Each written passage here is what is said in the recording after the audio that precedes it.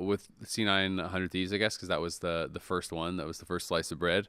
C9 came back. Start with the bread. Bit of a stomp. Start with the bread. It was a lot of bit of a stomp. I mean, they got absolutely blasted. There's not really much else to say.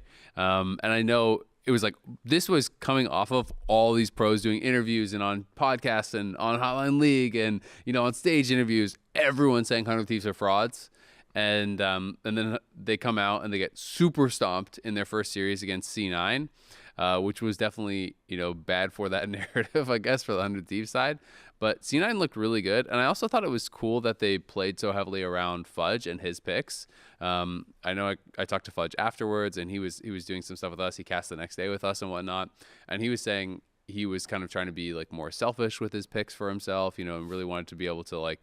He felt like he could be the win condition, and he really was in that series, right? He played a lot of matchups that were counterpick matchups. He played like the Jackson Aatrox. He played ADTF into Aatrox, and I can't even remember what the third one was, but he was absolutely renekting. Yeah. He was absolutely stomping Sniper, it felt like, in that one, and had such a big impact. But honestly, across the map, it just felt like 100 Thieves couldn't get anything going. And this was, I think, the C9 team that everyone was super excited about, right? Like even the Lucian Nami game they played, where they like got early dives going on and they got massively ahead there. Meech was down like a full item to Berserker. Berserker was going crazy on Lucian Nami. This was like the C9 that was kind of promised. Yeah, that was crazy. The fact that they stomped with Lucian Nami after this champ. It's like I shouted you out when they picked it. I heard about that. Yeah. It's like that gif of the dog that's like limping and then stands up straight and like walks off normally. Because this was for sure not the team we saw in the regular season. And I mean, Lucian Nami too. When I saw it, I was like, oh boy. I mean, this whole draft, all the drafts were kind of worrying me for C9. At least the first two, like Fudge picking TF top. I was thinking, oh, like, is that a good idea, guys? It just requires a lot of execution, but they executed really well. Super cool to see. I don't know. Maybe we shouldn't say they're back because that seems to curse them every time. But they're back. They look great. I mean, the biggest thing for me was that in some of the ones where it was their back, it wasn't every player playing well again. This series was like, whoa, Cloud9. These are the players that you would expect from the name brand power that they signed to to this roster. The bottom lane was playing so much better. The Fudge point I really like because afterwards he was also talking a little bit more about why they decided to go for that, and it was pretty interesting hearing because in the past people have been criticizing Sniper and they're just like, oh, he's young and he just doesn't learn concepts super fast, or he doesn't know this, or it's just other top laners that seem a little jealous. But he was like, well, Sniper's actually really good when he's in 1v1 scenarios and he has a winning matchup or he has an opportunity to outplay you in isolation. But what they wanted to do was put a lot of resources into putting him into situations where he's at a disadvantage, either behind or disadvantage with jungle pathing or splitting jungle or matchups. Yeah. And it was extremely effective because they felt like he was so good at maximizing wins but not good at minimizing losses. So it was really interesting to hear the little bit of extra information. I was actually like kind of surprised he went into that detail. Yeah. Impact was basically saying the same thing in an interview recently about him because it felt like at the beginning of the split, I was like, he's not that good. He's not going to do anything. And now people are having to give him a little. Like, all right, he's kind of good at some things. Okay, maybe when he's ahead, he's pretty good. But like Impact, I thought actually gave him quite a bit of credit in an interview I heard. Where he was basically saying, like he's actually really good at playing like the 1v1. He's really good at playing like anything aggressive, and he's like basically good at finding angles and stuff to do things you wouldn't always expect people to look for because you almost have to be like it's risky, right, to go for it. But yeah, he's not good at losing gracefully. So I think C9 planned well around that, and this was a really impressive series from them. We could talk maybe more about 100 Thieves. We could just jump into the next 100 Thieves series. I think 100 Thieves would prefer if we did that. Yeah, we could talk about 100 Thieves from that angle. That was the warm up for them. Yeah. So their scrim day didn't go so hot, but in the losers bracket they had a 5-game banger against Energy, where they did come out on top, and Quid looked insane in this series. My man was Chovy Jr. here. That was our dive cast. Yeah, that was actually a really fun one. He was so good in that series. He won Player of the Series, if I recall correctly. I thought he was just so incredibly impressive, in this series that it was like it's kind of a weird one because he was at a non-factor against JoJo, and then he absolutely turbo mega super gapped Palafox, and you're like, okay, did he play way better? Did Palafox play way worse? Is it both? Is it like a matchup thing? Because this was like complete night and day, right? Well, Palafox has been playing Palafox had a rough one. really poorly, just to his own standards too. This is not something where everyone is throwing stuff, out of the blue. He hasn't been feeling good about his play either. But I just feel like this whole series was the narrative saving series because you mentioned the fraud allegations at 100 Thieves that after the Cloud9 series, everyone was like, uh-oh, they're true. Then this one saved that narrative because 100 Thieves still looked really good. They bounced back. Mm-hmm. Then they also had like the River was a little sick in the other one before. So not only the Quid bounce back, but the team overall, because I know a lot of people put Quid for MVP, and it would be a bad look if they got eliminated from playoffs. 0-6 in playoffs. If they got 0-6 into MVP combo. And then the MVP, because the MVP votes always come out after, even though they're regular season awards, and then it would come out after their. I always find that a little strange, I guess, as a spectator, because I feel like you should do the awards before playoffs if they're not going to include playoffs, right? My pitch has been for a few years, and I pitched this to Mark again, so maybe it'll happen sometime, is that there should be regular season awards that come out right after regular season, and then we should also do a finals MVP at finals. Because I think it's cool to like have that, that happen at a big event. But when the regular season MVP is given at finals and that person who won it had like a crash and burn playoffs, it's definitely a bad feeling, and I feel like it just almost stirs up hate around that player instead of like a celebration for that player, which is what it's meant to be, right? Because it's a regular season award. You could absolutely turbo smurf in regular season, deserve the award, win it, and then be awful in playoffs and get slammed, and then it's like you're on final stage, and it's like. Well, I mean, last year it wasn't exactly like that, but I mean, JoJo won MVP, right? And his team was nowhere to be found. Yeah. So that one didn't feel so much like people were. I feel like people were still like, oh, okay, JoJo. Yeah, like he played well. I think it is always the conversation with MVP where like you want to try to separate the player's performance from the team's performance. Yeah. Because you're not always in the same situations. If you're on the best team, you're not being challenged the same way as if you're on the worst team. You're just the whole way it plays out is different. So I feel like it's hard to do, but you want to try to just look at every player and what situation they're in, and then how do they perform according to like, what you would expect from a player in that situation. So it's tough, but yeah. 100 Thieves in this one, though, obviously, game 1 was the energy win. That was like a really competitive game. Game 2, I feel like, was like a little bit closer, but 100 Thieves started to pull away with it. Game 3 was like an absolute stomp. And then game 4 was like the series is over, and then just this crazy series of events happens where, I mean, they were up, 6K with, I want to say, 2 inhibitors open. And like a split push advantage and stuff. Mm-hmm. Like this game looked so over. Even Jackson late game, and then there's the Baron steal, and then crazy fight mid lane. Palafox gets a 3 or 4 man ult. There's like all these things happened for them to come back, and you're just like, oh my god.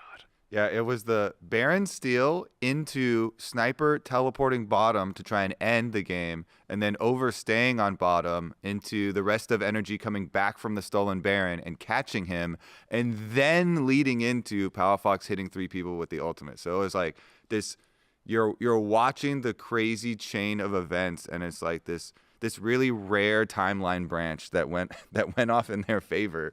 And it was even more crazy because Palafox had whiffed like 5 Nico ults before in this game over and over, and then boom, he hits the one that matters, and he catches all of them, and they end the game off of it. And they won the game down gold, which is really rare. Really rare. This is one of the only teams that's done that. I remember them doing that last year also. They did that before. Yeah. It's super rare. I feel like it's always this team. It's so funny because it's like when you win the game, you kill all these additional towers going into the base, right? Kill the next towers, you do all these things, you get all this objective gold. It's like game 1, Energy wins, up 9.6k. Game 2, 100 Thieves wins, 8.5k. Game 3, plus 14.5k. Game 4, negative 1.6 thousand. And then game 5, unfortunately, was absolute stomp again. I think 100 Thieves were clearly the better team in this because they dominated in the games they won in. They were 16.5k lead when they actually won this final game. Yeah, well, the game 5 pacing was really like slow and tense in the beginning, and then it just kind of all broke open with I think that one play in Bottom River where who he just kind of sent it. Remember, he was just walking in, and he got super poked out, and he just kept going, throws a hook and nothing died. yeah. Everyone's super split as well. I remember it was like FBI or was it? I'm trying to think. Yeah, I guess it was like FBI was split with contracts, I think, or no, it was FBI and Palafox, I guess, were like on one side to the left of the blue buff, and everyone else was on the other side, and they got like engaged on by the like Nocturne Ari and stuff. I think on the left, kind of split from everyone else. But yeah, that fight definitely kind of broke it open. But it's definitely a really disappointing series for Energy as well. Pretty disappointing year. They were the champions in summer, so they were trying to defend their title, and they were the champions of the hearts of all the NA fans at Worlds. Yeah. True. I mean, they beat G2. That's like, I'll always love them for that. Exactly, dude. Like we can never take that away from them. That is definitely something to watch every day. It is. I mean, it was such a crazy series, and I just felt like Palafox and Contracts in particular went Super Saiyan at Worlds. Like, they were so good. And, you know, there was even like LPL and LCK junglers saying like they were trying to watch the VODs and learn from the Jarvan, and like Contracts is going crazy. And so it is really weird to see a team go from that to the best performing Western team at Worlds to having this incredibly high to then, you know, struggling through the regular season, limping their way into playoffs. Arguably, some people think, you know, Shopify was even doing better at the time. Is like Shopify could have maybe even stolen their spot. Then, you know, you lose in that first round lower bracket, and you're just out, right? Mm-hmm. So definitely a big fall off from where they wanted to be to where they, you know, actually ended up. I expected them to definitely do a lot better. You know, even when we were talking, I remember in like power rankings before the season, we're like, oh well, maybe they'd start a bit slow because they took some time off. But like everyone kind of thought this team would ramp up and be able to get where they wanted to go. I think most of us put them as like second or top something. 2 or maybe 3 lowest. Yeah, that. I mean, the result definitely isn't great. I feel like, I don't know. I hope their team doesn't make any massive changes going into summer. Like, I think obviously, like, we never know what's going on internally with teams. I think, like, watching them, it seemed like it never fully clicked. It seemed like they were still trying to figure out exactly how they wanted to play. And that can honestly be a big reason why teams look really shaky on stages, because, like, you know, everyone's got a default, like how you just play normally if nothing's being said, right? But then sometimes players' defaults don't line up that well with their teammates. And so then you have to put a lot of time and effort into figuring out, okay, like, what's going to work for us? And then you're focused on that so much that maybe some of the other good habits you have like fall to the wayside. And it just takes time to like get back into the groove where you're working as like, you know, a cohesive unit.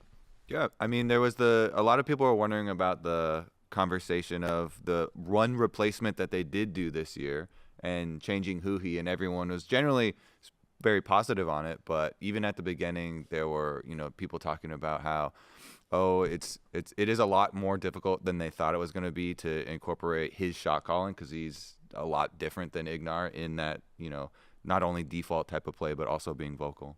Yeah, that can be a huge part for sure. Maybe it's conflicting styles. I try to not speculate too much on things that we have no way of knowing, because the worst thing you could do is, I think, like, give a false narrative to a player, like sitting here being like, oh yeah, like he's ruining the team, he's like trying to make everyone play his way, but then in reality is you could listen to it and he's just not doing anything. He's just like doing his best to fit into the team. So we really have no idea. So not gonna speculate on that, but I mean, they were close, right? Like, it was a 3-2. They had some good moments. I respected the fact that even though it was such a tough situation for them, they're coming off of like the looking super weak in the Super Week. Sorry, I just had to make that one. Again? Yeah. Again, yeah, I'm going to keep making it too. I was just laughing more at how much you enjoyed it. Like, yeah, I enjoyed it. I'm going to keep doing it. But the fact that they were able to bounce back, like they looked a bit lifeless in some of their losses, and even Game 4, like they were basically dead. They were dead. They were just a corpse, like being dragged across the rift. But then somehow, like they resurrected. They reanimated. Yeah, they reanimated. So I feel like that to me shows a lot of promise because it's so hard in those situations where you're just getting slammed repeatedly. It's easy to just give up, be like, yeah, all right, they're better, FF, right? Yeah. But they kept fighting. We've seen them look really good before, so I don't know. I want to give them some credit for sure because even though the placement wasn't great, that's not the only thing that matters. They can for sure bounce back next split. I mean, it's obviously not ideal to have a reputation for being able to win games when down gold and have to have these huge comebacks. You don't want to have to, but it is really impressive because that's super rare in League to be able to make big comebacks and play from behind. And it's always like this team, like we've been saying, like Contracts is always looking for game-winning plays, even they're behind, 8,000-10,000 gold. They're willing to do these like full send, go for the unexpected. Baron steals, very small chance play. How many? And boom, and they get them. How many were Baron steals though? Like Contract had so many. Yeah, I mean, there was a stat he was one behind Xmithy for all-time Baron steals. 17 Baron steals in the LCS now. Xmithy has 18. Yeah, so. Like to me, that kind of comeback kind of feels it's a steal. Like not only do you steal the Baron, you stole the game from that. It's not like you outplayed your opponent. You just but there were I remember clearly one from before when they were still CLG, and it wasn't a steal. It was them sending 3 people up into a brush and they got a pick. And like so they've done this like sometimes steals, a lot of steals, but also. Going a lot of steals. Steals. There was quite a few steals. Maybe a lot of steals. Okay, there were steals. But there's also some picks. Like I feel like those are the two like main. If you're super far behind, like how are you going to get back into this? Well, steal objective, get a pick. It's these 2 surprise plays. Yep. Yeah, for sure. Also, gotta say, shout out to the coach cams. The coach cams for playoffs have been so good, especially in this series. Going from like the 100 Thieves coaching staff, just absolute joy, to Think Card, just complete devastation. He's swearing as he stands up out of the camera. What the? And then his head's out of the frame. It was very funny. The coach cams definitely are amazing. We can jump ahead to Fly TL, which was another 5-game banger, and this one I felt was actually like really close. This one to me was closer than the 100 Thieves Energy one, which feels weird to say, but I felt like the games were kind of more competitive in the wins and the losses. So this one was, I think, a really, really exciting series. I thought in the loss, Jan was playing very, very well for TL, but FlyQuest definitely happy. This was also the super trash talk one where it was like APA and Jensen were just going at it. That was so fun in all chat. And I felt like APA actually got in their head. There was the one Ziggs game where they were like 3 and 4 manning up top over and over. Then they tried to do a 5-man no minion dive bot to kill him, and then all died for it. Like this was a crazy series. It was good. Yeah, I feel like they were getting in each other's heads, honestly. Yeah. APA and Jensen both, you could tell the way they were playing. They really cared about wanting to win so you can talk shit. Because, I mean, we've all played solo queue. I think most League players have gotten into some kind of argument with another player.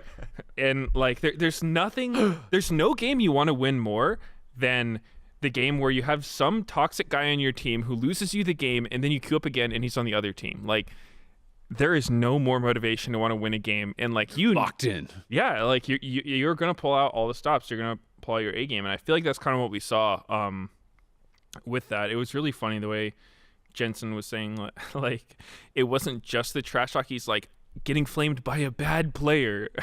Yeah, Jensen went nuclear in the interview after, and then on Twitter and whatnot. His he did the quote. Yo, the his quote tweet was so funny. It The was one, really it was funny. like, Tweets have been how does a gold player do in in the LCS, and he's like, I guess they don't. Whatever.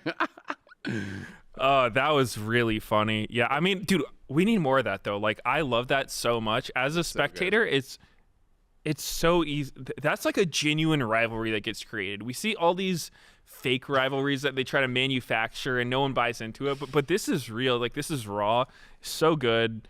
Yeah. Absolutely. Hope we see Born more out that. of natural, relatable League of Legends content of all chat too. Like that's Yeah. that's where your solo queue grudges come from. Also, the exact same spot. It was really good too because they had Impact and APA on the pros episode afterwards, and APA was talking about it, or Jan was on there with him and Sven, and APA was talking about it, and he was like, for sure. It doesn't detract my focus at all. And Sven was like, are you sure? It was like, you're not thinking as soon as they're diving you, you're like immediately keyboard warrior. And he's like, no. I'm full focus. It's distracting them. It's only distracting them. You know, I can handle it. Cap. Cap. That's for sure. Especially after the next series where I thought APA played way better. Because he wasn't actually that good in this FlyQuest series. He was kind of getting dunked on by Yeah, he was a little bit. I felt like he was in his own head, too. I mean, well, the funniest one to me was when Jensen got solo killed by APA in the bot lane, and he just walked into every one of Zig's spells and died. I was like, that's not what Jensen normally does when he's playing the game. Like, he was seeing red for sure. Yeah, absolutely. If you remember, it was after that game that Jensen fully stopped saying anything in all chat and stopped typing and everything too. So I feel like after that game, that was the moment to deafen mute. I am sure the coaches after that game, because that game was actually crazy to watch. Like it like felt for sure. Basically, APA was the Matador and FlyQuest was the bull that game, man. They were actually just chasing him around the map. At times that made no sense. There was nothing to get for killing him, and they're sending 5 people. It was actually crazy. I felt like for sure after that game, the Nuke Duck was just like, all right, everyone's all chat is just disabled. No one's allowed to type anymore. Because that one was nuts, actually. Yeah, I mean, as a spectator, you love it every time. If I was on a team with someone who's doing that, it's like the only way I would be cool with it is if they were for sure 100% not affected by it. Like, even when they're taking L's, they can laugh about it, right? Yeah. But like, if you're actually getting affected by it, like you're genuinely changing the way you play and getting emotional about it, like you should just mute 100%. Like, it is so not worth it as the player. But I mean, I'm as the audience, like, yeah, go for it. It's just so natural for APA now. He's been trash talking so long, it doesn't take any focus. It just comes out. He's put so much practice over the years into typing that it's just. Did we ever doesn't have to think about it? He's just in the flow state. He's trash talking. The flow state trash talk. I mean, people were telling me that he was doing this even in like tier 3, right? Yeah. Like he was doing this in collegiate, and he's doing it in amateur. He's doing it everywhere. even solo queue, if This you can believe guy- that? Whoa! This guy is just a typer. He does it on his off days. If League doesn't work out, definitely Speed Racer world champion for sure. Type Racer, excuse me. For this series, though, I felt like, beyond the entertainment factor, everyone had a super fun time watching this. I think a lot of credit should go to Masu. Masu just performed so well for being a rookie in playoffs. In the last game, 11-1-12 on Varus, and full 5-game series. He was playing fasted as well. Oh yeah, and he like goes Omega, especially in game number 5 after it's a long, super long day. I thought that was really impressive. And apparently, checking in on the all chat and with observers and stuff, it was like the top side of FlyQuest were all responding to APA and typing a lot, but the younger guys on the bottom were not. So it was probably they were like, "Whoa, all of our like veteran leaders are going turbo on APA. What's going on? Is that normal?" Masu was also, I know, fasting for Ramadan. That's so right. Yeah. Excuse me, I didn't hear that. So yeah. I thought you were talking about Senna. Yeah, when you said fasting, I literally thought you were talking about Senna. Oh, I thought you were flaming his CSing ability. Yeah, because you were talking about his KDA, and then you're saying he's fasting too. So No, I got it. Yeah, Ramadan's going on. yeah, I actually really liked Masu's drive episode. it was amazing. Yeah, that was super cool. It felt kind of like the most I don't like, is serious the right word? Like the most real. There's been some It's very heavy real topics. and serious drives. Not all of them have been. But I mean, this one was like, about his family and like Yep. Yeah, being born into a literal war zone and moving out, and so yeah. I mean, his like, dad's life was in danger, right? Like in the yeah, it definitely. I thought it was a really cool piece, and it definitely, for me, I didn't know much about Masu. Like, I have a lot of respect for that, like that story, his drive and stuff. So, absolutely makes him someone that I want to cheer for.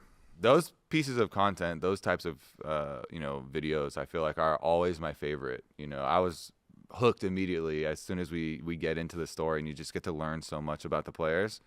So definitely recommend that one because it could use some more views. Yeah, it is. I always do find it a little bit surprising, but it's kind of sad because it's such good content, and everyone who watches it is like, "Damn, this is amazing," but they don't seem to get that many views. It's really weird. Yeah, but either way, Masu had a great series. I think Jan, I mentioned earlier, but his counterpart on the other side, I also thought really played well. I think Jensen was a pretty big gap in the mid lane. I thought he really heavily outperformed APA, but this was a pretty back and forth series. Two young ADs playing super well. Jan, especially, I think it was like his Varus and his Callista games, if I recall correctly off the top of my head, were really good, where he was kind of going crazy. And I know he took the loss really hard as he was walking off stage. Like, he looked really emotional, and understandably, right? Because you're putting so much into it, and especially in that final game, it felt like he was kind of their only hope. Playing on the Callista, he was like the only one who was kind of in a spot to maybe get something done. And he just couldn't quite do it because Hot take: pretty far behind. Jan was the best performing player on Team Liquid. I don't think that's a hot take. No, No. Nobody's the impact. No, Okay. no chance. I thought he was like clearly the best. I thought you were gonna say best in the series, and then I was like, okay. I actually would have maybe been like, What do you mean? What's the difference? Best in the on series? Team Liquid versus like best in the whole series. Yeah, Oh, okay. yeah. Like in the loss, played the best. That would be a little bit of a hot take. I would have to think about it. But on the TL one, I'm an instant agree. Yeah, Jan has been so good. And Jake, the coach, Spawn, has been wearing the Jan pin on his chest. Oh, I didn't as well. notice that. Yeah, for the whole series, he literally has his face pinned up there. That's cool. It's like it's definitely a huge success story for someone that TL invested so much time into. Obviously, Spawn was his coach during the Team Liquid Academy times as well, so they're super close. I know he's really happy to see the success. Yep. And especially, I think, him performing that well after, I don't think he was such a standout in the regular season. Even though teams were talking really positively about them, I don't think that their bot lane was doing as well in the regular season. So I thought it was really cool. Very exciting series. We can go to the last one. This was obviously then TL got to then go to the lower bracket, and they absolutely beat up on Dig.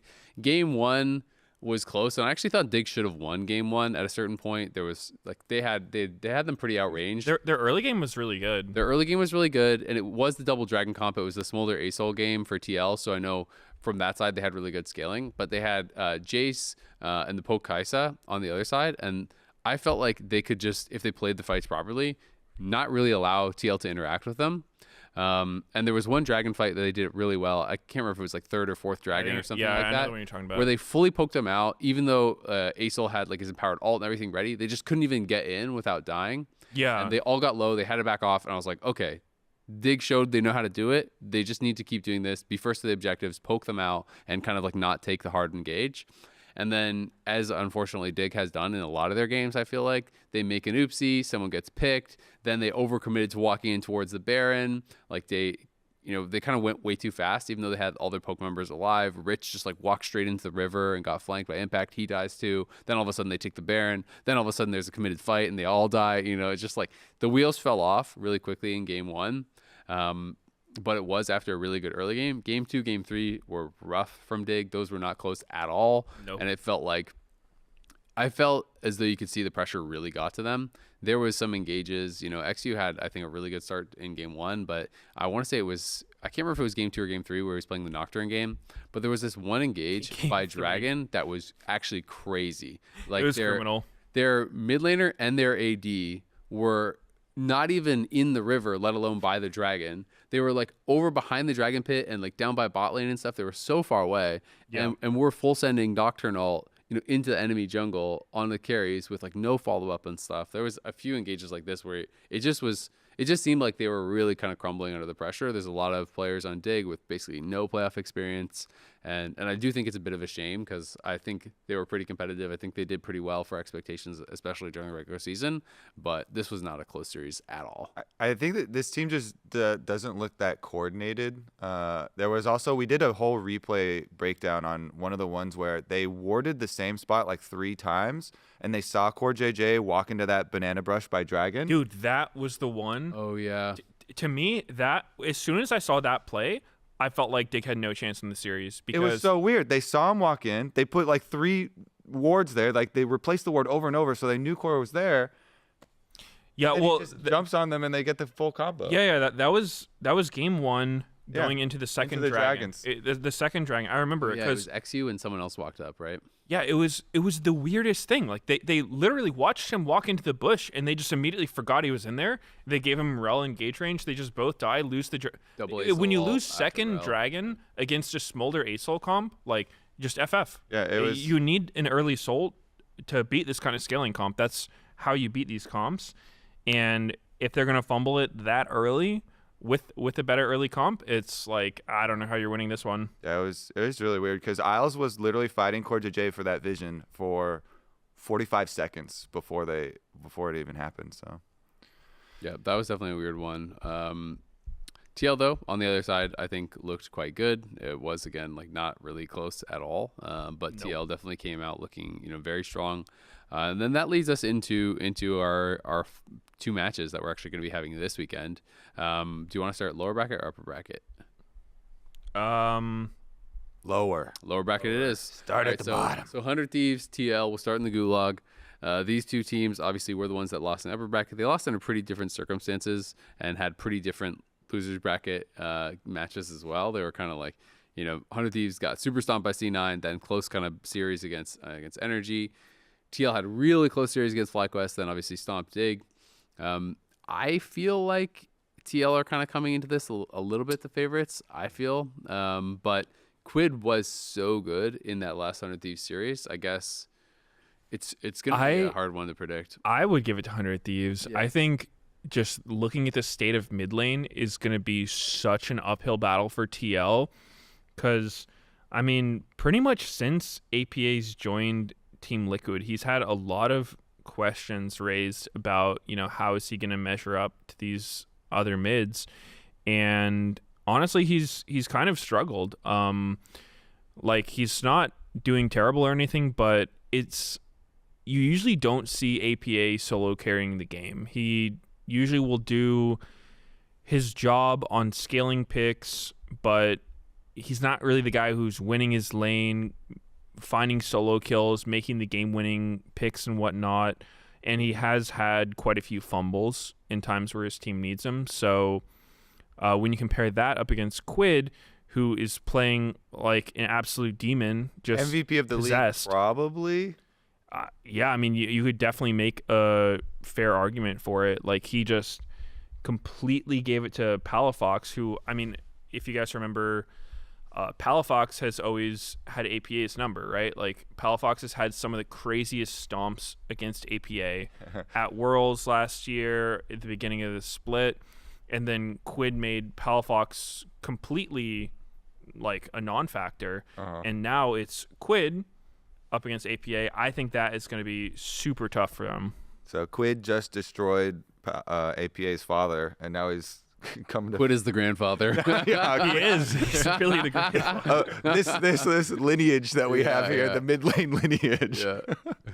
I guess I don't know. Do we put because JoJo put Quid down Right. there? Down Yeah, there. so we have the little baby, we have the little baby APA, and then the father Palafox, the grandfather Quid, and then the great grandfather, the head of the family JoJo. Yeah, but mid lane is definitely going to be one of the biggest discussions for this series because also the champion pool. I mean, in playoffs, we've had APAs, Ziggs, Nico, Ari, Aurelion, Sol. Like these are all the champions that you already know and associate. And so it does seem like TL has been like, all right, we're going to stay in our lane. We're going to keep on, what at least. But for someone like Quid who has played, I got to check the numbers, but he has had probably the most diverse mid lane champion pool. He had a bunch of melee champions, all of the different mages. He has played whatever they need. It does seem like there's going to be a champ select advantage for mid as well as in game, which does make the game super hard to play. And then if you give River a very big mid lane advantage, then it makes the whole map really hard to play. Yeah, it's going to be interesting. I think not even just for APA, but TL in general, I think have clearly settled on we're just going to play for scaling 5v5. That's generally how they won in the regular season when they branched out from more aggressive things and whatnot. I felt like they just lost, and I felt like that was kind of true in playoffs as well. And I think at this point, they don't really have an option to kind of be experimental. So I think they're going to play 5v5. Comps with engage, scaling, and they're going to do that basically every single game, and they're going to try to force 100 Thieves to be able to make things happen before that scaling takes over, right? Like, I think that's going to be the game plan coming in. I think they absolutely cannot give Ari to Quid. I thought he was insane on it in the last series. He was making all the charms look point and click. He was dominating 1v1s in the lane. He was making so many plays. That, I think, is the number one champion I think you cannot give to Quid at any cost.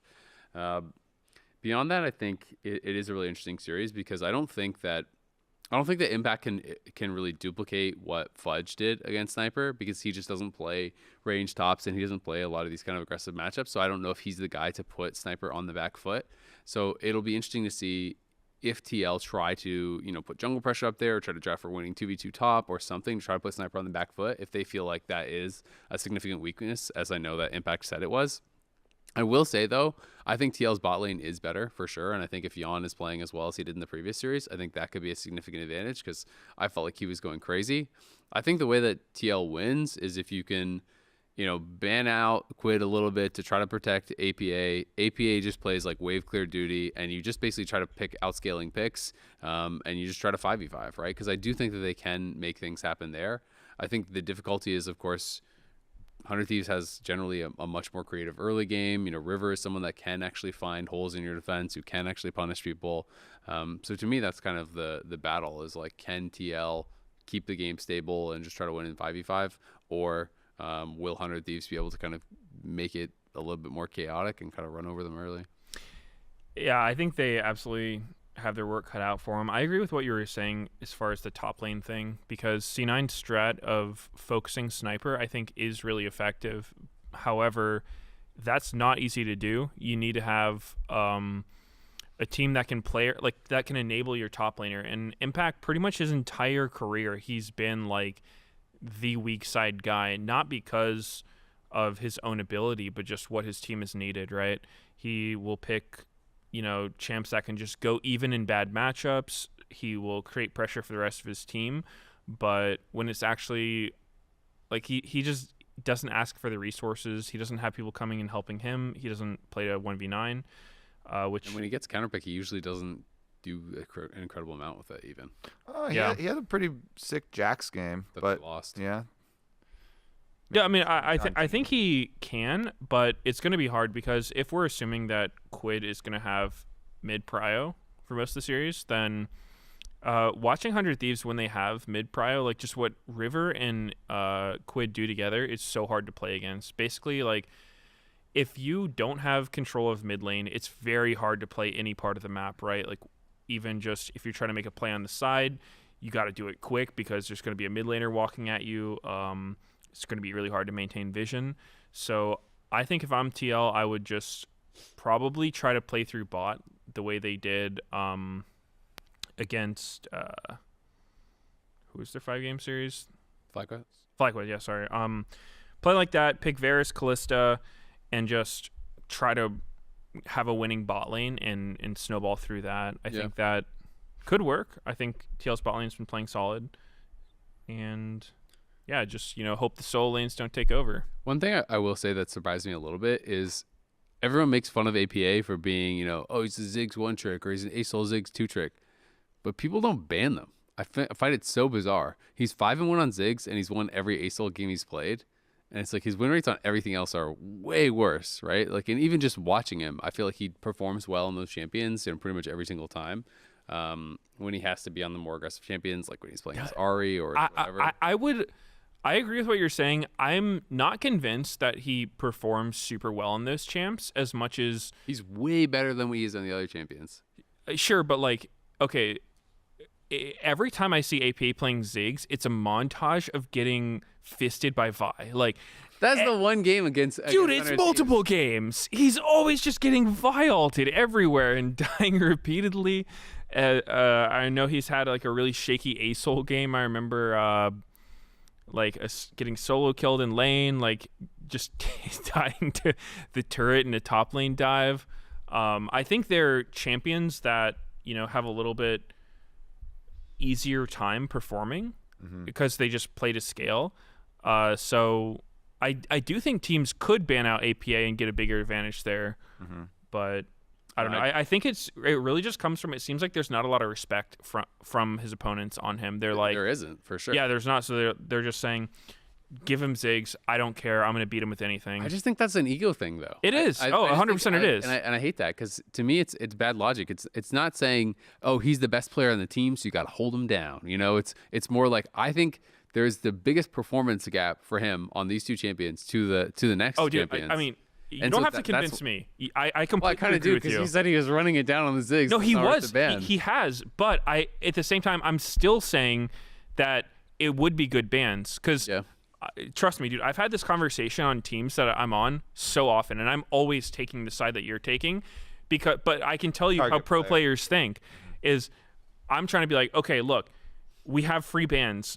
This will give us the most bang for our ban, right? It's like, he's going to be worse. But then your mid laner will say, I'm not scared of APA, dude. Like, I'm not scared of his Ziggs. Give him Ziggs, I'll beat him. And it's like, yeah, you probably will, but you'll beat him harder with anything else. Way harder. And he'll do way less in the team fights. That's the biggest thing to me. Yeah. He still puts out a lot of damage in team fights when he's playing these champions. Yeah. And he's able to pressure towers. Like, he's able to enable them in a way they can't on others. Yeah. I mean, 2 bans is a lot of an investment, I guess. Yeah. So maybe, one of the other lanes is, really in a tight spot or something.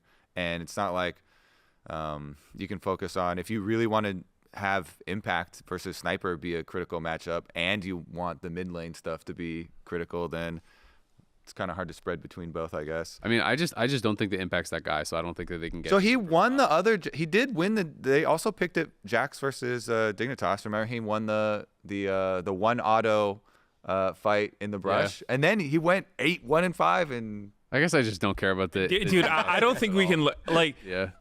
No disrespect to TL. I think the Dig series is not even a statement at all for TL's ability. I think TL played fine. They played League of Legends. Dignitas was doing something else. Dignitas absolutely rolled over. TL played League of Legends with comms, and Dignitas played it without comms. And I'm not even convinced they were playing League of Legends. They were playing. Fucking vacation simulator. I mean, Impact is a really good player. It's not a knock on him. I just don't think he's the guy that carries the game, right? Like, he's not the guy that you put all the resources into. And I would be happy to be wrong. I would think that would be great. He has some carry picks, some niche picks, but I also think he has some clear bad habits on carries that I think even in good situations really have hurt him.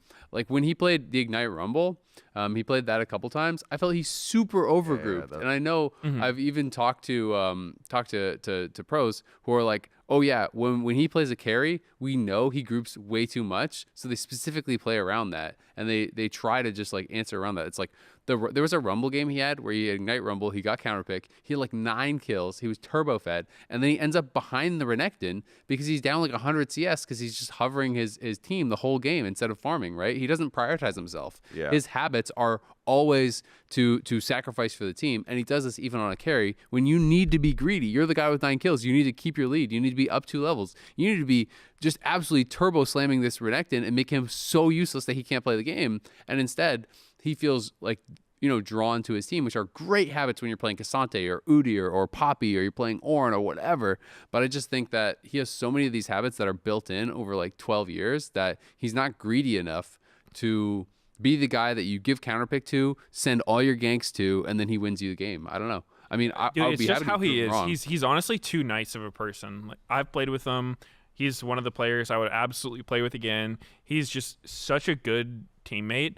He'll always try to take the burden, right? If there's a situation where someone has to take the short stick, he's like jumping on that. And like you said, it's not what you need when you're on the carry. His teammates need to be doing that for him. They need to be like, no, Impact, look, like, do not group. If we die, that's on us, bro. Like, Yep. You got to eat, get your lead. We'll figure it out. So it'll be an exciting one. I think this could be a close series. I can definitely see. I mean, I can easily see mid lane going horrible and then TL just gets smacked. But I do think if they could play stable, I think TL could win 5v5. I think every series left in playoffs, no matter who wins, who loses, upper bracket are all going to be really close series. I think it's very competitive. Totally. And I think one of the big weaknesses of 100 Thieves that I do think is more of a strength for TL is I think 100 Thieves are like the hands team for sure, but they make some dumb decisions sometimes, man. Like their macros is sometimes super questionable. Should Contracts have ever even had a chance to steal that Baron in game 4? Should Sniper have overstayed in the base? Should they have gotten, you know what I mean? There's when they lose, you're like, oh, that was a silly choice. Oh, that was a silly choice. Like they do these silly things. And that is kind of like what you want from that like stereotypical rookie team where, oh, you want them to play perfect, but it's like you'd rather them be, amazing mechanically and have some oopsies that they can learn from. But I feel like that is kind of this team. So I do think, if TL can not get ran over early, 100 Thieves might make some silly choices, might make some big mistakes that TL could capitalize on and kind of use some of their experience to maybe take advantage of them. All right, predictions then. At the beginning, you were thinking Team Liquid. Are you convinced the other way now? I mean, I think this is like if I had to really put something on the line, I think I'm probably more on the 100 Thieves side, but I think TL could win. I'm gonna pick TL just because I think it's kind of fun, and I think if Jan plays the way he did in the previous couple series, I think they actually could win.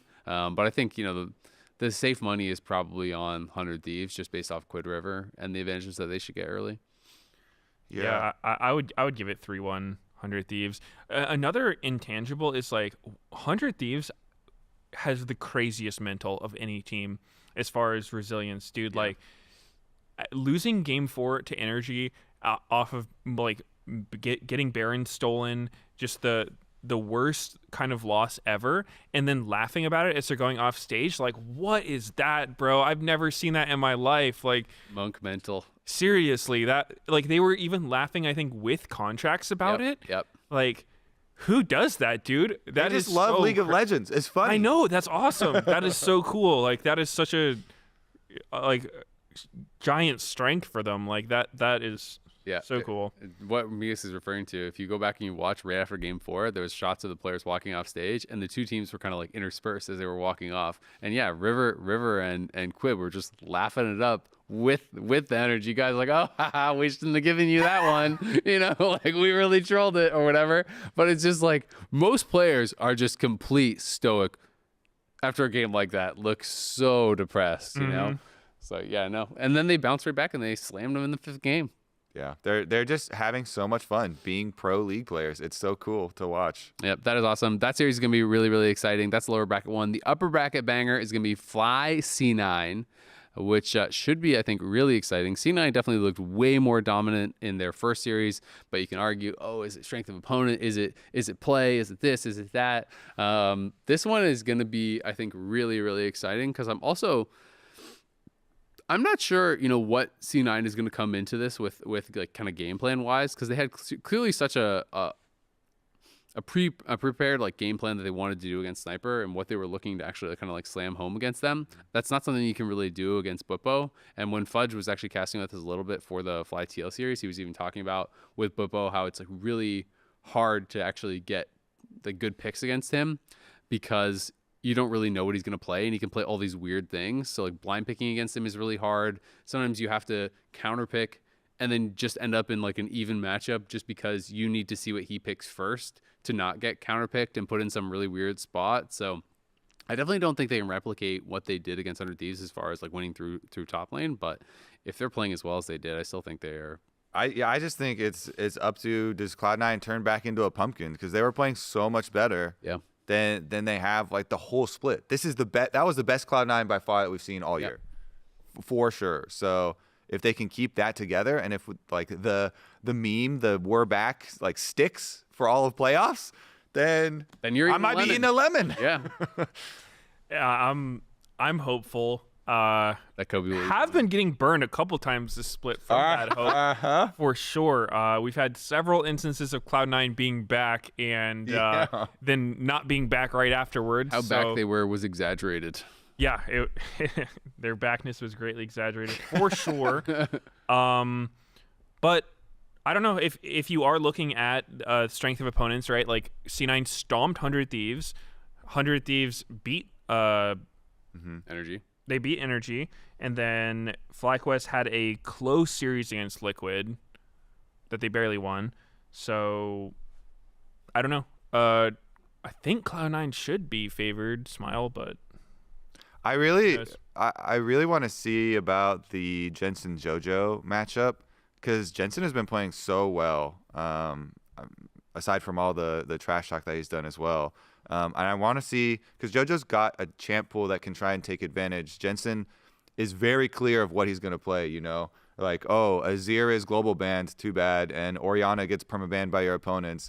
And then you just keep on going down like the step ladder of control mage, it feels like. And even if you see it coming, he's done so well with them. But I feel like JoJo and Blabber are the type of duo to make a plan of like, all right, let's shit on Jensen this game. So, you know, maybe it's not, oh yeah, then games versus 100 Thieves, they had this clear plan versus Sniper. Doesn't have to be the same thing. Just do a similar one, but target Jensen, or you know, identify some point on FlyQuest other than that you really want to leverage, because I think that shows so many returns, especially like in a best of series. If you can also start to make a player doubt themselves because you're focusing, everyone on your whole team knows like, all right, they're crafting their whole plan to come mid and get on me, then you start feeling extra pressure and everyone's looking at you and they're like, yeah, what can we do? And you're like, I'm fine, it's everything, I can handle it, and that can kind of snowball. So I think that one to me is going to be the most important matchup. What about the jungle? I think jungle is so interesting because I feel like this is the least hype around Blabber in a long time, because everyone's talking about River, everyone's talking about Inspired, and he's going to be going up against Inspired. So I think there's a little bit of an opportunity for Blabber to kind of like, you know, reprove himself here a bit, as I feel like everyone has kind of just been not really talking about him. Some stuff from the 100 Thieves series I really enjoyed Blabber doing is he would immediately react when they saw River. If River showed anywhere, then Blabber would skip his other two camps. The one I'm remembering is, you know, River goes for the Kindred gank mid. Blabber immediately, as soon as he shows, like, gets off of the blue buff that he was doing, goes straight bottom lane, and they get the first blood, ganking the bottom lane that just pushed up because they saw the Kindred still in mid. Like, he's always, like, immediately ready to react. It feels like he's not stuck in the, I got to keep up my farm, I got to, you know, keep up my full clear at all costs or anything. And then he had the really smart hover just outside of vision beside mid lane and flash in for their kill. Oh, the Lee Sin Talia gank, that was so clean. I loved that so much. Did you guys see when they showed the replay as well? They showed the vision line, and it wasn't even just that he was out of it. Oh, you did? Did you? Yeah, I did the replay of it. Okay, yeah. Well, I don't know if you saw this as well, but it was like not even just that he was out of vision. He was literally like perfectly on the line. It was like he was the exact distance that you could be without getting seen. I thought that was so impressive because it made it so instantaneous. Right? That's why I pulled it, and that's why, because it also is the other level of why Quid is like, oh, the seismic shove isn't gonna kill me. He's not gonna flash because he doesn't know Blabber is there to flash in, and again, it was so good. Most junglers, it's like if that's solo queue, you're probably like 3 steps back, and he wouldn't even be able to like get in that fast off the shove, right? So you'd be a little bit too late. He could have flashed in between and probably got out.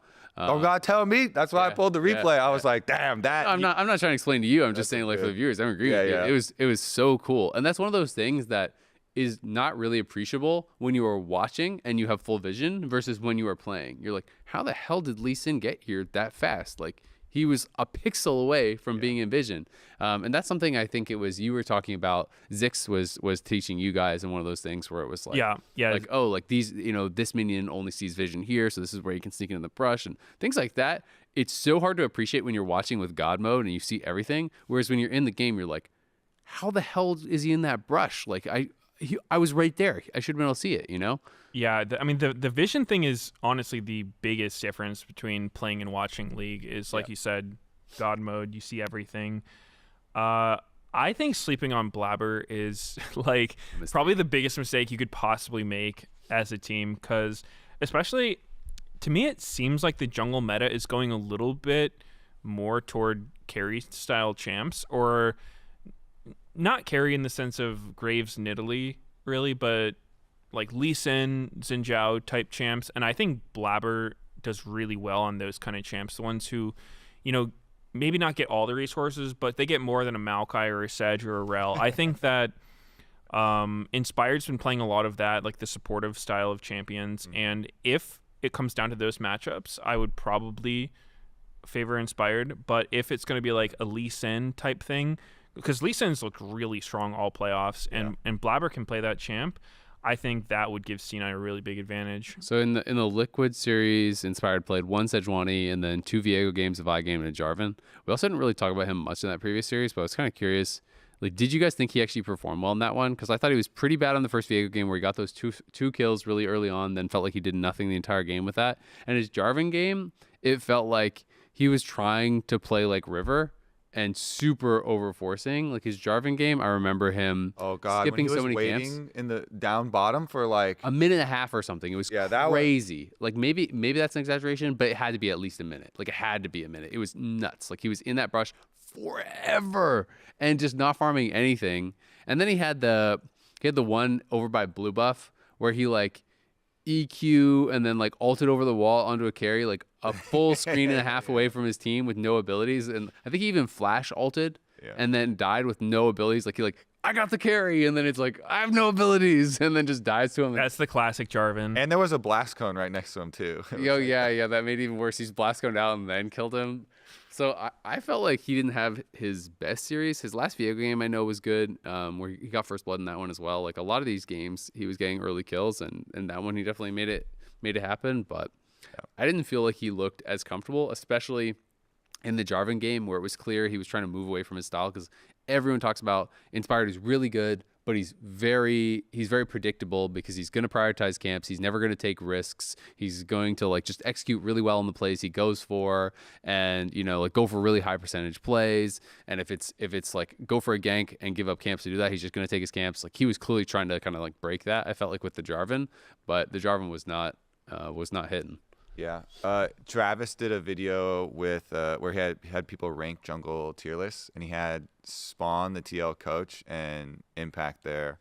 And like everybody was putting Inspired number 1 or number 2. It was like most people put River and Inspired number 1, number 2. Yep. And then Blabber below, probably because of the way that this season has gone. Yep. But in playoffs, if you're looking at just those 2 series that both of these teams won in the upper brackets, I would say Blabber was better. I mean, Blabber, River did nothing against Blabber in their series, but it'll be interesting. Blabber might be able to kind of reestablish that dominance. What do you guys think as far as predictions? Are you guys kind of on the Cloud9 side? Yeah. I'm definitely. Do I go with my lemons? We can almost taste the lemon. I don't even remember what a lemon looks like at this point. I think you guys are too happy with your coin flip. Cloud9's back, maybe. So maybe I'll hope that we gotta enjoy it while it's there. Maybe I'll hope that that they're not back. Comes up tails next week again, and they don't play as well as they did versus 100 Thieves. All right. I'm gonna stick with my FlyQuest You're gonna fly, boys. Yeah, keep that lemon out of my mouth. Yeah, I think it. if the teams both play like they did last week, I think C9's going to clap them. Yeah. I think C9 hope they don't. looked by far the best in the first week, but remains to be seen if they can replicate that. I'm going to go 3-1. Yeah, 3-1 C9. I was going to say 3-0, but I'm like, nah, I think FlyQuest will for sure get a game. Your Captain Flowers is angry. Yeah. Flowers is in a firm belief that everything has to be a 3-0. No matter what, he just predicts 3-0 for 100% of series. Whether he believes it or not, it's a 3-0. Yeah, I don't know exactly what score I would give it. I would say C9 win. Maybe I'll say 3-2. Yeah. Yeah, I think some things could come down to draft. I think there are some wild cards on FlyQuest, mostly Bwipo. I think that's hard to prepare for. Yeah. Whatever Bwipo's going to whip out. I kind of have a question. If I'm going to do game score, do FlyQuest have side selection? They should have side selection. They're the higher seed. Yeah. So I'm going to go 3-2 then, because we get side selection first. So you're just going to win every game on your sides. Boom. Boom. What side are they going to pick? What side are you saying you think they have an advantage on? Blue or red? I think we need blue because Jensen's got less of a champ pool than JoJo. So I think the blue will be good for us. No, you need red. FlyQuest needs red. For Bwipo counter? Bwipo. Yeah. Yeah, I mean... Are you trying to do some mind games on me right now? You're not the coach. Why am I trying to mind game you? No, I mean, just like if you have some, like Fudge said, it's hard to pick against Bwipo. You don't like blind picking stuff. I think you want red side. Like, let Bwipo get some weird counter pick. Let him whip out Rengar or something. I thought C9 looked so good the first week that if there wasn't Bwipo on that team, I would have been like, it could be a 3-0 if they played like they did. But because it's Bwipo, I'm just like, Bwipo's going to have a game where he's going to cook some stuff no matter what. And I mean, if C9 doesn't play like they did last week, maybe they get stomped. But all I can go off of is really what we saw in the last series. Fair enough. So what's you're going 3-2. 3-2, 3-2, 3-1. There you go. Two Cloud9ers hoping to not eat some lemons. But that's going to be pretty much it for this episode of the Dive. Remember, playoffs is going to be back on Friday. I just looked this up. Which series is on Friday? I believe it's the lower bracket one first. Yes, it is TL 100 Thieves. That is going to be 1 p.m. Pacific on Friday. And then, of course, Cloud9 versus FlyQuest is going to be on Saturday. Those are going to be really, really fun. If there are tickets still available, I will grab them because those ones are going to sell out pretty fast. It should be a good one. And remember, if you're watching us on YouTube, hit that subscribe button so you don't miss an episode of The Dive. You can also check us out on Spotify, Apple Podcasts, or any podcast platform. Keep sending us your questions on Twitter with the hashtag TheDiveLOL. I think we're going to do some episodes in the break between LCS and MSI. So maybe we can do some more question episodes or something like that in the downtime. So definitely get those questions in. And we will see you this weekend for more playoffs.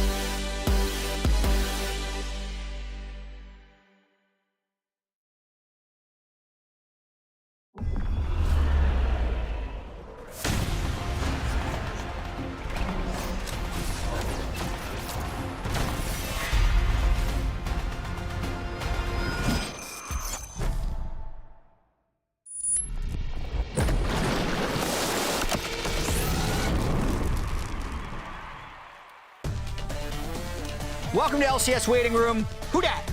Hey! Raz, how many different pairs of shoes have you worn on Waiting Room this year? Ooh, like maybe 3 or 4. But I have. That's it? I feel like you have I have way a lot more of shoes looks. at home. What do you mean that's it? How many have you worn? So Raz actually has shoe taste. Yes. Well, okay. Wait a minute. I have like maybe 8 or 7 different like sneakers at home. I'm not a sneakerhead because some people are crazy when it comes to sneakers. Yeah. But I have like a decent amount of sneakers that I like if I'm going out and playing basketball, I'll use. Yeah. But I haven't played basketball for a long time. I was going to say, when's the last time you played basketball there, bro? Very long time, so I have not used many of those shoes. Didn't you see his competition against Golden Glue on the little shooting machine like a couple weeks ago? And I'm still depressed. Yeah, he got smoked. He did. I was by 1 point. Destroyed. By 1 point. Who won? And we tied multiple times. Absolutely He won. Devastated. By 1 point. I shouldn't have told him to because the machine randomly goes from 2 points to 3 points.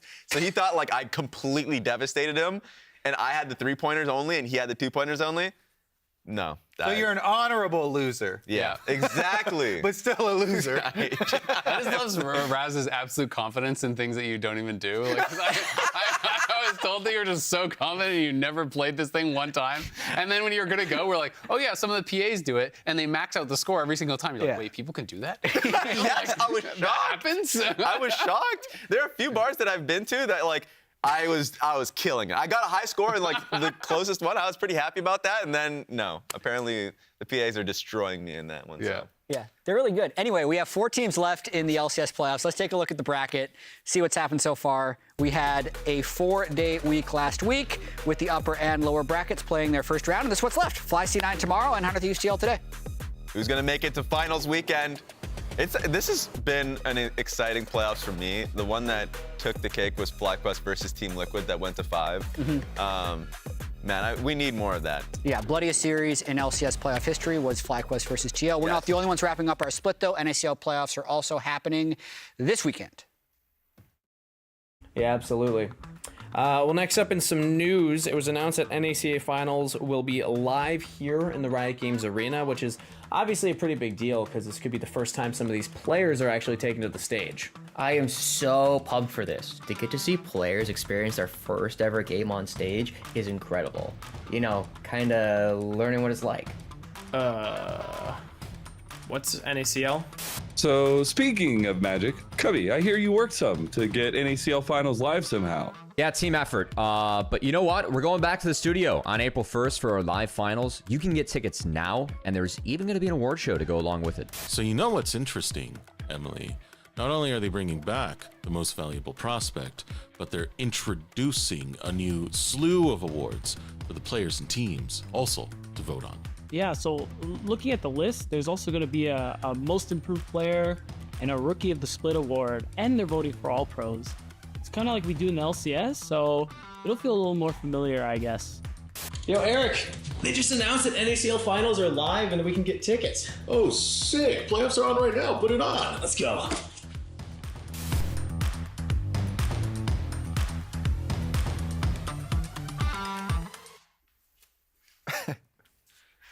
That was us. Yeah, we were in there. Yeah. Exactly. It's so nice of you guys to do the promo for the NACL. Yeah, Good job. Well done. Help out, you know. We contribute where we can. I saw no difference whatsoever, Isaac. That was good. Other news this week was the Kia All-Pro got revealed. So first team, second team, third team, let's take a look.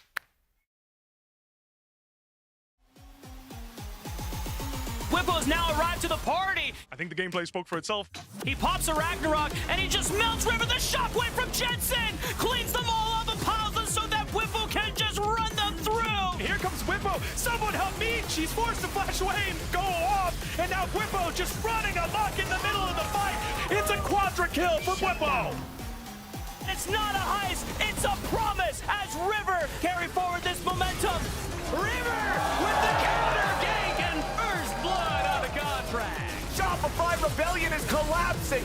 Boogie the last man standing. Here comes Bambi. There goes Brand. This guy has leveled up massively. We are seeing the promise that people have been talking about with Quid. Shockwave tries to bring them all in, but that unraveled door from Quid did a lot of damage, already taking down Umpty. APA forced the plat. Quid is just cooking up Team Liquid on a platter, trying to pour everything into this play to try and come back in this game. Quid doesn't flash over the wall, but it doesn't matter. He's still living. Quid is popping off. Quid is showing these guys exactly how it goes down. B-Boy just stepped up and straight up just erased JoJo off the map. It's an absolutely disastrous dive. Shopify Rebellion are the ones that turn it on its head. And it's a double for B-Boy. Keep your eyes on B-Boy's Insanity. Goes on in, gets Demacian Justice onto the Sejuani. B-Boy now isolating out Rich. Rich trying to get raged out, but he gets taken down. Tomo gotta get cut down. B-Boy with the triple. B-Boy with the bumper, but traded out by the Varus. Holy! Cut the tank flowers! The new kids are rocking Cloud9! Berserker under pressure, having a flash away, but Bucio's ready to follow. Berserker's barely hanging on, but he gets buried underneath the anchor. But now Meech is shown on up. Here comes the damage, and oh, the ulti by Nico pops up. Berserker dead twice in a 2v2. Bucio just lollipopped, and that was beautiful. There it is, first team. We also have the second and third team. Kobe. Some variety. Hey, there was a lot of variety. Look at that. We got some nice these players didn't even make playoffs. Five teams were represented out of the 8 across the 3 All-Pro teams. I actually felt as well that there could have been a couple more people. I felt that Tomor and Isles could have been in with a chance. I actually personally voted for Huhi and Olay. Yeah. I think FBI could have been in there. I do think that there was a number of players that could have deserved consideration at least. I heard some people saying maybe Castle did. I think that was more of a pro opinion though, because he had been smurfing really hard. He was on a scrims. few of the pro ballots I saw. Yeah. Vulcan tweeted out something with like a ninja emoji. He was alluding to the fact that he like snuck in there. I think. Bottom lane especially was pretty crowded. Like I feel like that one could have gone a lot of ways. Bot lane was the craziest one, and even though we only had 5 teams represented on the actual first, second, third team, players from all 8 teams received votes. Like I was looking at the voting yesterday on the LoL Esports website. Castle did receive votes from Immortals. Yeah.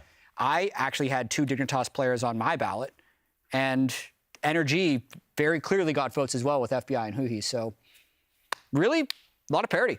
FBI, I feel like, is one that I really thought was going to be on there. Berserker was a fraud. Okay. That was a name brand one. That was the name brand one, 100%. I don't and that think was so. that was also a scrim one. Because if you look at the ballots, all the pros and coaches who I know C9 had still been doing really, really well in scrims. And if you talk to the pros, they'll tell you they're not really watching the games on stage. They're mostly voting off of the scrims. They're still performing really well. That to me is 100% how Vulcan and Berserker got into All Pro. I just noticed your shirt really matched the background there. It was perfectly cut. You got the red side and the blue side lined up too. Just disappear into the background. Where'd he go? I think it was really close. The one that hit me was the fact that B-Boy, of course, his team didn't make it into playoffs, but the fact that he was still recognized as one of the best AD carries within the league. The Lyra is actually vibes. really nice. There it is, true. It's a good throwback. Envy, he won an MVP. And don't curse him. They were terrible on 8th place team, I think. Yeah. I think they were 10th. Were they 10th? Yeah. I can't. Which would be impossible. Their only games they won though was the Lyra versus the entire world, including his own team. No, I remember that. I remember that. So that one was one that got me. Sniper, of course, off of the expectation coming into the split to actually getting third and being the clear-cut solo kill leader. There were some real surprises there, and overall I enjoyed the votes. I thought the votes were pretty accurate. So, who got snubbed the hardest? I already said mine, FBI. Okay, I think Tomo got snubbed the hardest. Harder? No, now we got to fight because those are same role. Yeah. I would say Meech.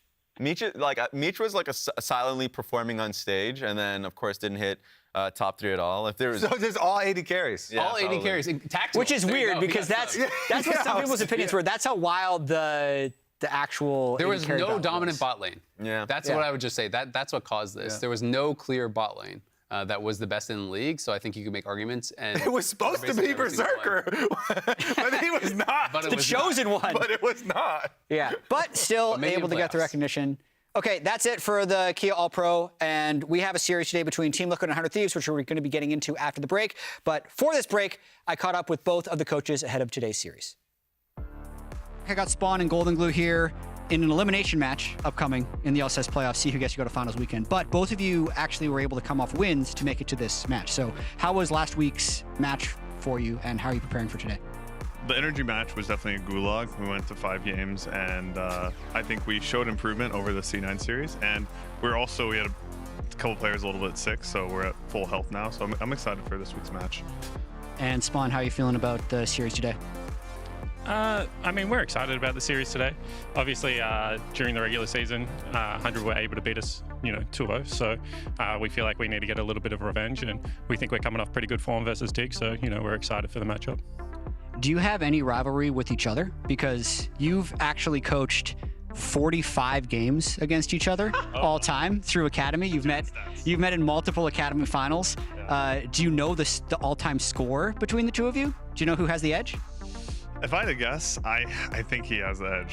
I would say it's like 55-45 though. I don't think it's like really one-sided. It is 27-18 game score. Oh my God, I'm getting breath. Which is a 3-2 ratio. Yeah. The math is mathing right now. But what about in playoffs? Because that's regular season included. Where we were a playoffs team. So I don't know. I mean, if we go 5 games, I'm gonna be happy. That's for sure. Last thing though, congratulations on the Coach of a Split award. Yeah, that was pretty awesome. Thanks, guys. Thanks for the support. Thanks for the votes. I feel very grateful and lucky for the opportunity. So yeah. Coaching staff of the Split as well. I know the 100 Thieves organization put out a nice tweet. Any final thoughts before the match, Spawn? No, I mean, I voted for Grayson to get Coach of the Split, so I'm glad he got it. I actually think what he did with the team is actually pretty impressive. And, on the rivalry, I would say, it's actually kind of obviously, rivalry between friends. To be honest, we talk to each other a lot, so, it's going to be a fun game. All right, thanks for joining me, and good luck in the series today, guys.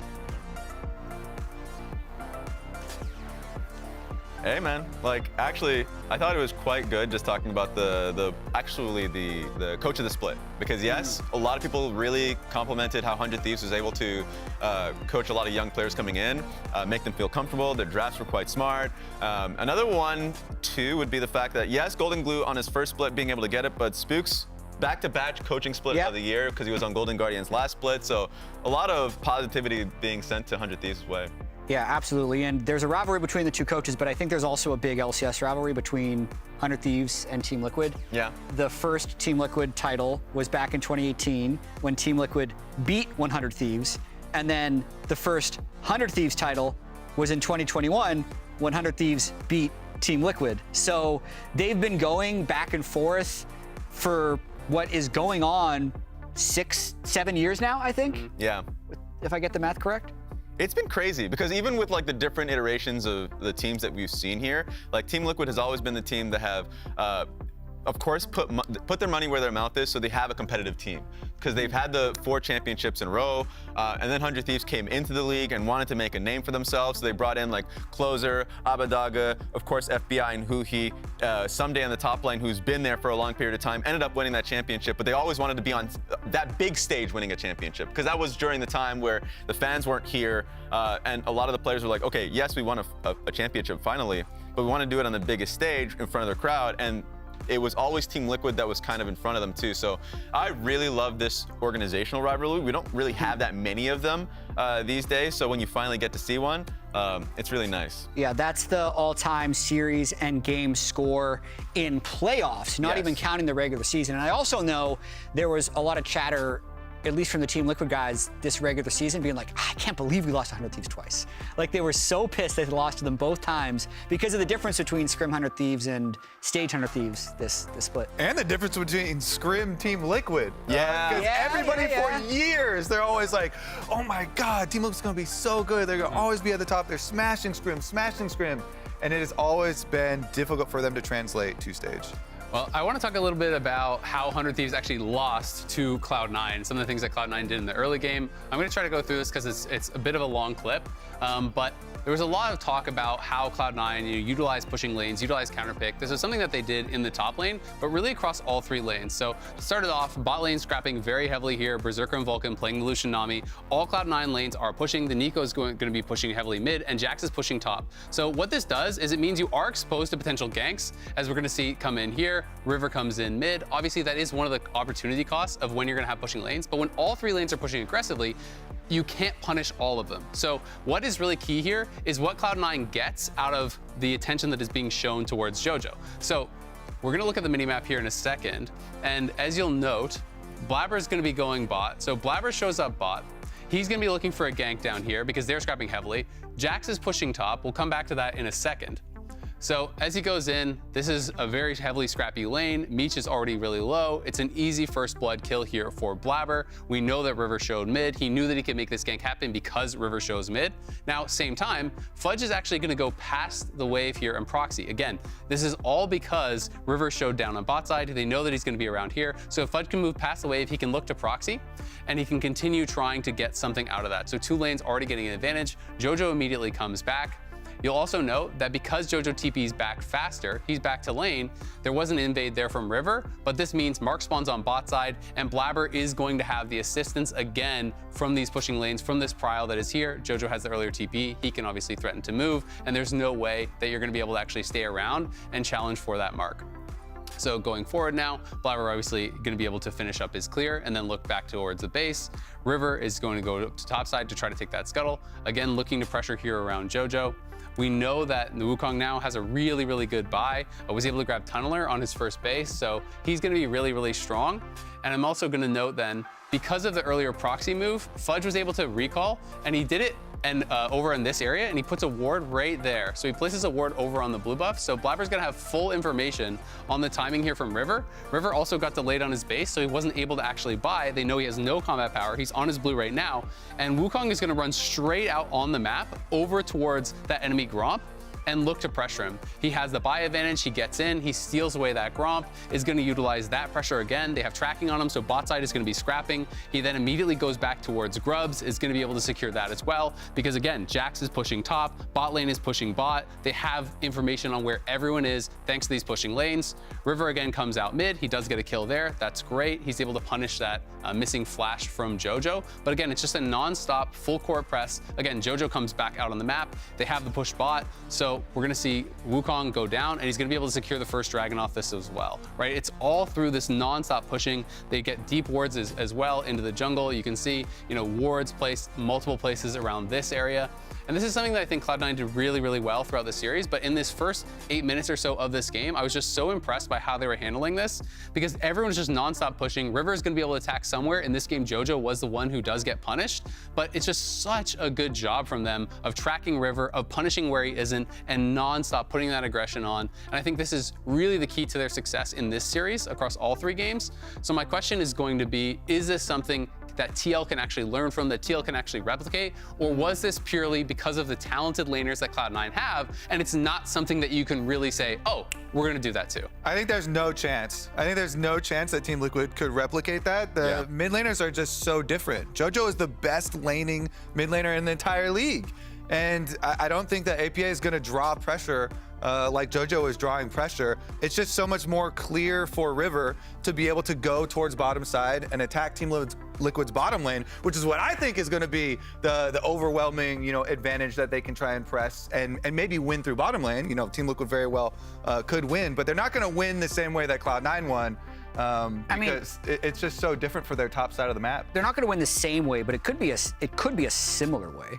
Because even in that clip, Cloud9 won all those early games by an average of like 3,000 gold against 100 Thieves. But 100 Thieves was still the second weakest early game team in the entire LCS before the playoffs. So the weakness was attacked by Cloud9 in that series, drafting a lot of early game, whereas 100 Thieves typically drafts a lot of scaling. I think that is part of why they were successful against Team Liquid, because Team Liquid wasn't good at punishing the early game, but I also don't think they were focused on punishing the early game. So, like, if they did focus, you could say, arguably, they could win top and bot if they picked the right matchups. Mid, probably not. It changes a lot. But it's still something where, like, no, they're not going to win exactly the same way, but I can still see them prioritizing early game a bit more and having a chance of blowing them out. I just think the coolest thing about that is that River is known for being this explosive early game jungler, but they just weren't afraid of him. They're saying he cannot be everywhere, so all 3 lanes will play aggressive, all 3 lanes will push, and we will get advantages wherever he isn't. Yeah, and I just think that the ability they had to play around jungle, to the point that you made, when they knew that that Kindred was dipping to the bot side of the map, then of course that meant that Jax could do whatever you want to the wave that you were referencing. And of course that I really enjoyed the ward that he placed on Gromp. Because then not only are you getting vision on where Kindred is, worst case scenario if Wukong can't be there, or you're able to support your own jungler. So even though, yes, I don't think Team Liquid can replicate what we just saw, they can still get a good amount of information of okay, yeah, let's just if we can play for our jungler, we can get a good amount of information on getting a deep enough ward at either Raptors or Gromp and work around that. So I liked it quite a bit, and I think it's good information for any team. Yeah, I just think that Team Liquid plays so differently because they don't usually use Umpty as a win condition. He's more a tank and supporting jungler and playing for lanes. And Impact, they don't usually win around Impact either. So I think there is a big target on bottom lane, and that's why I've got some graphics for you here on the importance of this big glow up for Yawn. I think Team Liquid's KDA increased by 0.2? Dad, look at his gold difference in the first 14 minutes and his kills plus assists. His early game is going crazy. Him and Core JJ definitely have the capabilities to 2v2 kill bottom lane. And if they invest resources down there, where Umpty is actually usually going really aggressive, either finding enemy jungler and fighting them to make sure that River could not gank bottom lane, or going bottom lane also for the 3v3, rotating down there, playing around dragons. I think that is going to be a really good possibility for Team Liquid in this series. Also, I just want to award them for how much time they've spent on Yawn. Look at this graphic. Yawn, they've had Yawn all the way through Team Liquid Academy. We have a better graphic actually. Maybe we'll show this one also. But the coach, Spawn, coached him the entire time through Academy as well. Many years invested into this player to really build him up. And it's shining through now, and I think they're really seeing a lot of rewards. Lots of other players as well giving so much respect to this bottom lane. And specifically on Yawn's performance, the bot lane's performance, this is the one that you're referring to, with Spawn and Yawn lining up and him being able to coach him in Academy and then being able to work with him alongside him on main stage in LCS. 4 years. So it is crazy. But this is what the players that have scrimmed versus Team Liquid have said. That you've also referenced it. Vulcan talking about how Yawn and Core JJ don't let you breathe when they have an advantage. People talk about Team Liquid winning scrims, and a lot of it has been the fact that they played through bot lane. But during the regular season, we haven't seen that from TL, and we're seeing it in the playoffs, which gives them such a great edge. What about APA though? Yeah? What about APA versus Quid? See, I would love to talk about that. First, I want to hear from APA on his ability to all chat. So you're back, you're all chatting next round? Yeah, of course. For Sonic Thieves, they're not a bad team. So I have to start attacking Quid. Quid misses a cannon, nice cannon loser.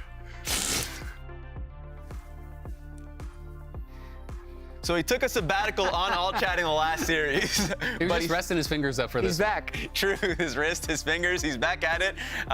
And to me, this is a great matchup, because of the fact that APA is now crowdsourcing what he's gonna all chat to the crowd out there. So if you threw in a good enough idea, maybe we'll show it on the broadcast. I love APA for that reason. Type tomorrow. The confidence I think is needed because he's going to be going up against somebody that I think has been performing incredibly well. First team All-Pro Quid. And so Quid has just been a player that has not only had great leads in the early portions of the game, usually, at least we've seen that in just the last series, but when they have put themselves in really dire straits consistently, when they're, let's just say Team Liquid during the regular season, when they were losing ways, it's APA, no, it's not APA, it's Quid that finds either the two-man Talia flick or the Ahri charm that gets his team back in it. He has just been a ridiculously clutch player for 100 Thieves so far. Yeah, I definitely agree on the Ahri point. Yeah. That is not APA Ahri, that is Quid Ahri. Yes. And he was talking about that being his favorite champion, and he was insane with it.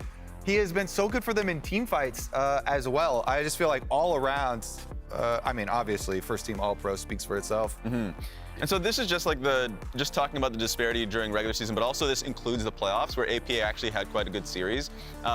And even in Quid's losses during the last series versus NRG, he was a major carry. He had 8 kills in the first game on his Talia. So he's still somebody that is if 100 Thieves are going to win, it's going to be through Quid. It's going to be up to APA to be able to hold him.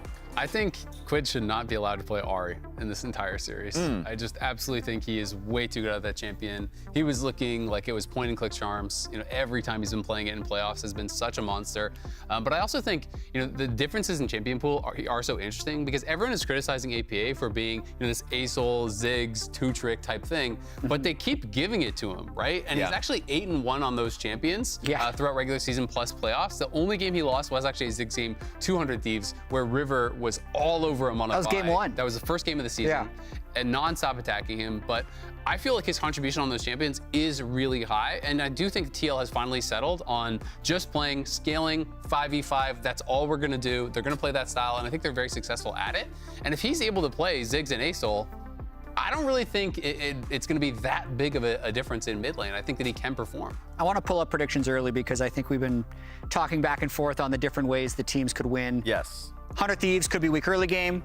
Yon and Core JJ could win bot lane early, but Quid could overpower APA. And Kobe, you're the lone 100 Thieves. You're the one who talked about the Yon glow up, though. So you're going to say Team Liquid's bot lane is not enough. I was also the one saying that there is no way Team Liquid win the same way Cloud9 did against 100 Thieves. I don't think anybody's going to be able to replicate that against 100 Thieves. Their top side is so good. River and Quid, I feel like, are going to dominate this series. I think it's a really interesting one. I definitely don't think that TL are going to win the way that Cloud9 won. I don't think that that's easy to replicate at all. But I do think that 100 Thieves' problems comes in the mid game and the late game. They make a lot of macro mistakes. They have a lot of kind of like silly deaths and things like that. I think TL is more clean in that stage. And I think as long as TL is drafting the way I think they're going to draft, which is full on 5v5 scaling comps, one mistake from 100 Thieves can be enough to lose a game against that kind of stuff if you play really easy, simple comps. Both of the games that 100 Thieves won in the regular season versus TL also made mid-game mistakes. And that's the thing. So much of the focus on Team Liquid has just been around like how slow they generally play, but like especially versus FlyQuest.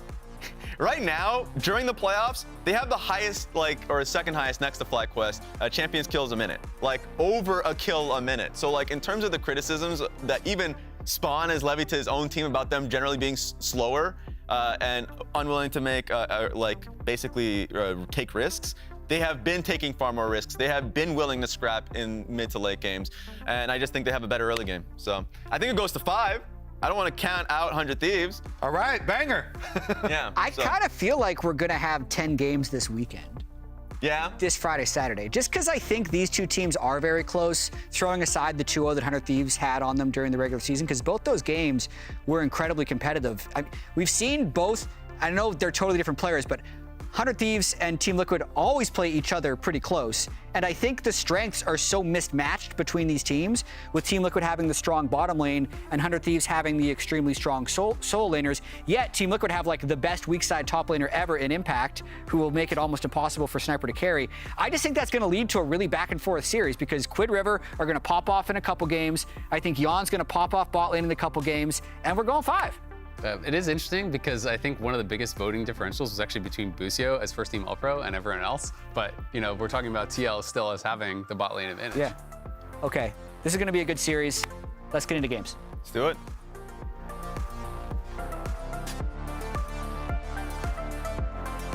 I wanted to break down a fight from last week's Team Liquid versus FlyQuest series. Now, this was 16 minutes into Game 3. As you can see, APA will be the star of this clip. You just don't know why yet. He is currently 0, 0, and 0. Watch him in this fight. There's going to be something that is very important to the overall theme of this series, and most importantly, this next series that we're going to be seeing. So you can see APA very clearly on the Nico. Doesn't pick up any kills, but clearly was instrumental into Team Liquid winning this fight. But the important thing, I think, from this entire sequence is right here. So notice how he's taken his hand off of the mouse. He has positioned his left hand still where his WASD would be, but able to type. And he does, if you focus in right into this box right here, very small chat window. Doesn't want to make a distraction, but does want to make a distraction for the other team. So he types 2 things. Wow, the ego. If we pay attention, he does this very quickly. You can't quite see it on this screen, but I'm at 35 seconds into this clip when he removes his hand from the mouse. By the time he finishes typing, only 3 seconds have passed. So ultimately, not a distraction for APA, but very potentially a distraction for the enemy team. Now, did this lead to a Team Liquid win in this game? No. Did they win the series? No. But he's not going to stop. He's going to keep typing in this 100 Thieves series, which, by the way, happens now.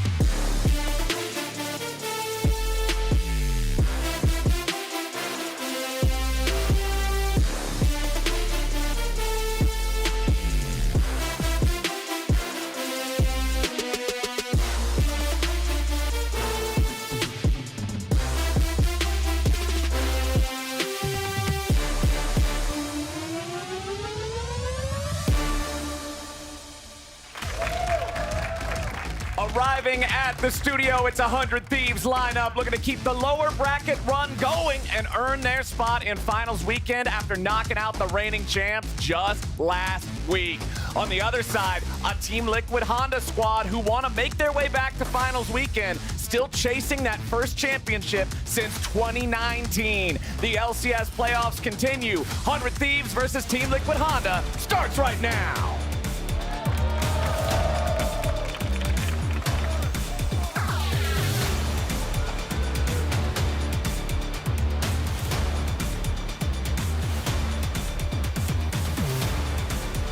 But I did think it was really cool how they handled that. Ladies and gentlemen, welcome back to the LCS Playoffs here in spring 2024. I'm Captain Flowers, joined by Jack and Emily Rand for today's head-to-head between Team Liquid and 100 Thieves. Let's go. Already one champion that I was wondering was going to get through bans or not. Smolder is off the table, interestingly enough, on the 100 Thieves side, which means they do not want to pick it first blue. And we were doing a lot of draft prep before the series. One of the things that we thought was going to happen for sure was a Vi permaban from Team Liquid towards 100 Thieves. It's been River's best champion. What we weren't necessarily expecting, although we knew it was going to be a big pick, would be the Lee Sin ban as well. So double banning straight away at the 100 Thieves bot lane, as well as banning the Senna, which would be one of the more scaling lane-focused picks from each. So banning out River and banning for their bot lane is Team Liquid's strategy in game one. Lots of marksman bans here in these first six. The Senna and Smolder, both of those eternal scalers that are plaguing competitive right now, are off the table, alongside Kalista, Varus, and the Vi and Lee Sin, like you already mentioned. 100 Thieves is fast to lock in Maokai as their first pick. Yeah, that's an interesting choice. I would have not necessarily expected the Maokai coming out. I do think TL, as they hover some bot laners here, and we've talked about them in playoffs and what they've been super successful at, it has been playing around this bot lane, right? Jan has had really stellar kind of blow up. As we look for Xayah Rakan, something that most teams are super, super comfortable with, something we saw FlyQuest play a little bit earlier. So yeah, that's coming out for TL, and all of their hopes will be Jan on that Xayah. I think so, and it's with 4 80 carry bans, it makes sense that they'd prioritize that right away. The Maokai is technically a flex pick, but if they end up locking in this Jace, it's likely a Jace mid for Quid and a jungle Maokai for the Maokai Jace synergy. The way this works in the mid game, it was super popular last year. You just spam saplings anywhere. As soon as a sapling hits someone, it reveals them, as well as slows them, making the shock blast automatic. So this is very much the type of picks we would expect from the team's strengths. We have Quid, who was the most dominant mid laner in the regular season, getting the jungler to complement him on Maokai Jace, and we have Team Liquid, who's won through their bottom lane, locking in their bot lane early.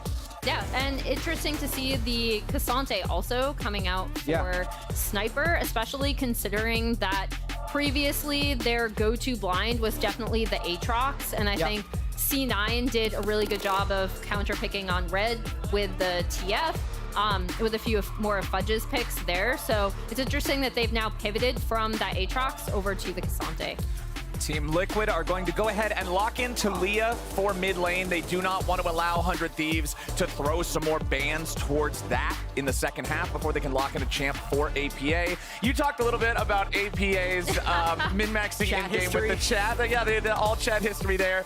But he has been one of the players that Team Liquid's opponents have found ways to exploit and to punish, so making sure that he's staying on something that he's more comfortable playing with, I think, is a good priority for TL here. Yeah, absolutely, and something we have to mention every week of the LCS playoffs is we're on patch 14.5 with Azir disabled. So there's actually an extra ban that is globally across these LCS teams, stopping them from playing mid lane. Really weird TF ban there. I wouldn't expect a top lane TF from Impact, but there is definitely a little bit of lingering memory there from 100 Thieves, who lost to Fudge's top lane TF earlier in the playoffs. It does not seem like an Impact pick at all. No, in fact, when they were giving Impact like an R5 counter, he was just like, I'll just lock in Cassante, something that he could have locked in earlier in draft. So I do think it is good of TL to continue to ban out these bot laners, as we see Kaisa and Zeri now taken off the table. So I'll be really curious to see what 100 Thieves are going to be putting in that bot lane. And then on their side, as we said, TF getting out of the way. Sniper does not want to see it again. As we pull up Sniper versus Impact champ pools, it is really interesting. I remember talking to Sniper at the beginning of the season where he's like, I want top lane to be a 1v1. This is what I want it to be. And I feel like his not shared champ pool really reflects that. Oh, yeah. Let's see how Team Liquid wants to continue here. We are expecting I think probably a jungle pick here. I think it's in. Yeah. I was thinking of like, what does Ivern look like? And it just wasn't making sense in my head, but Xin Chao would make sense, and Aurel also makes sense. Yeah. Don't flex here because they already have a You won't want invading your jungle level 2 Ivern. Although that is actually what you do on Ivern. Exactly. Yeah, but the team fights would have Ooh, been the Jinx for Meech alongside the Tom Kench there for the safety plan to keep the hyper carry alive for 100 Thieves. Yeah, this is actually not too surprising based on the number of 80 carry bans. There have been a lot of carries gravitating back towards Aphelios Jinx, or at least wanting to play Aphelios Jinx with the way the meta's been shaping up. So not a shock here. We'll see how Meech does on it. One thing I'm a little concerned about here for 100 Thieves, the big damage threats are all physical damage based. Yeah, you've got some magic damage from Maokai, but it's not a ton. So the frontliners for Team Liquid are going to have a much easier time itemizing, I would have to think. And it's the Renekton, the final pick of the draft here for TL and for Impact. There is some powerful engage on Team Liquid's side. Yeah, I think this is a comp that Team Liquid are going to be really comfortable playing. On the other side, I'm very curious about 100 Thieves because I feel like they haven't played around Meech on a hyper carry before. We haven't seen this from this team. And I'm also really curious to see where River is going to go and what his setups are going to look like, because when I think of him as a jungler, and we've kind of talked about how his jungle pool with the buy off the table has shifted a little bit into more carries that we saw specifically in the C9 series. I'm curious to see where he'll be early on the map with this Maokai, because as you talked about it, Jet, it's really good setup for the Jace, but it's not necessarily as early ganking of a jungler as we would typically see from the style that got 100 Thieves here. All right, it's just about time to hit the rip. Coaches gonna give each other the fist bump. Getting ready to go into this one. This is a spot in finals weekend both these teams are playing for here. They really want to have their shot at that title, keep this run going. But that's the nature of the lower bracket, baby. Both of them want it. Only one gets to have it. Whoever loses here today gets to watch finals weekend from home, and neither one wants to be in that spot. Absolutely. Both of these teams did have to win a best of 5 to make it into this matchup. Last week, 100 Thieves actually eliminated the defending LCS champions in a 5-game gulag, as Blue called it. Oh, okay, this is normal. GLHF. And Team Liquid's 3-0 Good Dignitas. manners. Reminder, Team Liquid also finished 3rd place in Summer Split of last year, ended up going to Worlds, so a little bit of experience there with APA, Yon, and Core JJ, the 3 remaining members from last year's roster. So weirdly enough, slightly higher expectations for Team Liquid, I think, but 100 Thieves, after that number 2 seed, definitely want to make it to top 3. Yeah, as we see early warding going down against Umti did type in all chat a little ... and River responded, "It's real game, bro." So it's fun to see that out of these 2 junglers as well. They had a little bit of, I'll say, like, not actual beef, but kind of like going back and forth with Umti saying that River was the one he wanted to kill the most for killing APA. I thought we were friends, man. There's slight strategy here. You need to check if 100 Thieves has everyone muted. So you do the like friendly conversational banter at the start before you get into something meaningful later. And you do it while you're looking around to like set down your early wards in the jungle, because then if somebody's caught typing, maybe you get a flash that you wouldn't otherwise get. It's the min-max on when you type. It's not just what, it's when. We know River will hear. That's the one thing confirmed. All right, so where are we expecting the action to be most likely here in the early game, you guys think? I mean, both junglers are starting on top side. I'll be curious to see where they go, just based on, we did see Umti going bot a little bit more as the TL have gone through the playoffs. Previously, he would play a lot more around top side. So I'm curious to see if he's just going to do clear, look for something bot, back. Yeah, I think I'd be a little disappointed if either jungler puts a lot of effort into the Cassante-Renekton matchup when we have the entire 100 Thieves strategy, I feel like, built around this Maokai Jace. Okay. And the glow up that Jan has had so far in playoffs, just really increasing his damage per minute and his early game kills plus assists. So I think it's mid and bot, and that's why both junglers have stopped in the top side. They're just pathing down, they're leaving the Cassante Renekton to be in their own little world, and they'll rejoin the game at 12 minutes. But for now, it's about who can gain control of this bottom river, because that can lead into both the mid and the bot lanes. Umpty is making his way into the enemy jungle now, pathing around the backside of the red buff. River currently trying to work on that buff, but yeah, Umpty just showing up. River secures the buff though. Umpty a little bit too late to the party, and River will be happy with that one. Yeah, this is kind of the Umpty special though, right? Like he's usually in your jungle at about this time if you're facing him. He still has the highest forward percentage of any jungler in the LCS, and TL as a team have the highest counter jungle percentage, so he does really like to get actively involved in his opponent's jungle, and River is a good jungler that you should track, right? You always want to know where he is. Yeah, but I will say, because Umpty was about half a second late on that smite, he lost 2 extra camps. Whoa, hold on now. Meech taking a lot of damage down here as Jan and CoreJJ flex the power of the Xayah Rakan duo. Meech losing the ghost, still has flash, but he's down to 200 HP and pretty much no mana, so it's going to be a reset angle, I would have to think. Yeah, and I really want to say, like, that is so important that River was there, because with how low Meech is right now, if they didn't have the jungler taking control of the river there, that could have been a first blood angle for Umpty. He wouldn't have had to go clear his top side of jungle. He could have been bot lane. There was a shove. Like, that was very close to being a great early game plan, but River secured the smite, got level 4 first, got Scuttle Crab, and I think actually saves his bot lane first blood. Yeah, and a lot of things you see from River are just kind of this general awareness, right? As he's getting really low. Yeah, speaking of general awareness, Ayla barely hanging on there. He's all right. He's all right. He's aware. But he's aware that he's got 100 HP left after trying to stop that wave from crashing into the turret. He manages to hold on to it for a little while, but Meech now back in lane trying to farm up whatever's left of these minions. It is a preferable lane state for Jan and Core, who got to shove the wave in and then take their back right after. Yeah, and to end the River point, it's basically just that he has a really good understanding of where his lanes are. So sometimes even if he's just hovering so someone can get a good back, resetting the wave like he does for Quid kind of frequently sometimes, as he could be looking for something potentially around the grubs. Yeah, we got 5-minute grub dance. CoreJJ already left to roam, and he's going to find River here and be able to push him off. They have top lane prio as well from the Renekton, so this should be 3 early grubs for Team Liquid. Especially with how good Rel is at just securing this objective anyway. You've got a good grub farming champion. You've got total control over the top side. Ayla looks for an abyssal dive there on Jan. The Ghost and Flash both spent by the Xayah. Jan popping both summoner spells to avoid the engage, avoid this 2v1 situation. Yeah, and that's the cost of the grubs. They were able to secure those because CoreJJ left and showed on the map. Meanwhile, Ayla wanted to make something happen. Incredibly easy for the Tahm Kench to tank multiple turret shots this early in the game. They might have been able to kill, and that's why Jan burned the Flash. I don't think he needed to burn the Ghost as well, so that could be a potential return gank for River. Or Quid could make a bot lane party happen pretty soon.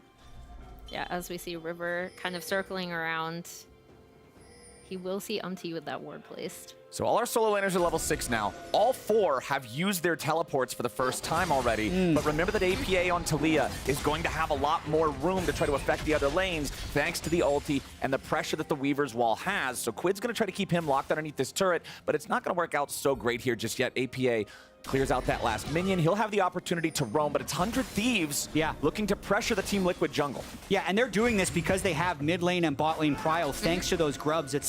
It's trying to turn that support roam against them. They're using this tempo fairly well. I'd say because they were unable to steal the Gromp, it doesn't do that much for them, and it's just really been a couple stat checks from these two teams early on. No big lead either way. Yeah, it is nice to see the response, though, because I do think when we kind of headed into Core and Ayla are scrapping a little bit. When we headed into this matchup, I was thinking, like, 100 Thieves, typically around River's early pathing, they have pretty good early game responses, like we see here. But TL overall, I think, are the much better team on the map, macro-wise. Sniper goes in for the all-out as Impact pops Dominus in response. The all-in, the 1v1. We're not going to get it all the way to the death, but they're both very low. Third and Tofo strike is not going to connect on impact. If that would have hit and knocked them back, Sniper might have gone in a little bit further, but Dominus wears off. All Out's about to wear off. I was hoping we were going to get the first blood, just top lane 1v1 Chad battle, but unfortunately not today. They both go low, but nobody drops. 100 Thieves at the same time will take the first Drake of the game. Yeah, I mean, even if Renekton and Cassante aren't going to matter in this game, they're at least trying to entertain us. Right. Exactly. They have no first blood. And speaking of which, we do have a poll for chat of who is the better entertainer between these two teams, because we've had tons of solo kills and reactions from Sniper, and we've had great all-chat interaction from APA. So chat, let us know who you think is the better entertainer. Oh, Meech ends up eating a turret shot and has to flash away there as he's ignited. It's both summoner spells spent by the 100 Thieves AD carry. We were talking about what's going to happen in bot lane now with Yawn not having his flash or his ghost, and what happens is Meech gets put at the same spot. Yeah, they pushed a little far up as... Second time now. Yawn, yeah. Core and Yawn should be able to at least get played off of this, as Umti and APA are kind of fainting down, at least towards that side, although they'll get spotted out. Yeah, I mean, I think because there's been so many summoner spells burned towards bot, you'd think there'd be a lot of action there, but they've also just been littering that bot river and bot jungle with wards and attention, so they're both very aware that that's where people would want to go, and until one of these mid laners actually breaks free entirely, we're not going to see that much. River making the very first visit to the top lane either jungler has made in 9 minutes. And it's just to throw a little tree baby into the brushes and then walk back away. Never mind. Okay, maybe we are going to get a gank. Probably not. He's just clearing out the ward. Yeah. All right, that's our top lane presence. It's a vision war. Actually, no, I shouldn't say that because then we'll get people cheering for ward kills again. Now you've done it. Now you summoned it. Now you made it real. Team Liquid bringing Umpty down with Core JJ as they'll make their way back towards bottom lane. Yawn's fine, just farming up underneath the turret. I'm sorry. Emily. I'm sorry. I did this. Well, this also happens when Team Liquid averaged 1 combined kill per minute in the last 2 series, and currently they're at 0.00. So you have to find something to talk about, but what I'd say is the things that have gone against expectations to the series is why this game hasn't broken yet, but here comes Umpty bot lane. Yep, Meech is going to get gobbled up, brought to safety by Ayla. As soon as they see the Devour, they know that they don't have to commit anything else. It's not like you're going to get anything more there, but they force that additional summoner spell out of the Tahm Kench, and the Jinx is really vulnerable. Yeah, but stuff like that is exactly why this game is close, because Yawn and Core JJ, we thought had the bot lane advantage. They're up, what, 8 or 4 CS, but Meech has a cull, so he's going to get that goal back later. And then Quid and APA, even though he finally poked him and got a plate down, had been even in CS up until 100. Just now he's pulled ahead, but that's why the game's been so close. Mid and bot have not swung in either direction. All right, Tahm Kench can't save Jinx this time. The Magnet Storm follow-up. It's first blood for Yawn Zaya. Beautifully done from Team Liquid. Ready to punish the lack of defensive options for 100 Thieves. Yeah, and Umpty hung out a while to get that, which is, again, one major thing that we've seen from TL that I've really liked, because previously it looked like top lane was really the only place where Umpty felt comfortable kind of communicating, whereas he's gone bot a lot more frequently in this playoffs, and I think it's really paid off for them. And the last time Grubs got taken, we were praising the response on the other side, taking the tempo. This time around, it was 100 Thieves at the Grubs, and Team Liquid finding the counterplay on the other side of the map. Yeah, everything is connected, because not only did River spend time up there, Quid even fogged into top lane. I actually feel like that situation was 100 Thieves thinking, oh, TL really wants to get 6 Grubs, yet they're actually thinking to dive bot lane, which in this case is better. You see the Kraken Slayer completed by Yawn now as well. Next Drake is going to be up in a minute, and that's how they're going to try and play this game. They want to get Yawn really fed. Well, we're not going to get any more fights. I could see the camera going dynamic, looking in there. Are we going to get Dominus? Are we going to get all out? No, we're not going to get any. Really good ward there. Yeah. Ayla just hanging around. It's always interesting, the mind games that you play once you have an opponent on top of a ward like that, because you have to play just dumb enough to get him to stick around for the longest amount of time possible. He'll Hex Flash over the wall for a little bit faster pathing through mid, as River and Ayla both head back down into the bottom lane. Yawn and Core not going to expose themselves here. They're plenty safe back underneath the turret. Yep, Core being the, as he likes to say, human ward in that push to make sure that his bot laner can step up. They're just going to keep bouncing waves until Umpty arrives, in which case they pair up, clear the vision, and continue the game plan. But speaking of which, River wanted to go for APA. Nothing there, though. Cleared the wave.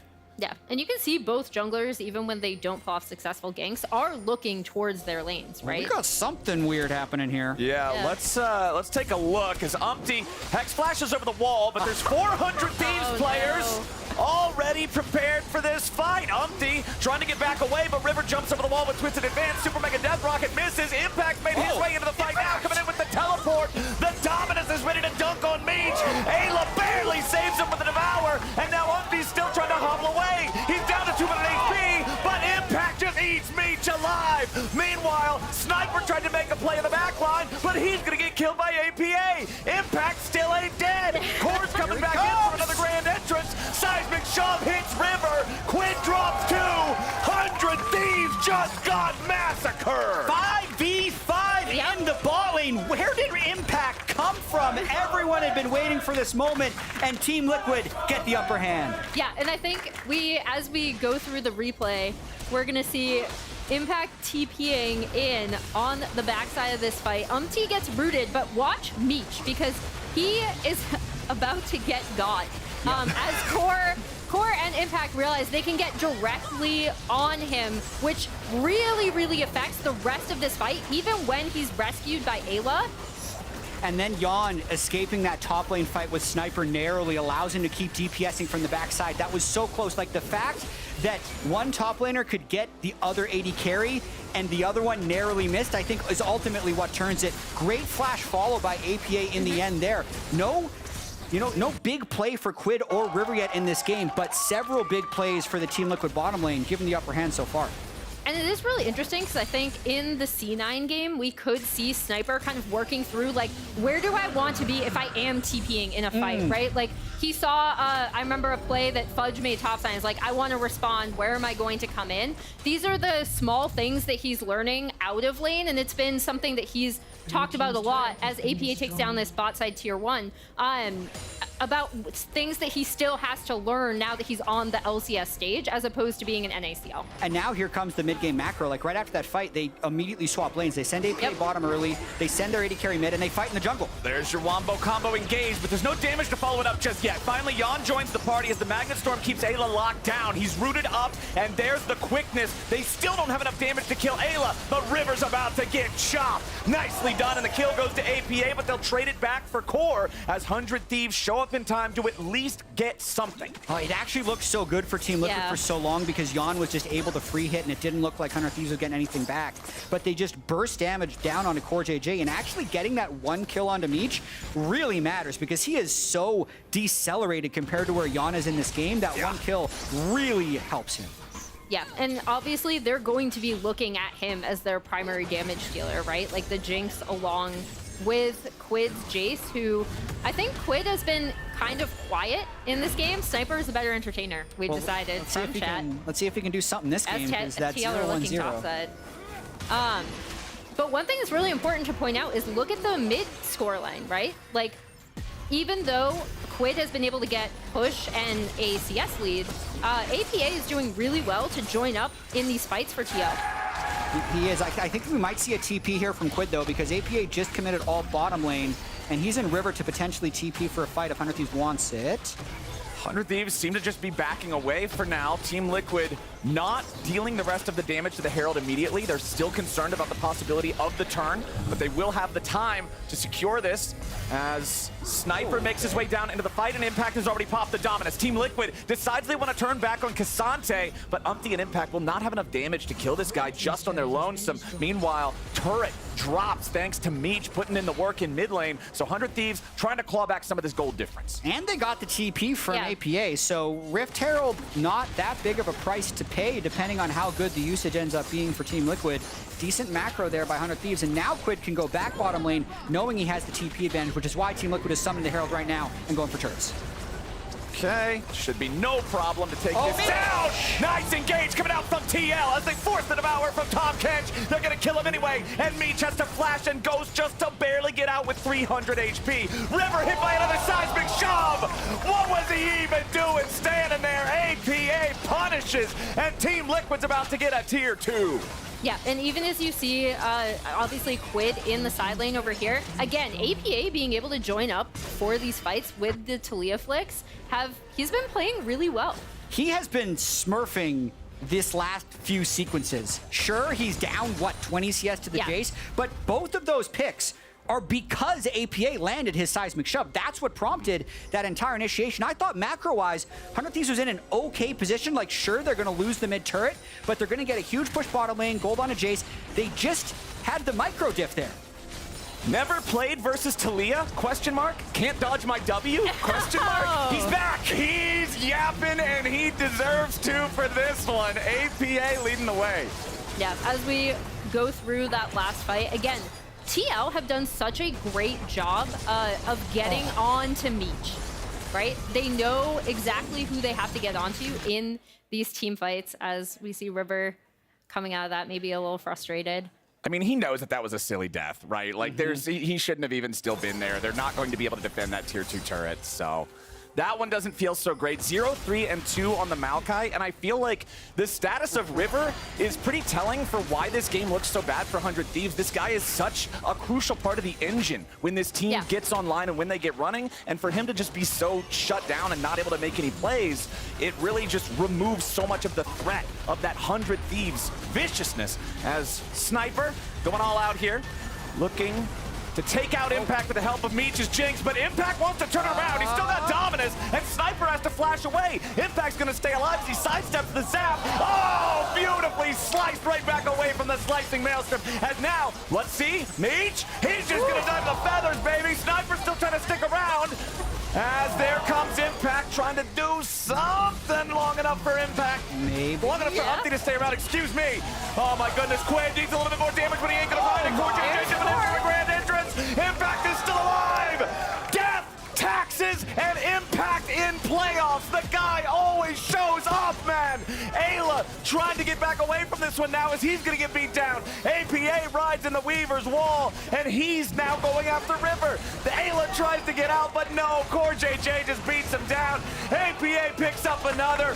What is this sequence? Woo! That was both of them calling in teammates. My favorite was CoreJJ in from the top rope on the Rakan. Again, a signature pick for him, as we see Sniper thinks he can get the one up on Impact. Meech is right here. This is another way for for 100 Thieves rather, to get back in. But as you can already see, Yon is headed down the river. He gets here. And then Core is going to appear on the back end of this fight as Jace TP's in. You do think they'll be able to turn it around here, right? Especially since they shut down Yon. That really importantly goes to Quid. But Umpty is here, Impact is here, and here comes CoreJJ. There he is. I mean, just because Impact has been playing for 12 years doesn't mean his hands have gotten worse. He's still got Sumer hands. Impact just navigated the whole fight. So I called Jinx's ult Slicing Maelstrom because all that was on my mind was Slice from Renekton, because he's just dancing around so crazy, man.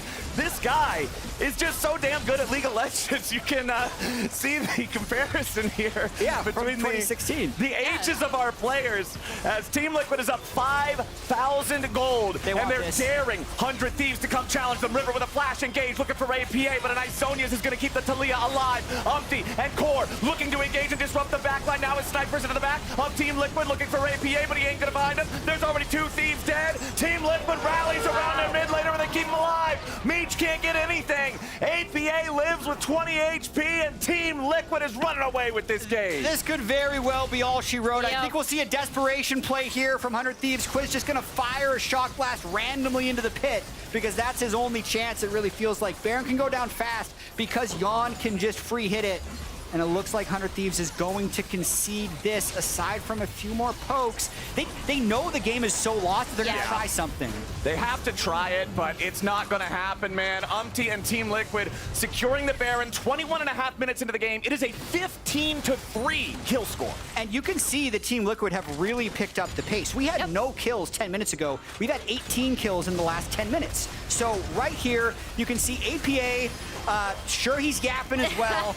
Does technically get caught if it was a more even game, but the game is not that even, and it's on the backside of the fight there where you see Core and just completely training 100 Thieves with their CC. They can't get through it. Then Yawn and Impact can kind of do whatever they want. And this is looking very much like a Team Liquid Game 1 victory. You can see the frustration on Golden Glue's face as things are about to go from bad to worse. Ayla just gets popped by Yawn. The damage from Team Liquid, the coordination of all of them in the same place at the same time, doing the same damn thing to 100 Thieves again and again and again. It's 17-3. Team Liquid's gonna make this one fast.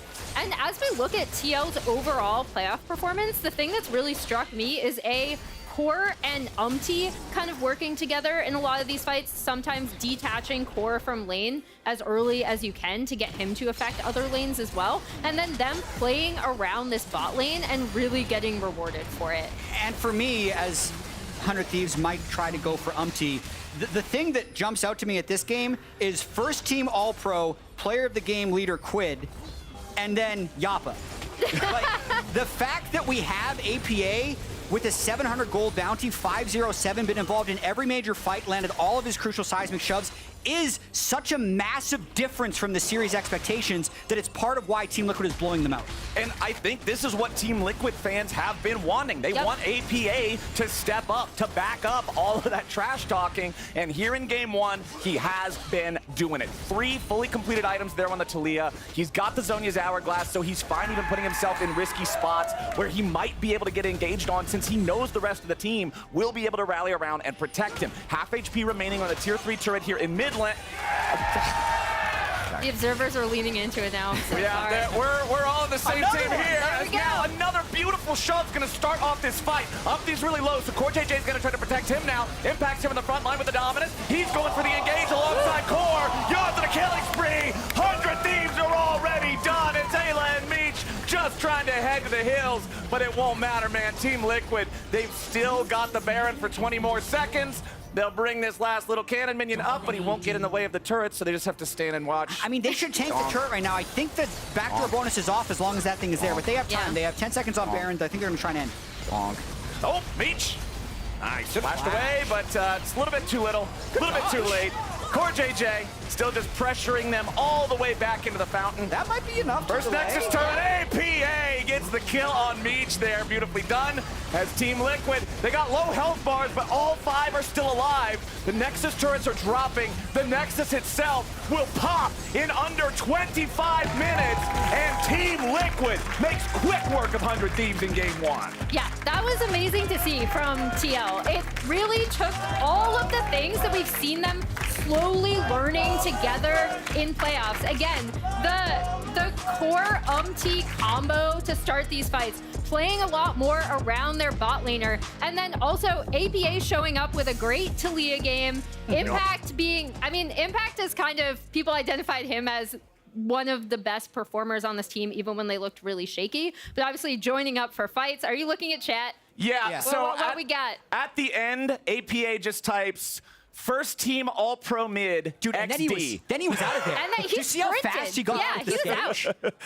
That's what we like to see. APA is feeling it, and Team Liquid is feeling good after game 1. A reminder, tickets for LCS Finals sold out immediately. But if you still want to attend, we got some good news. We've opened up additional seating to watch in the Outdoor Fan Fest zone alongside Sneaky and Meteos. There's only a few of those tickets left too, though, so scan that QR code to get yours before they sell out. And now with game 1 already wrapped up, let's head back over to the LCS Lounge to break it all down. Sweet, welcome back to the lounge. My name is Dale Isaac Cumming Bentley. I'm here in the corner. How you doing over there? Why is the camera on me? What's What does that mean about me? What are you doing? Guys, why are you trying to steal the spotlight? Certainly I look more handsome. Anyways, let's get into the fact that this game was a shellacking on the side of Team Liquid. They destroyed 100 Thieves. I wanted to focus on the bot lane fight that ended up blowing this one up. First things first, it looks like Team Liquid is the one that's out of position as Umpty's put in the pit, trying to find a way if he looks for a fight in here, this tri-bush. But if we play it out, he gets caught out. 100 Thieves as a whole just encircle him. And most teams would say, okay, you're gone, buddy. This game is over from this point forward. But if you pause it right here, I want to open up the mini-map just a little bit. As you can see, Renekton Impact in this case goes in a really safe location in which K'Sante cannot harm him, so he can TP to this ward right here. So while 100 Thieves as a team is focusing on Umpty and him being out of position, Renekton Impact actually refocuses his team on a very caught off guard Meech. So just play this one through, because this to me showcases how good of a team fighter Impact is and how well Team Liquid as a squad, and now we can pause it here, really play around the call. So yes, as you can see, Meech gets blown up, but he's saved by Tom Kench. He's out of the fight completely. Yon's in really off position, but he's just basically buying a lot of time from Sniper in particular. Let's play this one through one more time, because my eyes are on Meech.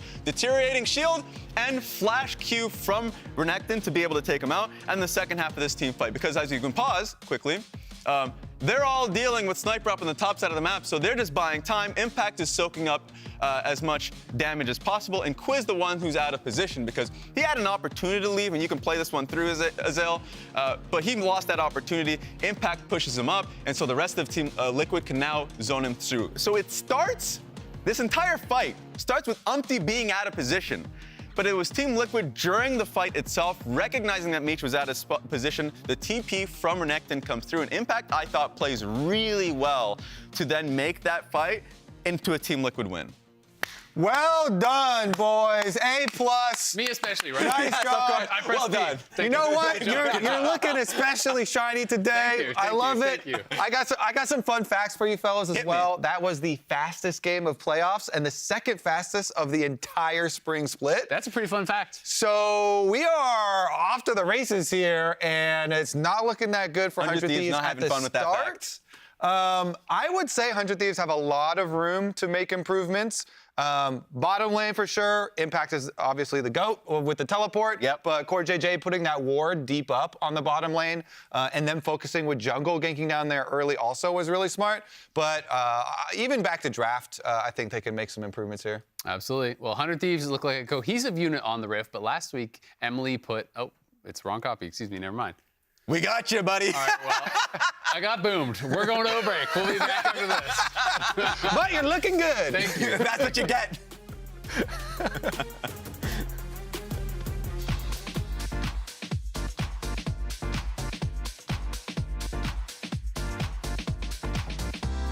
What the fuck? Wow. What? Holy what is going on? Skarner, baby. Wait, you don't know the abilities? No. Wait, no one knows the abilities. No.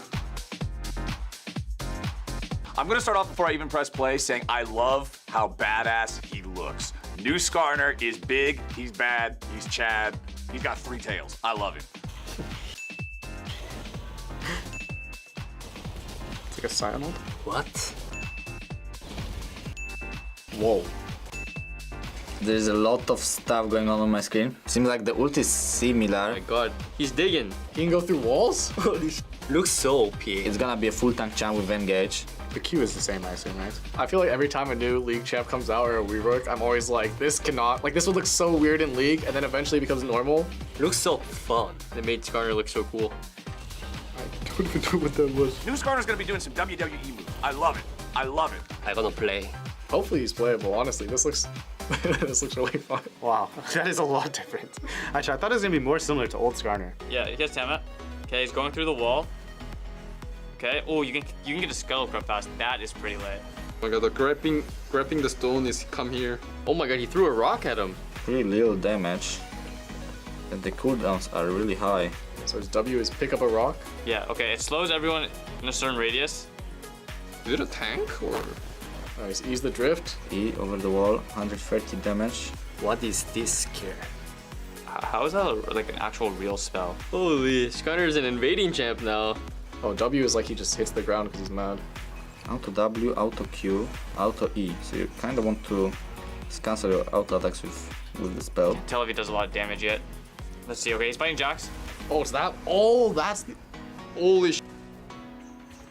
Yeah, E, that goes through towers. Yeah, that's really... Wait, the E is actually OP though. The E is OP. Yeah, it looks like E skill is the most OP skill. looks like.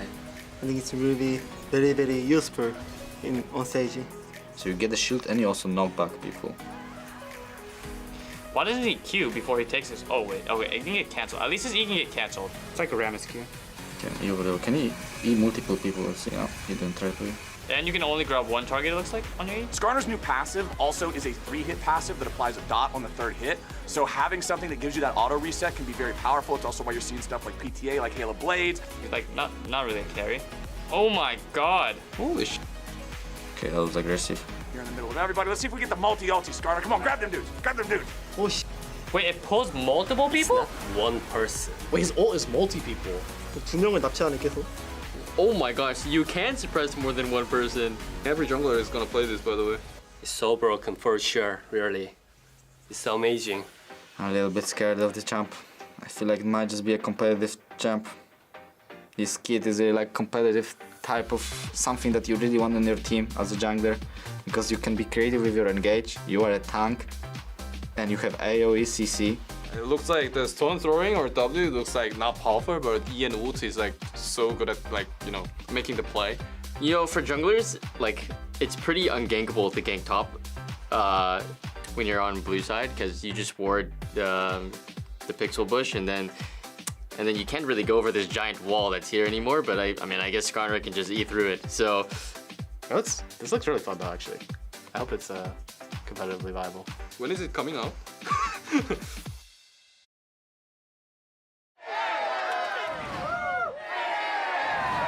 Red Bull gives you wings. There he is. He's right there.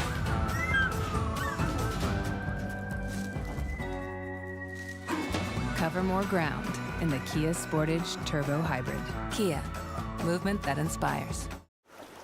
Look what I've just made. The perfect pearl. Not too bad, but check this out.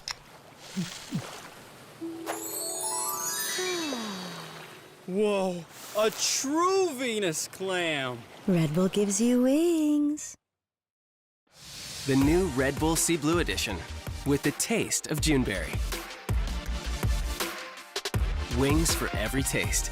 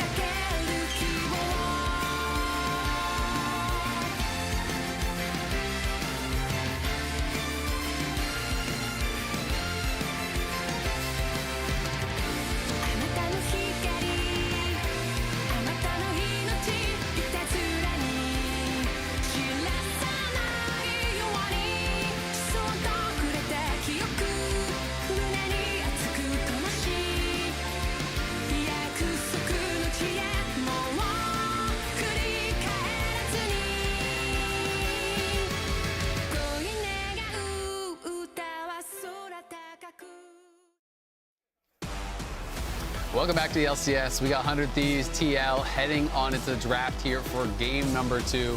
Gonna be covering here at the lounge with the boys. The boys. My favorite chat from the previous game was when APA said, "Never played versus Talia? Question mark. Can't dodge.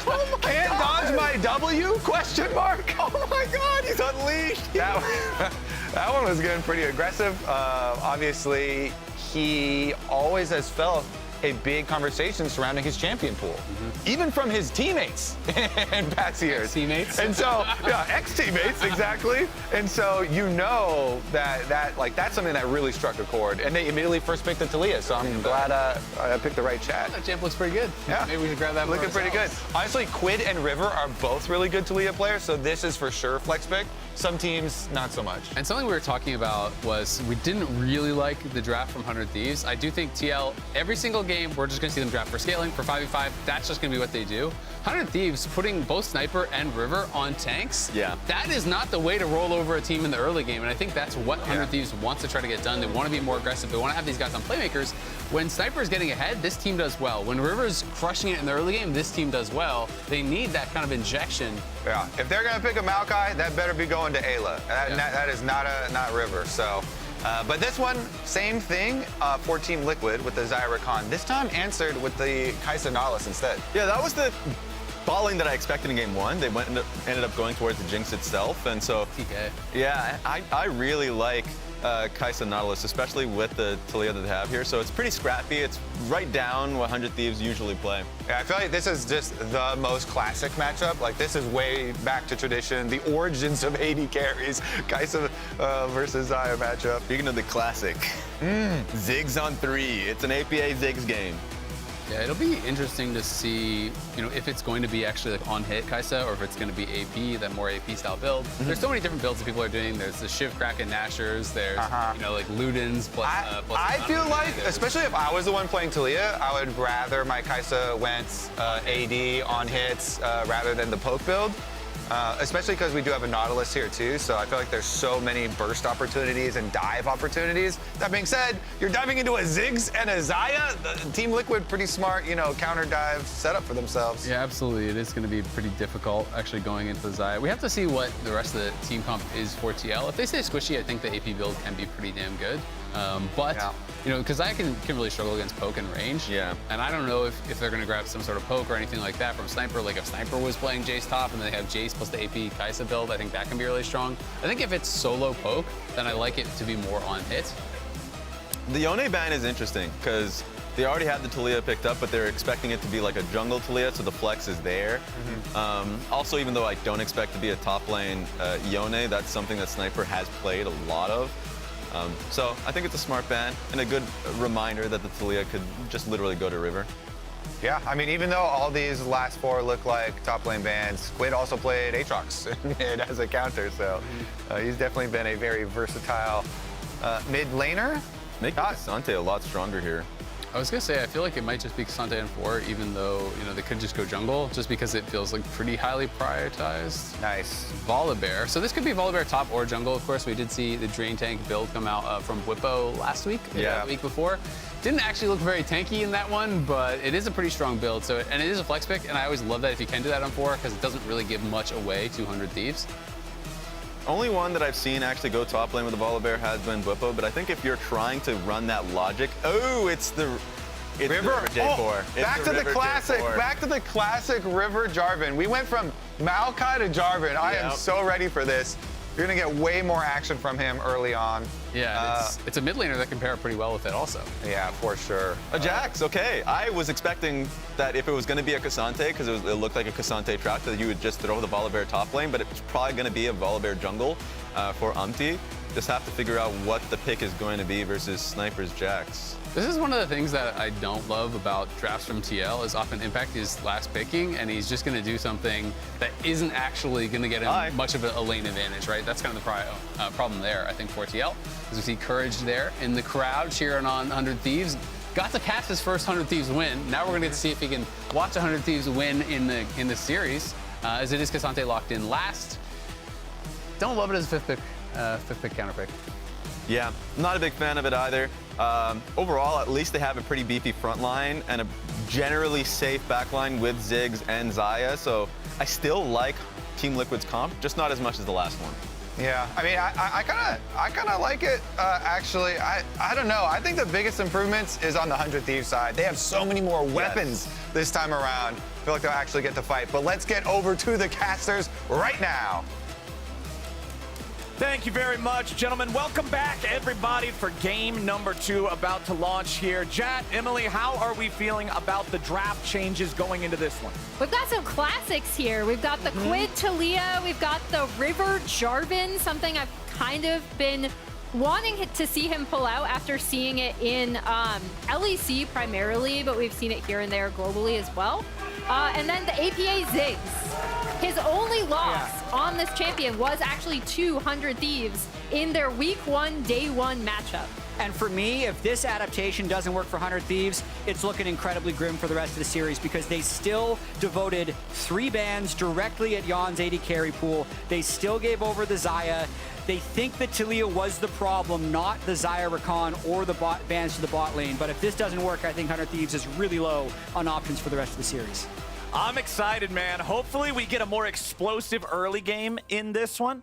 Last game was pretty fast overall in terms of the time that it took for the Nexus to boom. But like we were talking about even in that game, for the first 10, 12 minutes, there wasn't a whole lot happening. And then it just went 1,000 miles an hour. Exactly. Just massive acceleration from 12 minutes to 23 minutes. An incredibly fast game. APA also walking away from that one with a purpose. Drops his few thoughts in the all chat at the end and then runs off stage. We'll see if we can carry that momentum towards this game.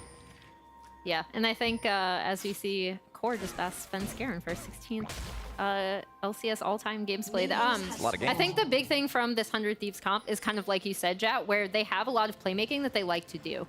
All right, and as we're waiting on that playmaking to start, we're going to toss to Azael. He's standing by for an interview with 100 Thieves coach Golden Glue. All right, thanks, Flowers. So talk me through what went wrong game 1 and what the adaptations are for game 2.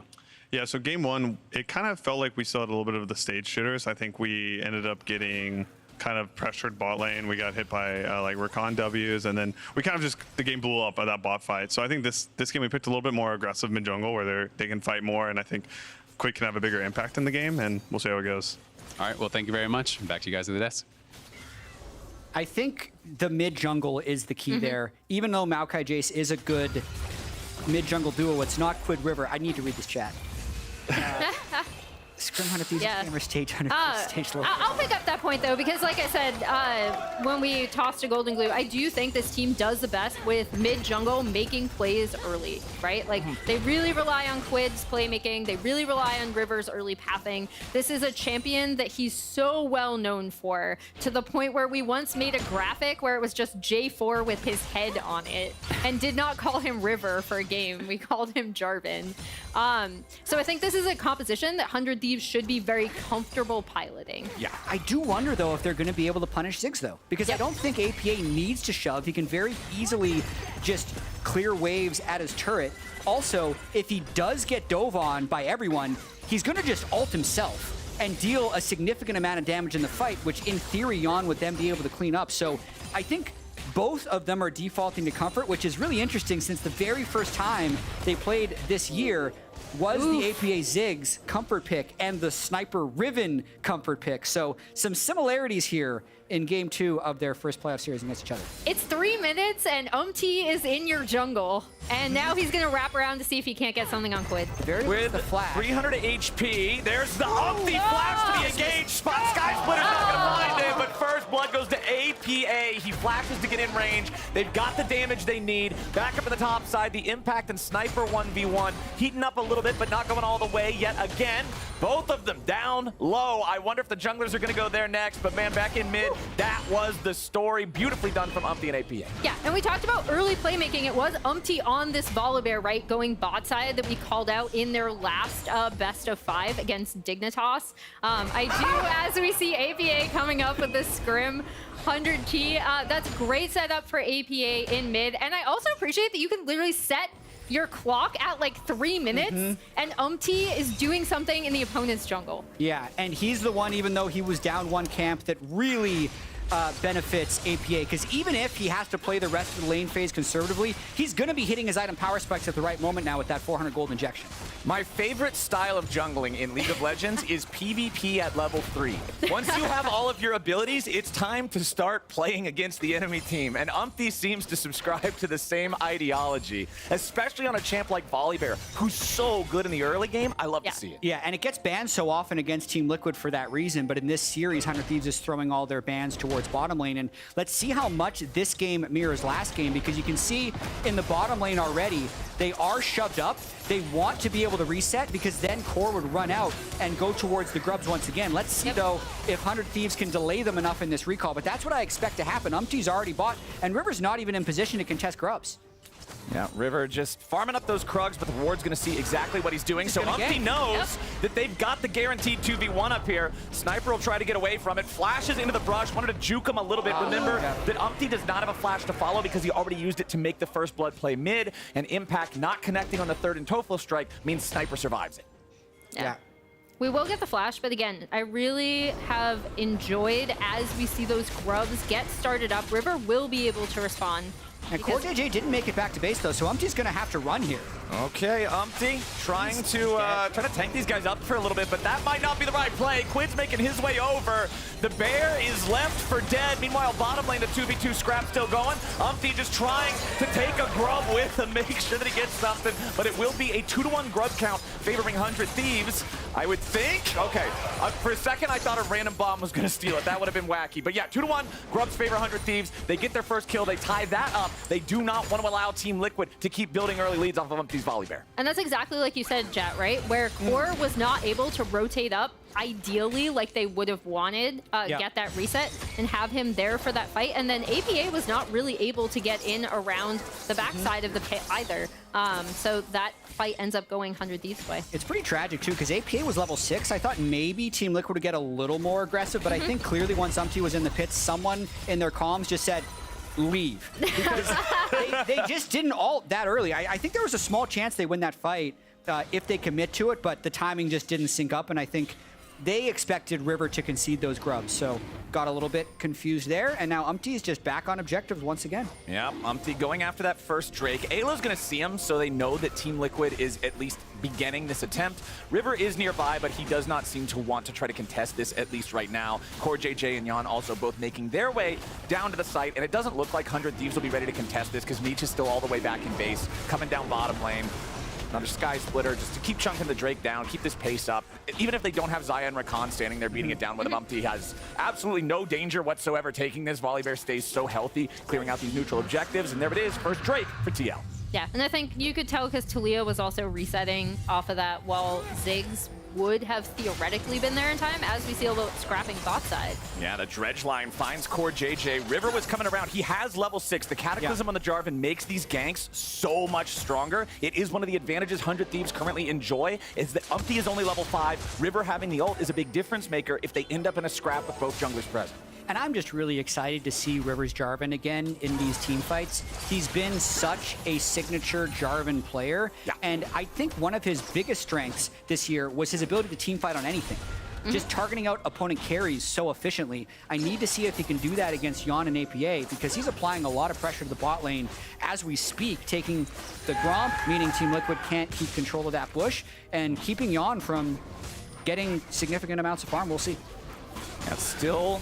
They have the ulti for the Xayah, so now the engage is on the Rakan. Ayla finds him again. Beautifully done from 100 Thieves there. It took him a while, but River was patient. He got the Gromp in the meantime, and then all it takes is one hook, one kill. Team Liquid now behind in the kill count. I do think that's a bit of a mistake from Core JJ. I think they could assume that River was taking the Gromp. There's a reason for him to stick around that profits him, so the fact that if he is there, you were dead, I think they needed to delay that at least another wave before they tried to retake that bush. But like, insane ward control on this bot side. Yep. Triple control wards in those 3 brushes. That to me is the biggest adjustment that 100 Thieves has made going into this game too, is just even more for bot side control. Yeah, as we saw, I think the other big thing is just getting River involved where he can make an impact, right? Where it's not necessarily just, not that I think minion waves are very important, but also not just resetting the wave, not just allowing someone to get a back, but also being able to get a kill, steal a little bit of the enemy's carries, and be able to set up bot lane and do well. Top lane's kind of just looking like this again, though. There's not a whole lot going up in top lane. I don't feel like we're probably going to get a ton. One of the big differences I am looking at this time is just some of the scaling potential.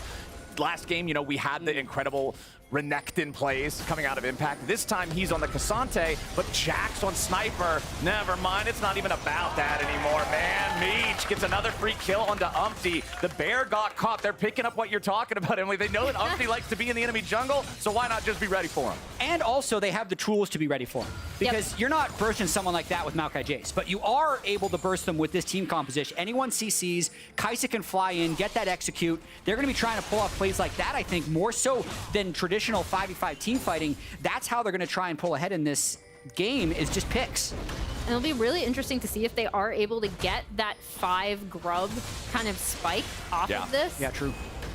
Sniper rotating down into the river to make sure he's ready to back up his jungler. Yes. Wants to clear out the ward at the same time, couldn't quite get it. Impact did move down and contest that, but River's already got those first 2 grubs. Now the dive coming out bottom lane. Yan and CoreJJ are going to start it off, and Umpty's ready to follow it up. Dropping the tower aggro with the Xayah ulti. Yan did not want to end up in a bad spot there, and Impact's the one now in a bad spot. Top side, River gets it done yet again. You can see the Cataclysm was used for that, as Team Liquid's going to try to rack up some turret plate money in the bottom lane to make up for it, as Quid hits Seismic Shovel on APA. Chunks him by about half, but no real kill threat.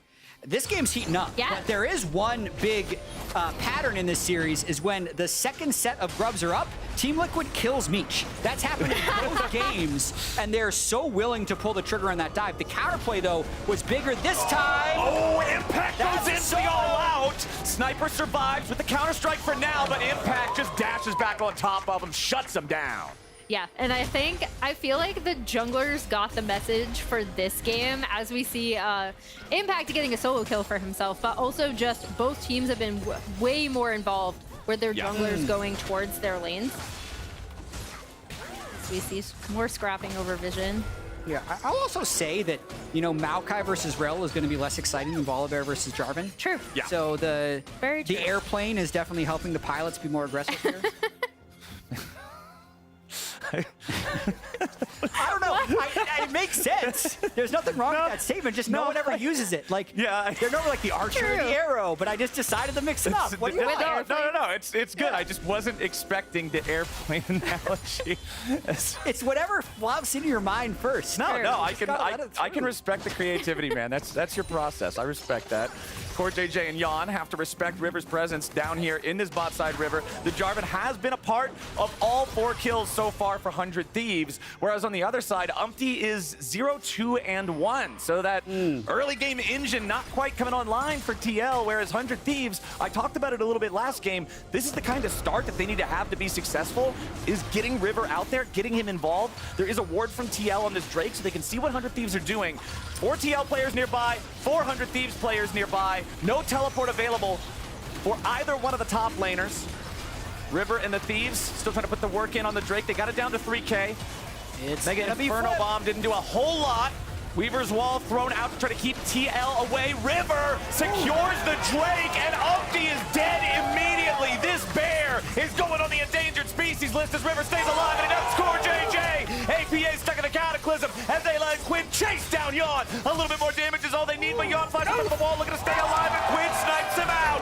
Now he's going to find the shove on APA as well. They know how Talia W works, and Meech gets the shutdown. And this is exactly why you don't give Quid Talia, right? Because she just has, I mean, Talia is just generally strong, but he is such an excellent playmaker on this pick. As we see the wall go down, isolates Umpty. River is immediately on him, and Meech is in there. And also, just River, not only is he using his EQ for the smite secure, he's also using it for the initiation. That's just such perfect Jarvan play. The back end of this fight, you can see Yan doing everything he can, but it ended up being a 3-4 because Umpty again didn't get to contribute. Perfect seismic shove at the end to get more gold onto Meech, which is just going to increase his assassination potential even more. And we're back. Oh man, Golden Glue's excited. Sniper's trying to run. Umpty chases him down and just bites a hole through him.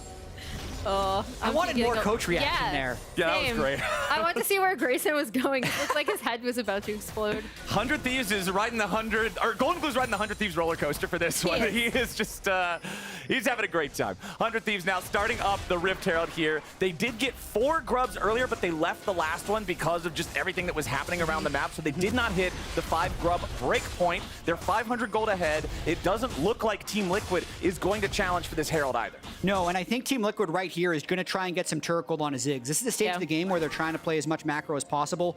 A lot of times in their Ziggs games, APA will pick up basically enough to get to his 2 and 3 item spikes just by taking these side lane turrets. Core JJ, you can see already shadowing in the bottom there as they're kind of giving up the Rift Herald. But like, what's the purpose of a Rift Herald? Is to get a turret. Team Liquid is just getting it here. So I think even though this game has been incredibly spicy and a lot of kills so far, it might slow down for the next 4 or 5 minutes as APA tries to clear these turrets. Yeah, I'll be looking for TL to stick APA inside lanes. Ziggs against turrets is just so deadly as he's tanking. Oh, he messed that up, actually. Yeah. He thought an auto would get it for him. Yeah, he thought he's really close to the threshold, and he thought the auto attack would work, but the backdoor protection makes Ziggs auto attacks without much AP just do nothing. As here comes your Rift Herald charge over in mid. River and Meech really would like to be able to take this out, but even with the damage over time from the grubs, it's not quite there. So first turret ultimately does go over to APA, who is going to use his teleport to get out because he knows that the 100 Thieves hit squad is coming after him. Yeah, and I mean, that was also a really good response from 100 Thieves, right? Put this Herald mid, try to shove it down, especially when that turret didn't go down exactly as TL had planned. As they take it down now, that should open up the map a little bit more for them. Yeah, mid turret definitely more highly valued by pro teams than bot turret, even if you got more gold for bot with the first turret bonus. So nicely done by them. And we haven't really talked about this top lane much because Sniper's been able to get 2 kills, but that's a 50 CS gap. Yeah. I think we can't ignore it for any longer. There's been a lot going on in that top lane where Impact is winning the wave-by-wave trading. Sniper's still in the game, though, because of the 2 kills, only 1,000 gold down, but that could be a factor later. Oh, Quinn getting jumped on by Core and Umpty, but where's the rest of the damage? There it arrives in a form of Impact as Sniper's trying to get away from APA. Quinn's still cutting out for now as Meech jumps into the fight with the Ghost ready to go. Sniper's fighting back, and Meech goes on a killing spree. Impact finds one in return, and Quinn and Umpty are traded back and forth. APA manages to shut down Meech, and Team Liquid loses Impact to Sniper. It's a 2-for-2 trade. A bloody scrap in the bottom lane. Ayla's still seeing if maybe there's an angle here, but the problem is he doesn't have a lot of damage, and Sniper doesn't have a lot of health. 100 Thieves are just gonna walk it off. And that was no Yawn involved in that fight. That was all Impact. He dove deep to get that first kill. I think the fact, like, there was a moment there where there were only 3 TL people on screen and 500 Thieves people on screen. So the fact that they pulled that off, wow, Zaya is deep in the mid lane turret. They're going for what you call a fast play, trying to make this happen before the team arrives. But 100 Thieves actually all get there. So the power of the Cassante with the 50 CS advantage, just soloing Quid in the face of River, turns this around. And then APA getting more crucial gold, plus 450 onto Ziggs. He's going to be a problem in this game. Yeah, he's 3-1-0.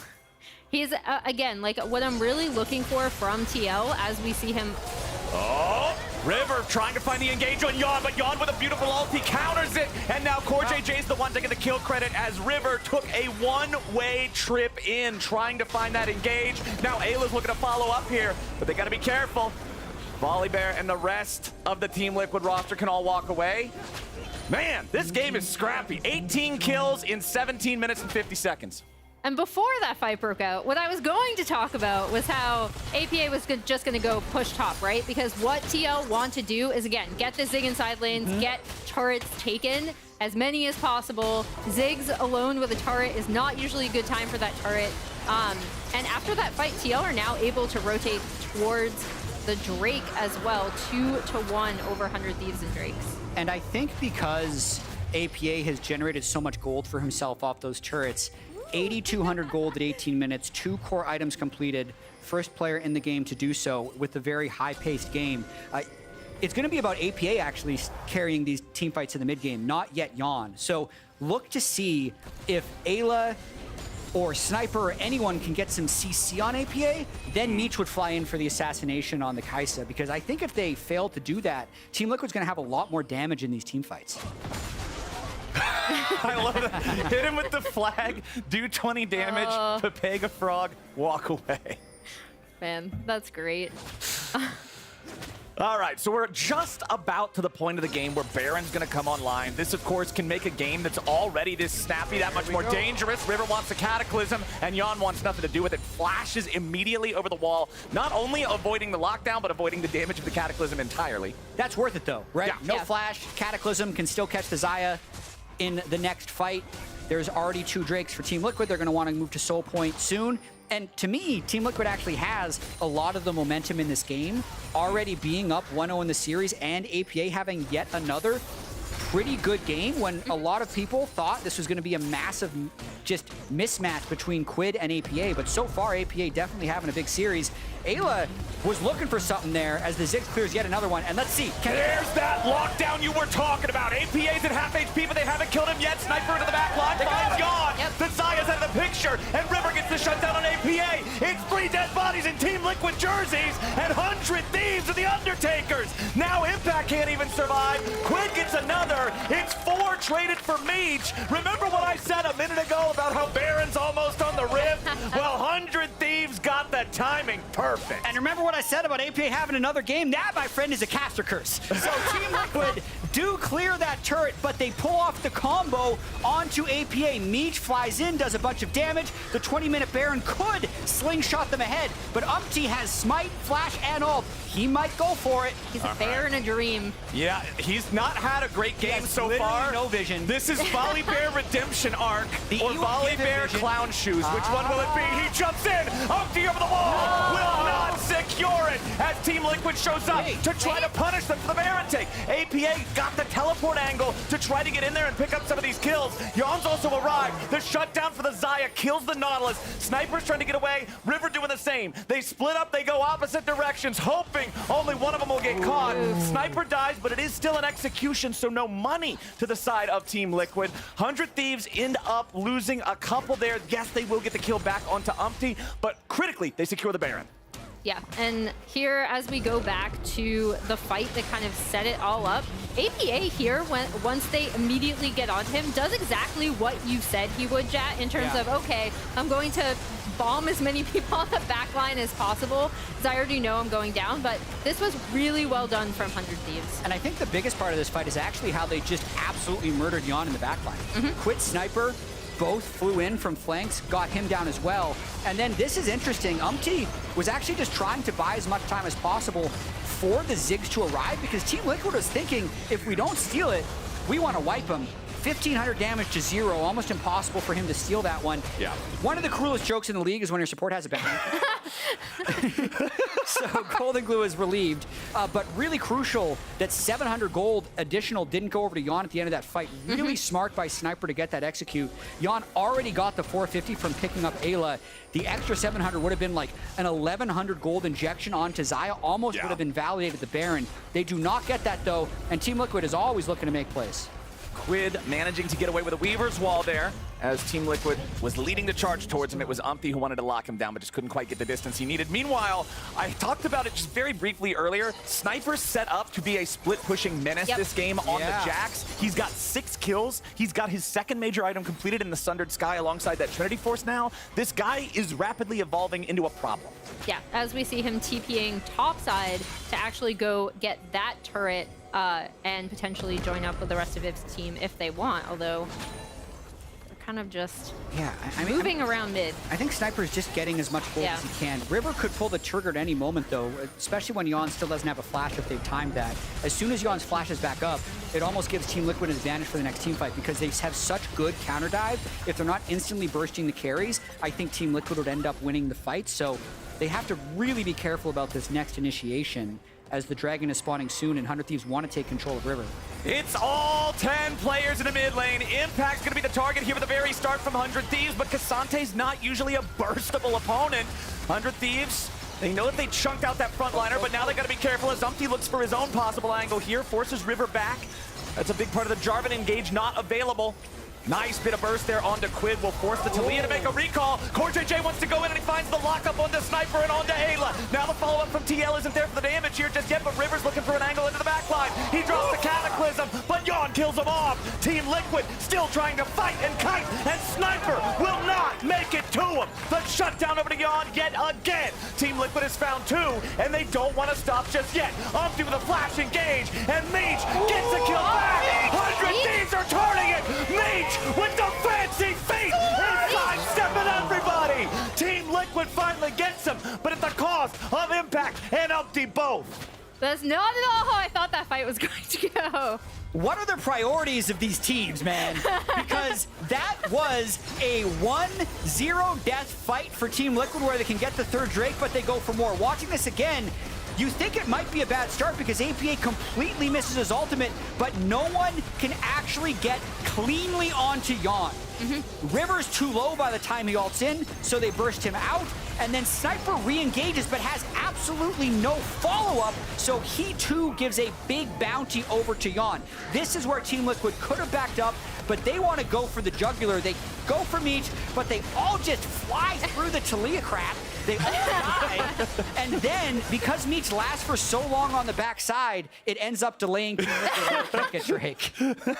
That's the, why did they just fly through the Talia crap phase? We're fighting again. Yeah, again. It's time to fight for this dragon. That's the nice part about having the dragon still up. We get another fight for it. CoreJJ looking for the grand entrance on Sniper, ain't gonna find him. Dredgeline connects onto Umpty, and they try to drop the Nautilus ulti on Yawn, but he dodges it with Zaya's response. Whoa. Now, CoreJJ with a nice double knock-up as the 100 Thieves are separated. Sniper and River are both very low, but it's Umpty who dies first. Quid goes on a killing spree, and River is traded back. But now, CoreJJ is still trying to weave it. Beautiful shutdown from Sniper, and Yawn's out of the picture. Impact drops next, and 100 Thieves are winning the fight. APA, the last little bit of damage left for Team Liquid. Him and Core have to run all the way home. 100 Thieves win the scrap.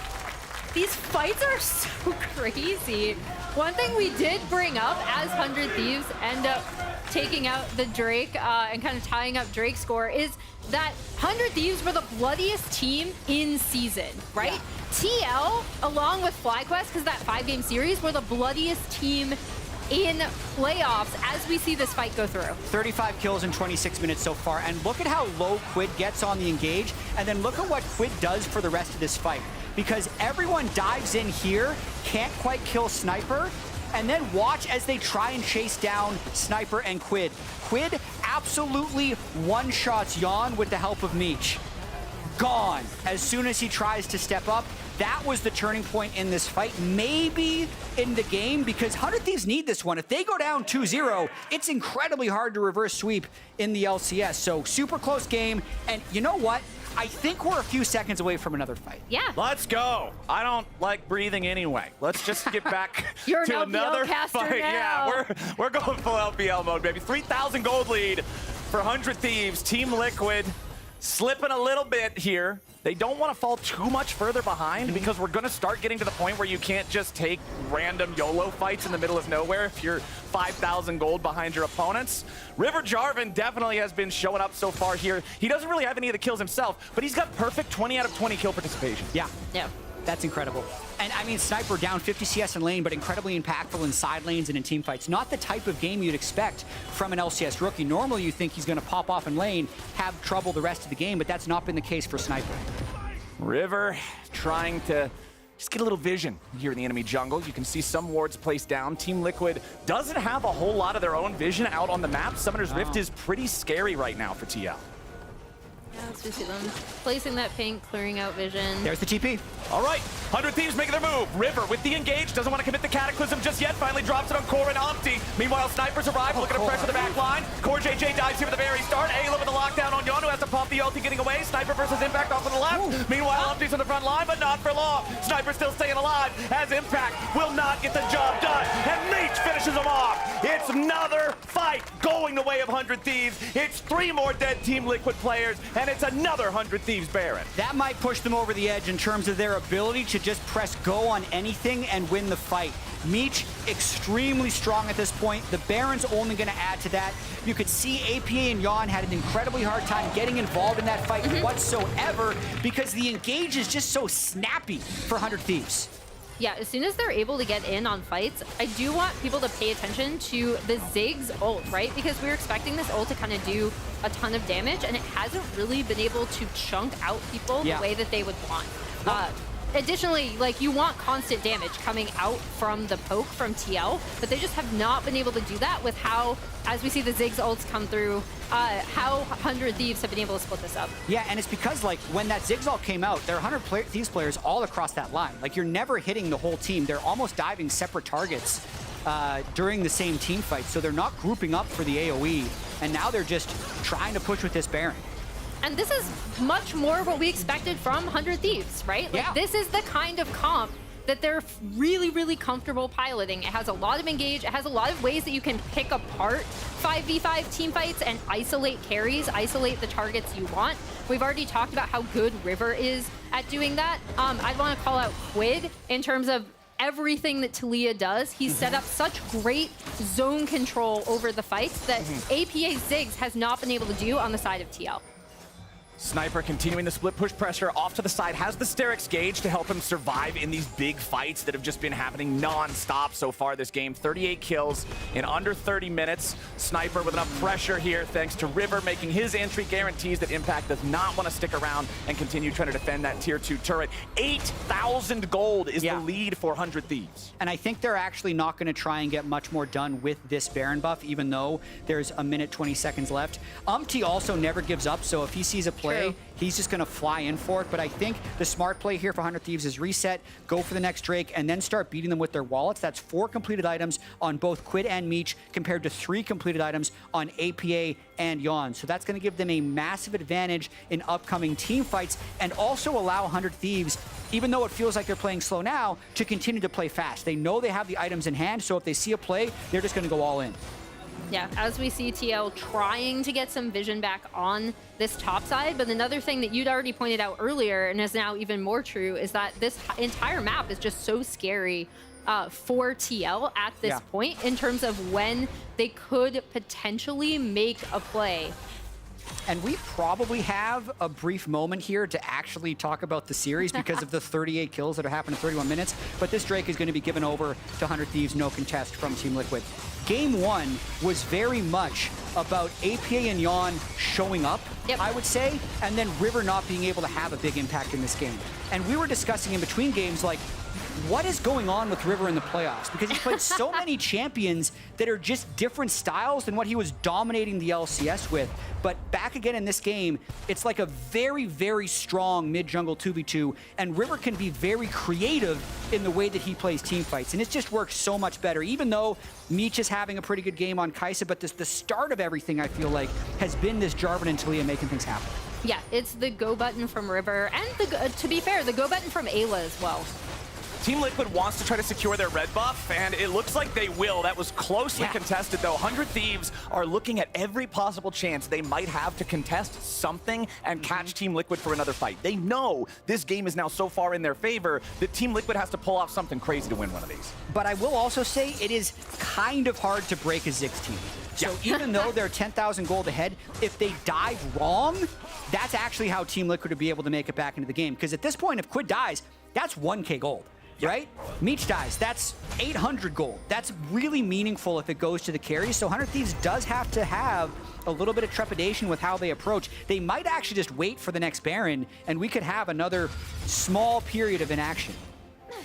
All right, the Ziggs effect sinking in, having to really take a while to break through this little dude. Man. He's got 3.5 items. He has the arm guard. Importantly, too, I feel like when arm guard isn't broken, it pretty much counts for a full item just because stasis is the most powerful active in League of Legends, and proper timing of that thing could put APA in a really good spot in one of these fights. We know that River is always looking for both of these carries. APA, a much juicier target than a Yawn who can instantly pop the ulti to get away from some of that pressure. Impacts Cassante also. He's been trying, but he hasn't been able to go full God mode like he did in game number 1. It's been tough when you're this far behind and you're the front line. You just end up having to play the punching bag a lot of times. He's looking. It's Talia and Jax are both split. Mid. Like 1-3-1 this late in the game gets you a lot of pressure, but actually exposes your mid lane very deeply. They might teleport in though. Like this is a trap from someone. River just went around behind them and cut the wave. That was the response, and I really like that from 100 Thieves. They're saying, all right, if you're just going to try to completely just torpedo mid lane, well, we're going to remove all the firepower from the torpedo. No minions, no dice. The push ends, and the tier 2 turrets on both side lanes are out of the picture. 100 Thieves, 8.6 thousand gold, really just trying to take control over the entirety of the map. Yeah, that was a smart response from River, and then obviously they have these side lanes set up so that TL have to respond, right? And we'll see if 100 Thieves can continue to do this until Baron is up shortly as the next objective we can fight over, although Ayla's going in. Yeah, Dredge line there, starts off the fight, impacts him at the front line, but the burst goes through on River. They drop him, and CoreJJ's gonna follow up engage. There's the Mega Inferno Bomb damage onto 2, and Sniper has to get away, thanks to the Sterix Gauge. Meech goes on a killing spree, and he flies into the back line for the assassination. A double kill on Yawn, as Core's still trying to get away. Sniper kills him, and Meech escapes off to the side. Sniper and Ayla should have plenty of damage to get the job done, and Quinn's just waiting in the wings. Umpty's the last man standing in Team Liquid colors, and 100 Thieves are happy about how that one went. Yeah, and you can see even with the early River death, TL trying to get onto these 100 Thieves carries. Quid still lived, and then just hid so that he continued to put down rocks on Talia and catch someone off guard. And then also, I'd say Meech flying in to assassinate Yawn was the cherry on top. This should be the game-winning push for 100 Thieves. Yep, Umpty's going to have to pull off something absolutely miraculous here, and that is not something miraculous. He buys the Guardian Angel to just try to get enough time to defend this, but both Nexus turrets have already fallen. CoreJJ ain't gonna stop it. It was an incredibly bloody game, but 100 Thieves are the ones standing when the dust settles. They'll tie up the series. And what a great response from 100 Thieves, right? With this composition that we said, this is much more their style. This is what got them into playoffs. It does change how we look ahead, right? Because Talia now becomes a massive draft priority in addition to the bans. And now River has pulled out the Jarvan as well, which you might have to add to the Lee Sin Vi combo that TL has been banning on red side. And I think this was such a crucial win for 100 Thieves, especially with the way they banned out all of Yawn's 80 carries. They locked in the Zyricon again. Having Meech have a big game on Kai'Sa ended up being incredibly important. And just, we were all expecting a 5-game series. 2 games in, it looks exactly as predicted. Banger incoming and in progress. Reminder, during the 2024 Spring Split, you can use your MasterCard to make a purchase from the in-client store and save your card on file to be entered for a chance to win a trip to a League of Legends event or a set of 8 Player of the Week statues. Entry period is from March 2nd to March 24th, so wrapping up soon. But now we're going to head on over to the LCS Lounge to break down Game 2. Thank you, Flowers. Welcome to the LCS movie theater. I'm gonna charge you guys for your tickets later. I don't think so, buddy. At least? Yeah, I'm working on the popcorn. Okay. We have popcorn, it just won't be delivered to you right now. Let's get into the game, though. This was a banger. I was a little worried after game number 1 that it might start to run away from us, but some big improvements. I think in draft, giving 100 Thieves a lot more weapons this time around. We did see Team Liquid starting out with some nice early game, though. That was the peak of the game for Umpty right there. Yeah, what's going on? We gotta pause this one, actually. Pause this one. Wait a second. Umpty gets caught again. We don't have the actual He caught. had flash and ult. Here, everybody, arms up, arms up. You know the caught emote, right? This happened so many times. All right, we can play it through now because you know what's gonna happen. Spectator looks weird, but he for sure had both flash and ult. Yeah, your ult makes you immune to CC while you're in the air. They did nerf it a little bit, and you have flash too, and you just got hooked there. He also had died in the grubs and gave a kill over to Jax, who was down 20 CS at that point. This game was honestly shocking from MT. I felt like after that first gank, he misplayed almost every single fight the entire game, it felt like. It was a weird one. And yet they were still winning in the early game until this fight right here. This one was so big. Quid right there. He got that seismic shove. There's multiple times where he's getting these seismic shoves on people chasing. Like that one, he could have just walked up and queued him, no? Yeah. Like that was like such a weird ult, and he traps himself behind the wall. Because he traps himself behind the wall, then Impact has to chase Quid under the tower to actually get the kill, so he ends up dying. Like this could have been an absolute wipe, it felt like, for TL if they played some of these fights better. The jungle gap was actually enormous, but TL were still winning despite River going crazy in the early game for a lot of it. A lot of the gold was on APA Ziggs. APA had quite a good game because of how they set him up early, and I thought some of his team fights were great. But as you can see, from this point forward, I thought Meech took over a lot of these team fights. This guy right here, where's the highlight thing? We need that circle. Here we go. Get in there. It's a little late now because he's... First them after the fight. He just took over a lot of these highlights as he dies in the middle. Here we go. What? I got him. It was a spotlight. Where'd he go? Where are we spotlighted? He's wrong place. He's down there. Here he is. Here he is. First time spotlighter. Oh, wait. What's Core JJ doing? Some drunk spotlight. Back on Meech. We're back on Meech. Here we go. Woo! All right, in the middle. Flashes out of the ultimate. Oh, this thing is fun. Meech was really good in the team fight. Yeah. I think River, clearly to me, was the standout throughout the entire game because even when they were losing, I thought he was the one keeping them in it. But Meech was great in team fights. Quid had some big moments. I thought this was a much sloppier game from TL than the first one. Obviously, yeah, I think UMT played really bad, but there was also some moments, even in that final fight, where they overchase in what was a winning fight into the Talia. They get multi-man flicked in. That kind of turned what was a one fight for TL into a lost one and the game ending. So definitely a game that I think UMT will want back and probably TL will want back too. And in some ways, you can rationale and be like, guys, we had a lead with how poorly we were playing, or at least how poorly UMT was playing on Volibear. You can at least come back and say, the comp still works. Like, we still played well in the early game around that mistake. We can still probably run it back. So I'm expecting a run back, fully. Also, worth noting, he was 5-1 on the Ziggs coming into this. His only one loss was the first game of the season against them, and now just picked up a second loss on it. We can't blame him. He was having a good game. He was playing well. I thought he was playing well. I'm not blaming him. I'm just saying this is the only team that's actually been able to deal with it. True. The Ziggs Destroyers. Well, 100 Thieves have tied up the series on the Rift, but last week, Emily put both their synergy and their drawing skills to the test off the Rift. Take a look. Welcome to the first ever and potentially last ever episode of Paint My Life for Real, or Draw My Life for Real. I'm joined by Ayla and Sniper. He gets 60 seconds to draw what is ever on one of these cards. You ready for your first card? Yeah, I'm more than ready. It'll be easy. It'll be easy, okay. I'm gonna read your mind. Wait, hold up. Wait, how the frick do I draw this kid? Just draw, bro. I got you. Don't look at this, okay? I messed up at first. Look at this one right here. Okay, so look at this. This is the one. No, solo bolo. Yeah, I'm gonna just say that. Fiora. No. Okay, the sword is the champion, and why is Aatrox? Down to you. Bro, it's not Jax, because Jax has a staff. Riven. Nah. Bro. Jax has a staff? I thought he had a sword. No. You really didn't know that Jax has staff? No. I thought he had a sword the entire time. I'm not even joking. He does a thing where he's like, imagine if I had a real weapon. Does it? Oh, bro. Oh my god, okay. Pressure's on, come on. Bro, what the frick is this? Bro, this is freaking worse than mine, but... Don't ask. I messed up. Oh, wait, it's Nasus. Nope. Is this Azir? This is a bird, but nice try. What even is this? Is this a dog? Oh, Warwick. It's Smolder. I was trying to draw a dragon face, right? I have no idea. So I was trying to draw the mouth and the tongue, but I messed up, so it looks like a nose.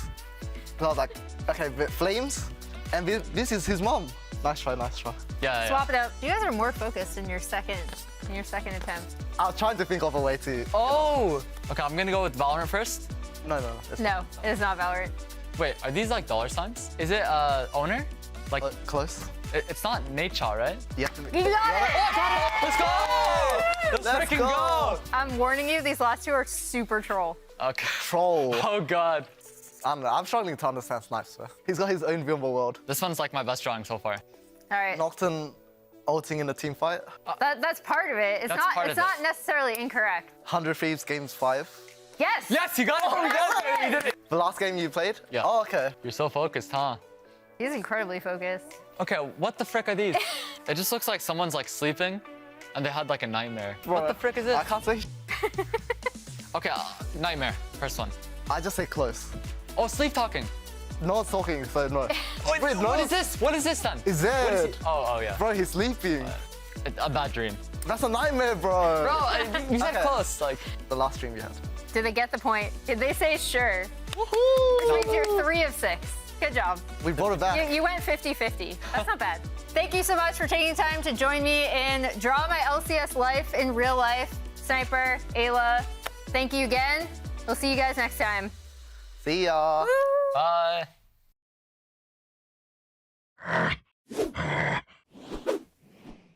Red Bull gives you wings. Dude, why'd you put your new rig in the basement? Didn't you hear? Bill's a good gillionaire now. Basically, my new connection is so strong I can game anywhere.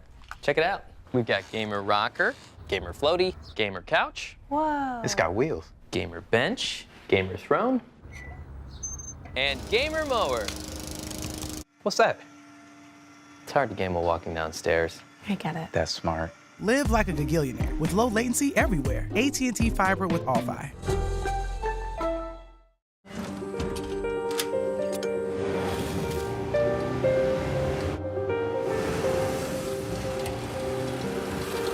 Make more good in the Kia Sportage X Pro. Kia, movement that inspires.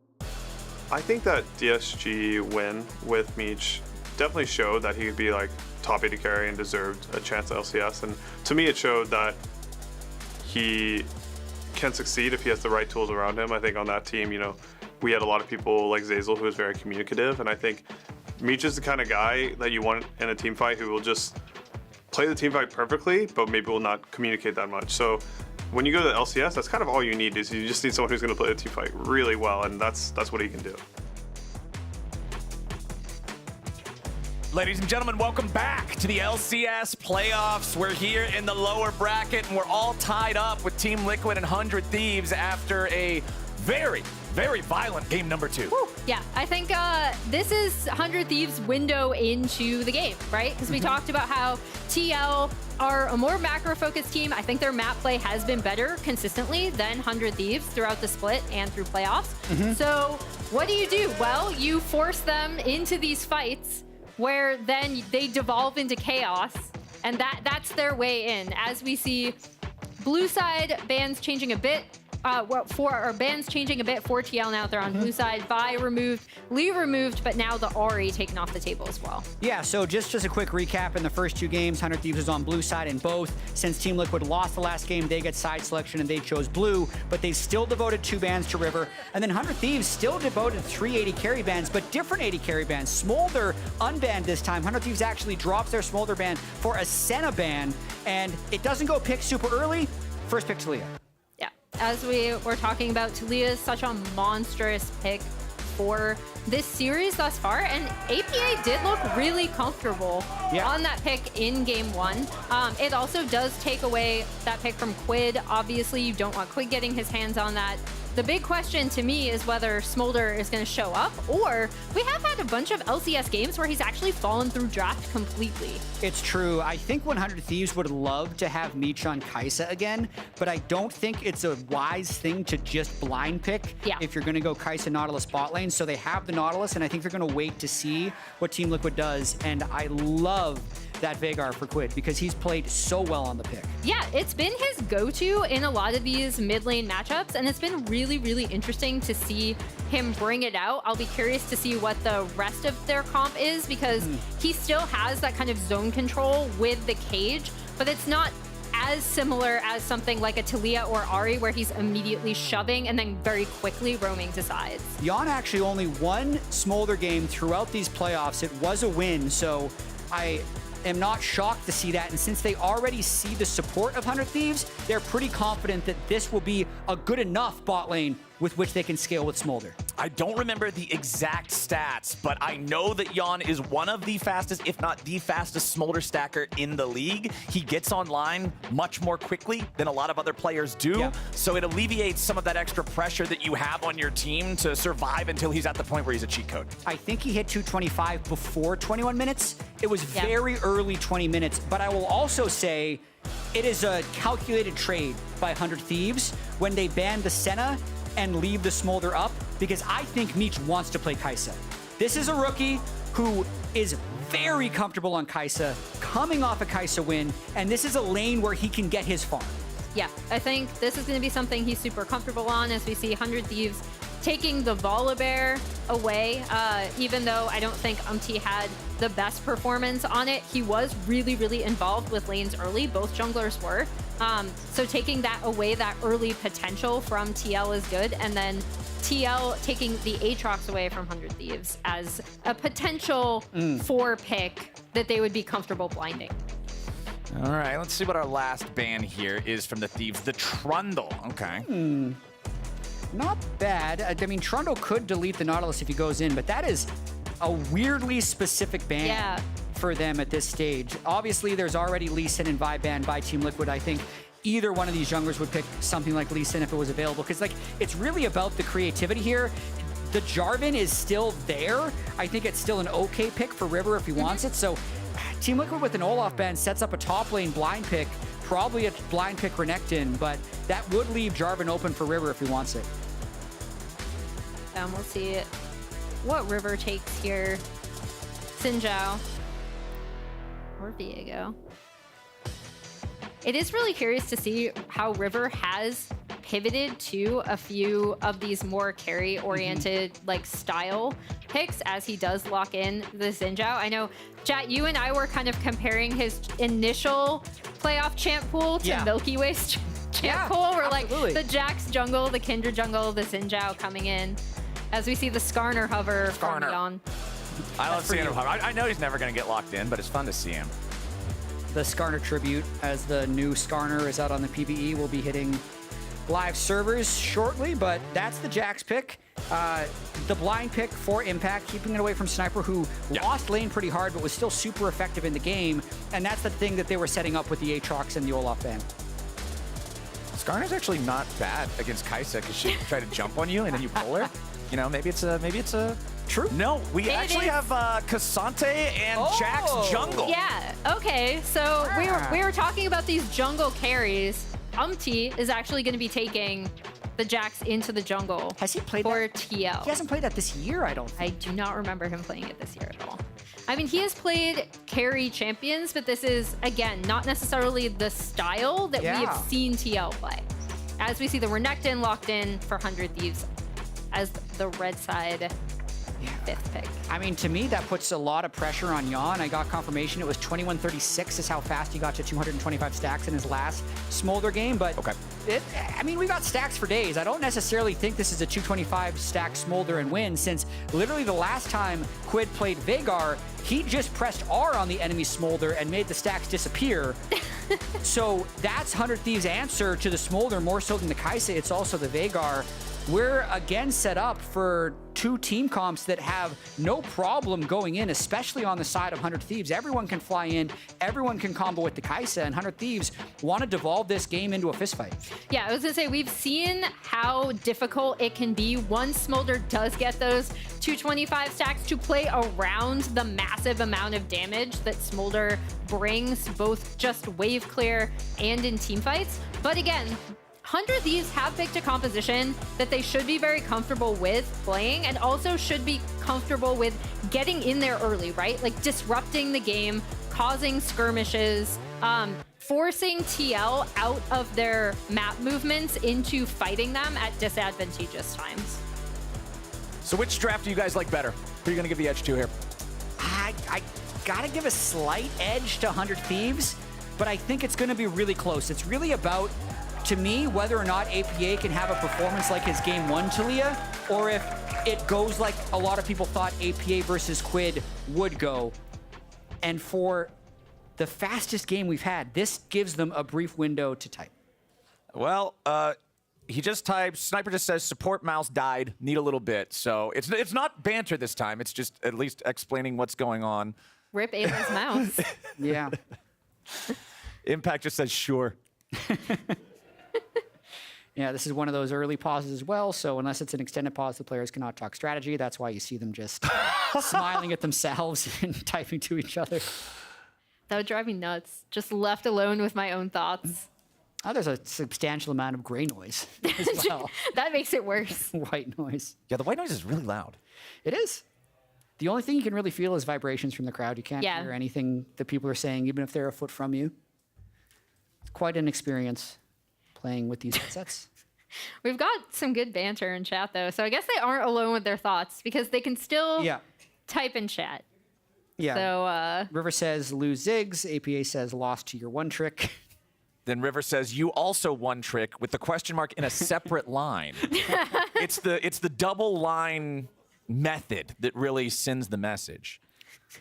And then API can Talia as much as you can Maokai, which is like a self bird? I'm not sure. He did well on Talia. Yeah, well, but it's also important to know this says I can Tlaya. So it's all about the speed instead of the accuracy. That's how you can tell somebody's really into their trash talk. The more misspellings, the faster it's coming out. Quid is talking about how cute he finds the XD emote, just typing XD. Oh, they're rolling now. What is happening? Oh, no. These two teams are great. Somebody get Ayla's mouse ASAP. Yeah. Or they're going to lose their minds. Overall, though, let's zoom out a little bit to this series, 100 Thieves versus Team Liquid. Really split predictions across the board.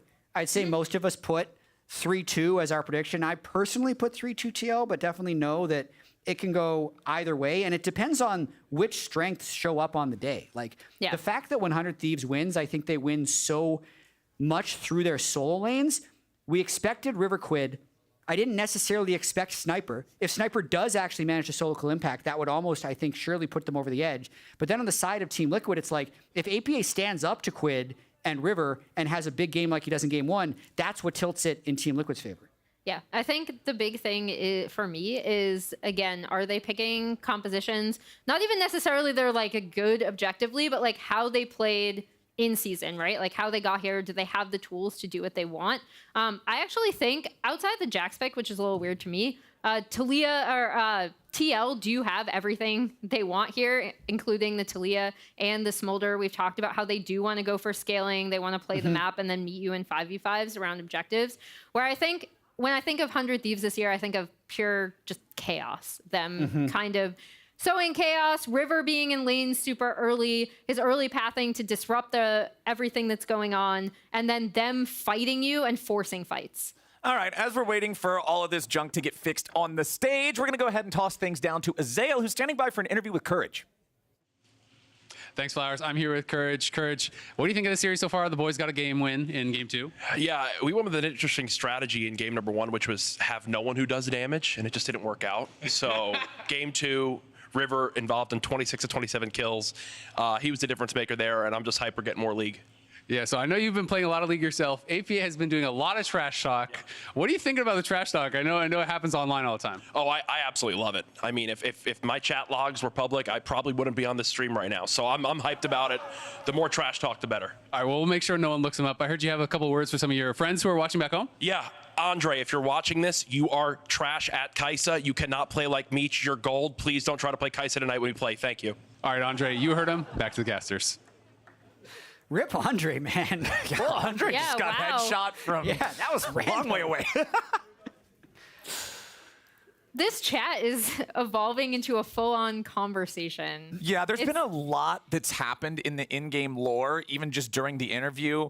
Impact found out that 100 Thieves has a Korean chef, at which point he said, question mark, 100 Thieves Impact on my way. He is enticed by the food opportunities, it seems. And then they got into a little bit of banter about the 90 CS Jax at 18 minutes from the previous game, whether or not that's a top gap or a jungle gap. We've got some words that are starred out, so you guys can just imagine what those might be. We got some pre-gaming going on in the chat. Yeah. I think everyone is unmuted. Maybe they'll forget to mute for the actual game and we could get some fireworks this one. But more importantly, it's 1-1. Next 2 wins, move on to finals weekend, still have a chance of winning the LCS. If you lose 2 of the next 3, you're done. Your spring split is completely over. So a lot of pressure on this one. Yeah, by the way, this chat, this isn't one of those things where it's just a couple lines. This goes on for they're going to keep going. I'm a little concerned that Quid is eating hold on. Level 1. Umpty's charging up the counter-strike. Flash, the 3-man stun. Smolder Snot Bubble follows it up, and River's already dead. First blood goes up to APA's Taliyah. Team Liquid ends up getting the first kill at 1 minute and 5 seconds into the game. Quid is still sticking around. He just ends up having to commit his flash to get away there. Yawn even interrupts the back, gets a couple more stacks. Smolder's accelerated in the early game too now. Yeah, I was going to say, that's actually really massive for bot side of the map for right? Because River is going to come back. We'll see he's starting topside where he's going to end up pathing. But when we were worried about what this Smolder was going to be able to do and whether 100 Thieves would be able to disrupt the early game enough so that TL wouldn't be able to scale up, that's a really great start for this composition. And then also the mid lane, first blood goes to APA.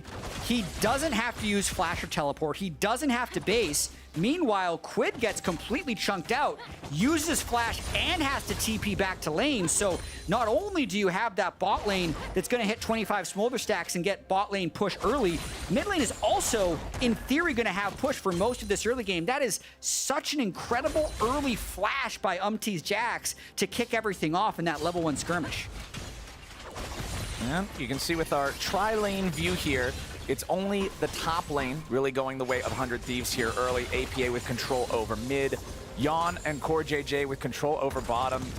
Whenever you're Smolder and you can just hang out, farm up, last hit as you please, you're feeling great about it. Yeah, Core JJ, as we saw in the tri-lane there at the tail end, just freely dashing into Ayla and Meech. They are so much stronger than them right now. Yawn already at 12. Again, it's like the faster you can get to the first breakpoint on Smolder, the faster you can get to the second, which means the faster you can get to the third, because it becomes so much easier to stack as you hit each breakpoint. Right. Starting off with the 6 stacks before any minions even spawned in this game was awesome for him. The AoE will be online much sooner now, as it is about a 600 gold lead for Team Liquid, which is the value of first blood plus assists. So the lanes are pretty even, despite the fact that the early violence favored Team Liquid. Yeah, and we'll see if River is going to try to do something here to help out that lane. You see the bot lane kind of moving up to get some vision to see if that is possible, as Umti is a little late this time.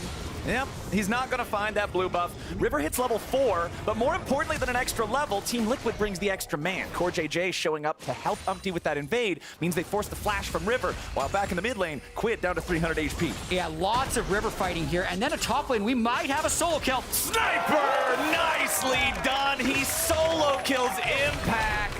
Beautiful for the top side there, as now Umti's under pressure. River trying to fight his way out of this one, but Core and Umti are looking to burst him down, as APA is now in a little bit of trouble, stuck inside the baby cage. Core JJ gets the kill on River, but Umti's going to be traded back. Now you've got one dead on either side, as Ayla stays in the front, trying to provide the lockdown. He'll drop, but it's a double kill for Meech too. Yon and Core JJ trying to get away, but Meech is hasted up. He's ghosted, he's red buffed, he's still in hot pursuit. Yon and Core trying to escape back to the safety of the turret. Meech flashes into the Acathian rain, as Core barely gets out, as Yon barely gets put in the dirt by the Void Seeker. He just got clipped by the cage right there. Oh, well, we're going topside again because Impact is shoving in this wave, but this is exactly what 100 Thieves want to do, right? Disrupt, even with the really poor level 1, disrupt what TL how they want to control the early game here. Like, this is perfect for them. If they're just constantly scrapping, that's exactly where 100 Thieves wants to be. And in this case, it gets them back into the game. They now have a slight gold lead.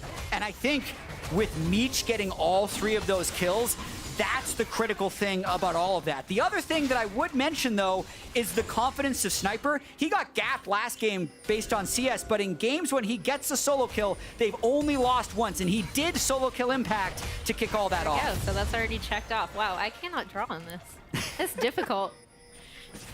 It's the angles. Yeah. Gotta get better. That 3-kill Kai'Sa, though, already starting up the Drake. Noon Quiver completed, as this could just be the first Drake going over to 100 Thieves. Yeah, as we see Quid shoving in mid, where previously APA had pressure. Yeah. If Core wants to do anything, Yon is moving up. I mean, Yon already at 33 stacks, but that doesn't matter when you just have a Sheen and there's 2 bruisers inside the Drake pit. Yeah. River's got control over this one. APA, Core, Umti, I don't think anybody's gonna be able to do a whole lot about it. I will say here, the first blood by APA not paying off as much as Team Liquid would have wanted. They're sending the farm for him here. You can see APA actually getting hooked in. He's gonna go down as 100 Thieves carry that momentum through. And that's gonna be a struggle for APA in the rest of this one. Yeah, and that was a really great rotation up. We talked previously about how TL want to sometimes unlock Core to make these ganks, right? In mid or top, or rotate up for grubs. There was Ayla coming in off of the Drake take. As we see Umti kind of lurking here, trying to make a play bot side. Secret Agent Umti, he stays out of vision. He uses Core JJ to jump into the brush, so now he can surprise Ayla, who tries to get away with the dredge line, but they catch him anyway. Beautifully done from TL to sneak Umti in there and secure themselves their 4th kill of the game. Now Meech and River trying to see if they can get anything back. Wind becomes lightning, but Core JJ's close enough to the turret that they can't follow it up all the way. Bit of a weird teleport there by Quid on the bot turret. Maybe they thought that play was going to extend. It won't cost him much since he was going to teleport back to lane anyway, and he can still catch the overall crash, but lost a couple minions there. The cannon will likely still go over to him, no problem. Yeah, I was wondering if they thought maybe TL was going to dive or something like that, but he will now be down TP, so both TPs from TL will be back up before 100 Thieves, Sniper, and Quid. As we see River going bot side again, maybe. Yeah, both teams concerned with putting down some vision in the enemy team's red side jungle, as these second rounder red buffs are going to make their appearance. APA not with control over mid right now, so it will be Quid having the opportunity to roam outside of the lane. 83 of the primordial evil power, or whatever that thing is called, stacked up for extra AP for Quid. Yeah, Jan not having the impact he would have wanted, but that's going to wait until he hits the stacks. I really do just need to keep a bot lane track record because the Kai'Sa could just assassinate Jan at any stage of this game once he gets his items. Obviously, they're still at the beginning of their first item completion, but we will have to watch just that big gold injection that Meech had from those 3 kills in the river fight. I think will pay off later in the series. Guys, I'm so sorry. My stomach's in excruciating pain. I have to tap out. Azael is coming in to take over for me. Good luck, buddy. We love you, Flowers. There's another fight. Kick some ass. As we go in. To Captain Flowers. Meech wants it so bad. Yeah, Flowers would not step out unless absolutely necessary. So True. Flowers, please feel Everyone better. wish Everyone send him good Flowers wishes. to get better. The absolute GOAT. Be back True. stronger. I will do my best to sub in. I unfortunately missed a lot of this early game because I was doing an interview. But, All right, we'll catch you up. You looks did the like it's interview been a during bit of the a pause. bloodbath. Yeah. So, first level 1 bloodbath. APA gets first blood. Jan gets a bunch of early stacks on Smolder. Massive river fight though, where Meech gets a triple kill. Also, while that was happening, Sniper solo killed Impact. That's pretty much it. Yep.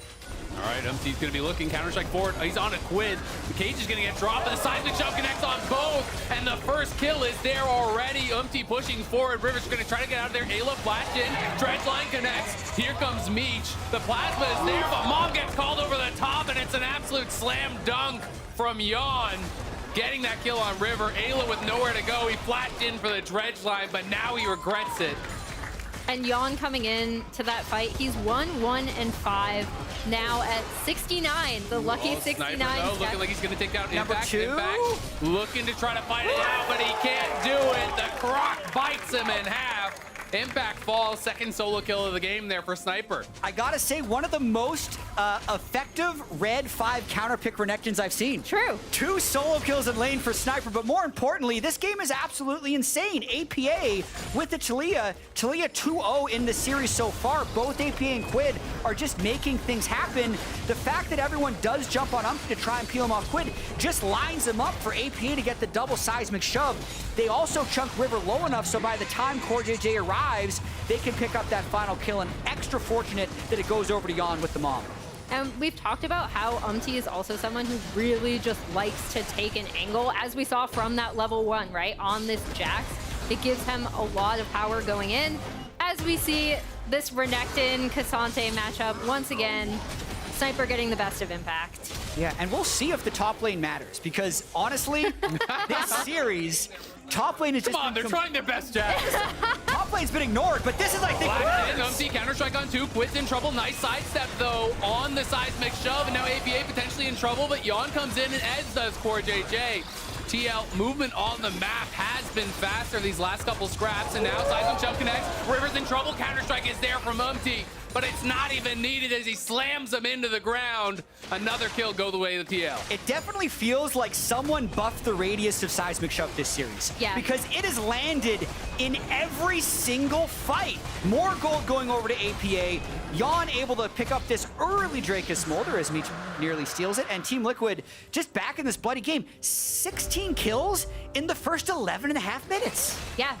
TL really woke up in playoffs in terms of making plays around the map super early. In addition, it's another fight though. Quid, good sidestep, utilizing the ghost there. He's playing Spellbook, so has the ghost popped, able to just barely get away from that. And I think the combined kills per minute is so interesting because Team Liquid was almost the lowest in action team during the regular season. Then they had the highest combined kills per minute playoff series in LCS history against FlyQuest, and are still averaging over 1. And I know this isn't a super popularized stat, but pretty much no one is ever over 1. It's an incredibly fast pace of play. It's why these games have felt so exciting. And it's a switch that's been flipped by Team Liquid that they just always fight. 100 Thieves also always fought in the regular season, which is why this series, if it goes 5, might actually break the record that was set in the FlyQuest series. And Team Liquid goes in. I talked about how 100 Thieves really do want to be that team that's sowing chaos, right? Like they want to cause these fights, especially with this composition, to disrupt what's happening. But in the more recent fights that we've seen, the setup from the Taliyah and Jax has been phenomenal. We talked about how Taliyah was such a prominent pick. They saved that for first pick blue side, and now this Smolder is going to be so accelerated going into mid. Well, I know one of the things that TL has a lot of confidence in is also their mechanics, right? There's a reason that they are such a good scrim team. Scrims are generally a lot more scrappy, come a lot down to that fighting. So I think one of the things that they've done coming into playoffs is just had confidence in their ability to outplay in these fights, and that's why I think they are taking so many. We have APA and Umti grouping up here and looking for a little bit of a move, but Impact potentially could go all out. Doesn't actually elect to use it, so it is just a bit of a trade. I was gonna say, are you blaming Spawn for drilling the macro into them? That's why on stage they didn't have as many kills during the season at Zale. Oh, Quid, look out. Yeah, Quid under quite a bit of pressure. TL very active on the map. I like how they're utilizing the bot pile that they've had. It's always been Core and Yon over the last couple of minutes moving first. They get the push. They don't just waste their time. They realize, hey, we can't actually dive Meech here, so we're just going to take that timer and we're going to move. We're going to look to put pressure on elsewhere. Yeah, and I think even though there's no Dragon up for 2.5 minutes, they're still in River because the objective is just to kill the other team, is what it feels like. They're both constantly looking for team fights. And look at Yon, 122 stacks already. It's going to accelerate as he's picking up even more CDR. You know, CDR boots are going to be in next, then Shojin almost always, but he's at 125, so he has the second upgrade already through. They've moved around to mid lane. This is generally the timing they're going to put you mid, allow you to farm Raptors, allow you to farm Wolves, and really try to super accelerate those stacks. Yeah, I mean, this might be the fastest time ever. In the last playoff game, he did it in 21 minutes, 36 seconds. But this game, he got 6 stacks in a level 1 fight. It let him hit 25 stacks even earlier. The River skirmishes, even if he's not winning, he's still stacking extra minions. Now he's going to be getting 5 to 7 every single wave, and I'm expecting them to keep skirmishing. So there's a chance we see like a pre-20 minute 225 stack transformation for the Smolder. And this is where I think we will see TL slow down a tiny bit and really look at the map, right? So you have Taliyah bot side pushing out that wave. They're setting up for Rift Herald. We will see if 100 Thieves want to contest. They are looking. Flash forward from River, but it's too late. Now the teleport, though, going to be coming in for Renekton as River stepping forward, but he's getting focused down by Umti. Impact peeling off to the side. He's going to go all out, and River's going to go back to the fountain. But here comes Mom as Yon's going to flash out. In goes Meech into the back line. The killer instinct. Meech has got it. He's in there, and he is wiping TL off the map. Back-to-back games. Meech is going crazy on the Kai'Sa. And no matter how fed the Smolder gets, Kai'Sa Nautilus is going to be able to get to you. And now that he's 5-0-2 on the Kai'Sa, he is a huge problem. Had a massive game 2, is back at it again in game 3 here, cleaning up on the back end of these fights. And the least expected carry of 100 Thieves has been the one showing up here in game 3. Yeah, as we see this again, I'm curious to see what happened with the Taliyah wall. Sniper comes around on the flank here, which is a really nice flank from him as well. Yeah. I mean, yeah, so APA's bottom, he teleports up. Now, he's gonna try and ult in, but like, if he actually takes that, he's just dead. So he decides not to do anything at all, and the rest of Team Liquid get taken out. Yeah, so he just wasn't able to join the fight in time. As we see the top side Tier 1 go down for 100 Thieves during that replay as well. Yeah, I mean, the 2 solo kills from Sniper make him an absolute force at this point. He's got Black Cleaver and Eclipse. His ultimate just came back up. He's got rank 2 in his ultimate. The next Drake is 5 seconds away. That is almost just too much beef to cut through for Team Liquid. I think they probably have to give this Drake. I mean, it's very difficult, right? Because for Yon, he's not playing Cleanse, so Core JJ kind of is your Cleanse. Yeah. But there's Primordial Burst, the ultimate from Veigar, which is going to be most of your health. There's Flash Renekton Sun that could be 100-0 combing you. There's the Nautilus ult that's going to set up for the Kai'Sa, so you can only use that Devour once. And that is going to make it really, really difficult to actually protect him in this fight if the rest of the members are falling behind. And that's why we see, I think, TL rotating up. They're going to put pressure on this top side Tier 1 and kind of take control over the top side of the map instead. Because 100 Thieves off of this, they'll get the Drake, and Veigar should be able to get that bot side Tier 1. Umti's drifting, though. He wants more. I mean, Sniper might fight this if they go for it. He was expecting a potential dive there, I think. Yeah. Pops the Dominus a little bit early, wants to stay safe, but Ayla is here to support, and I don't think TL were ever really thinking about that dive. But now APA may have overstayed his welcome. He's got to back up as that recall very narrowly is able to complete before Ayla spots him in the brush. Not even close. Calculated. Yon 180. I'm weirdly It's either calculated fascinated. or it's unlucky. It's never bad. I'm weirdly fascinated with Jan's stacks on Smolder because I think he has a chance to set a record, but I also feel like this is not like the best game for Smolder, just because Veigar Kaiser is going to be able to assassinate him at most stages of the game, even through the Tom There's a lot of burst. because there's just so much burst, and like this is very similar to the type of comp that 100 Thieves won with in game 2. It allows them to keep playing extremely fast, they have a very quick trigger pull, and they have a slight lead. Yeah, they seem super comfortable playing it out too. And again, I'd bring up, obviously we've talked a lot about Jan's glow up in playoffs, how TL, I really have liked how they play around bot, how they play these scaling comps. I know, Azale, you brought it up a ton in waiting room and on the analyst lounge about how TL like to play. So I want to shout out Meech too, right? We talked about how the Kaisa is something he's super comfortable on as we're going on to Impact. Yeah, Pathmaker to safety there. He's able to find the buffer, gets just back to it. Yeah, and I'd want to call him out too, right? Like Golden Glue in that small interview we heard from him before this game started about how he really relies on Meech to just be able to go in and team fight really well. And that was his strength on Disguised, and now he's bringing it to the stage in LCS Playoffs. And I also think you have to give him a lot of credit when you come off of a game 1 that was a little bit more rough, to go to the Kaisa, to play really aggressive in those following games, and to have the confidence that it's going to work out, because this is not a champion that you can play passively and have success on, right? You really do have to have that killer instinct as the seismic shove going to connect, but just for a bit of poke. And I think Team Liquid does have to be a little bit careful here with Baron spawning. Last game did swing open after like a 20-minute fight. 100 Thieves won, and then were able to move for Baron. So with the current power of the 5-kill Kaisa, one good hook or engage by anyone 100 Thieves could be a one-shot on most players on TL. And you can see Quid as well. Shurelia's is now completed. He's done this before on the Veigar. You know, get that little bit of burst and move speed to try to get in there. Threatening, but the Counter-Strike is popped way too early. It's going to expire. As is going to go back in, but he's got no Counter-Strike, and that was a mistake, as it will cost Jan his heal. Got the Ghost out of Meech, though, which is not the worst thing that could happen, considering it felt like a full loss of a play. Quid also has 237 stacks on the Veigar, so he is going to have a ton of AP. The Roa is stacking up. You know, that's going to be hitting 10 stacks here relatively soon. That'll come online. And if he can get towards a death cap, you hit that point where just the ulti alone is most of the AD carry's health. Yeah, and we even saw earlier his Cage kind of just clipping Jan on that really early fight on bot side, and how much zone control both of these mids end up having in team fights.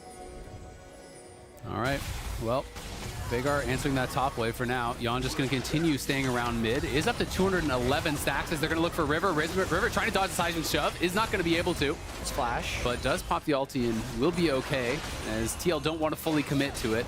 But it's a little bit of a force here from TL because they see both these side lanes are going in. His Impact's going to go all out. The Ghost is popped, but Sniper is winning this very heavily. Pathmaker gets popped. He tries to dash back to safety as the rest of his team is coming on. He's trying to keep them interested. Not going to be able to do it. The TP going to come out from Sniper just to get out. Still pulls a lot of pressure, though, and 100 Thieves gets a window onto this mid-turret, but Team Liquid might use this for the fight. Yeah, there's Mon. The Umbro is going to connect, and there's no ulti on River. It's a freebie. It's on the side. Umpty's getting into the back line. Ayla on the run now. Does dredge line to the wall and is going to be able to get back, but there's a flash forward, not going to connect with the tongue latch. But Meech, the execute stacks, and it's burning. Smolder is online. He's reached 230 stacks at this point. TL are getting hit by this Baron, I think. They got to be a little bit careful because they were taking some damage on the side. Impact threatening to try to find the wraparound. Ayla going to connect with the wall there. As it looks like the fight will dissipate, and TL not healthy enough to start up the Baron themselves. And right at the start of that fight, Jan did hit the 225 stacks, which is an LCS record for fastest Smolder to reach 225 stacks. Dragon will be the next objective, and I think we're in a very close game state. Love the way Umpty played that. We'll see if the flashes he burned, though, will diminish their engage in this upcoming fight. Yeah, the big thing with Umpty is that he's always going to want to go in. And then the question is, does he have the tools and is it coordinated with the rest of the team, right? Because when it works out, especially with this Smolder being able to do damage off the back line, they should have a very impressive team fight. Well, it is 100 Thieves pulling the Dragon first here. They do have the Dragon lead. This would bring them to 3. I mean, it's really hard for TL to get in there because they can just cage the River and secure the Dragon with how low they've gotten. There's the Weaver's Wall coming down. They're going to try to move forward. Can they get in range? They cannot. And it doesn't look like there's going to be any fight breaking out afterwards. So TL do commit 5. It's now 100 Thieves stepping forward. They're trying to look for something here, potentially. Nice little sidestep from Quid, though, on the seismic shove. Cage going to get dropped down. They're just trying to regain control here around this mid lane. Impact hovering, looking to see if he can find an angle. but it doesn't seem like it's going to amount to too much as both teams just poking and prodding here. You could see both of them are so ready for a fight to break out, but they know if the initiation isn't pure, the fight will get completely wiped for the other team, and then the Baron would likely decide the game. So they have to be very cautious with how good their initiation is. Core's gonna get hooked in. A little bit of poke onto it, but the flip back onto Ayla, and Ayla is burning. Impact on the side, gonna pop the Pathmaker, try to get out, but he's caught by the cage. In goes Meech, and Meech is gonna burst him down. Impact's out of there, and Core soon to follow. Umpty, though, going into the backline. The Counter-Strike does hit on a couple, but there's Yawn trying to make something happen, but he doesn't have the support. APA and Yawn are on the run, and it's 100 Thieves. Who's it their turn? Potentially, they could go for Baron. Yeah, as we see if they turn on to Baron. It was both teams kind of dancing around and then that initiation coming through. And I think, again, credit to Meech for just be willing to get in there, right? Yeah, and a very risky Baron, though. Impact up in 15 would be able to teleport in. Both carries alive for Team Liquid. They're See if they can do in. it. It's up to Yawn to try to get a little bit of poke, but if he steps forward, he can get caged up, and there's the cage going down. Meech stepping forward, and Yawn's got to flash out of there, but APA has no such luck. The seismic shove does connect on Quid, but he's still alive. But the smolder burn is going to cook up Sniper. That's a big kill. In comes the Weaver's Wall. They're cutting off Meech. Meech is going to have to try to get out of there, but he's got no flash. He's got no way to go. Another shutdown comes through. Thanks for the leash. TL are going to start up the Baron here. River's still around. He does have his flash. We'll see if he can find an angle. Yeah, we'll see if they'll be able to protect this. River definitely wants it. They don't see him. Ayla's there. Now Ayla maybe. Ayla's been spotted. They do have vision on it. He's going for it. He's got to go for it. They spot him now. Can anyone get over the wall to actually stop him? You can see they're trying to poke and prod away. Mom's going to get called. In goes Impact, and out goes River. He goes all out. No chance of a 50-50. Well done from TL. APA and Yawn hold the fort in what was a 2v4 situation. Get the kills, get the shutdowns, get the Baron, and Yawn just got paid. Yeah, as we go back to that mid lane fight, Ayla goes in, and then they get the seismic shove on him. Impact trying to go around the back line. Mom nearly takes out Ayla, and then Meech gets in there as we... Yeah, I mean, I will say just with how 100 Thieves could evaporate the front line of Team Liquid, it looked like a one fight. I never thought this was a very wise Baron, just because the two carries were alive and Impact was going to be so capable. Look at Sniper's health. Yeah, Sniper's out of the fight. I think maybe 100 Thieves thought, okay, let's just kill some carries, burn the flash. The Baron's never a real possibility, but that seismic shove into the Q that kills Sniper really gives Team Liquid the confidence to continue this fight. And like Meech just needs to leave, gets cut off by the wall. Once they kill him, Team Liquid get the Baron. No way did 100 Thieves think that that Baron start for a pick was going to turn into Team Liquid getting multiple shutdowns onto the Smolder and giving Team Liquid the Baron. Yeah, and the Smolder being online, we've talked about how difficult it can be to play around a Smolder, right? Like 100 Thieves theoretically have the tools in terms of pick tools to try to catch him out. With Cage, Meech can dive on him. They have Ayla's ult. Sniper can go around the backline. River can dive on him. And even then, we've seen across all regions globally how difficult and how cleanly you have to play these fights and how cleanly you have to set up the map in order to take out a Smolder that's fully online. And their job just got harder because Mikhail's was picked up from Core. And I think that item is criminally underrated. It's going to make it even more difficult. There's Exhaust, there's Night's Vow, there's Mikhail's, there's the Devour now. And we're seeing APA get pretty darn strong. Like, he's already on 3 items. Well, Quid is kind of doing 2 items at once. It looked like he started going towards Deadman's, then realized, you know what, I actually need Death Cap from this situation, so he's going back. And unfortunately, it does mean that Death Cap will be a little bit delayed. But when that completes, it is going to be a massive influx of power because he has over 300 stacks. That's also getting amplified. And Yawn, I think he's going Bloodthirster, I think, for the Overshield. Just one null magic mantle instead of that Doran's Blade, I think would go a long way. We'll see if that R from Quid ends up being the difference maker in this series. But Soul Point, if 100 Thieves somehow got for this Drake, so Team Liquid needs to be very meticulous in the way they zone out for this Drake. And no one is actually answering Sniper right now. Sniper does have TP, but no members from TL are up on that top side. So they want to make sure we are first to the play. We have the angles here. As you can see, there was pings down to that bot wave, so Sniper is likely going to be TPing down to that bot wave to try to join on the team. It does feel like they want to fight for this. All of 100 Thieves are standing around. Umpty's going to look, though, and they've caught River. The jungler might be down in a hurry. He's burning to Smolder. He barely survives. Umpty's the one that falls, and Sniper Sniper's getting into the back line. Yon is cornered. He's got to try to fight his way out of this one. We'll see if he can do it. His core's going to devour him. Yon is on the run, but Sniper's sticking on top of him because Quinn has survived on the other side. It's a great flick from APA that keeps Yon safe and allows them to take out Sniper. That was massive. The peels there from the TL mid laner barely keep him alive. And just when you think you're out is when he gets you. The Q splash there from Yon claims another kill. Betrayed by his support. Quinn gets tagged by the extended Smolder Q, and that is an angle I didn't think 100 Thieves would even get. I thought Team Liquid was so much stronger in this fight, especially with the way this started, but the position that Yon found himself in seemed hopeless, and that's where the Tahm Kench comes in. Like, look where Smolder is in this very moment. Stunned and Nautilus ulted. Nope. Gets to be saved and live for the rest of the fight. Yeah, and since they're fighting in this choke, it just becomes so much harder for them to then get back on him, right? As we see them reinitiate. This is just... It's just Smolder being dumb, man. He just... I mean, fortunately, he's gone in next patch, so like I feel weird complaining about it as I see the coach's reaction. I will say, players need to learn how to play around that better. It's just not built into their brains to play around the Q splash, because if Ayla steps a little bit to the left as Smolder is coming up, his mid laner doesn't die, right? So there is a way to play around that, but obviously, 14-6 is out on live, and Smolder has kind of been deleted. And the Bloodthirster was completed by Yon, so he's going to be even harder to burst out. Quid still no death cap. Massive power spike for Team Liquid here. Still relatively hard to break the base with no Baron buff, but just the power of Smolder. Pre-30 minutes, 350 stacks and 4 full items. Team Liquid really wants to play on this edge.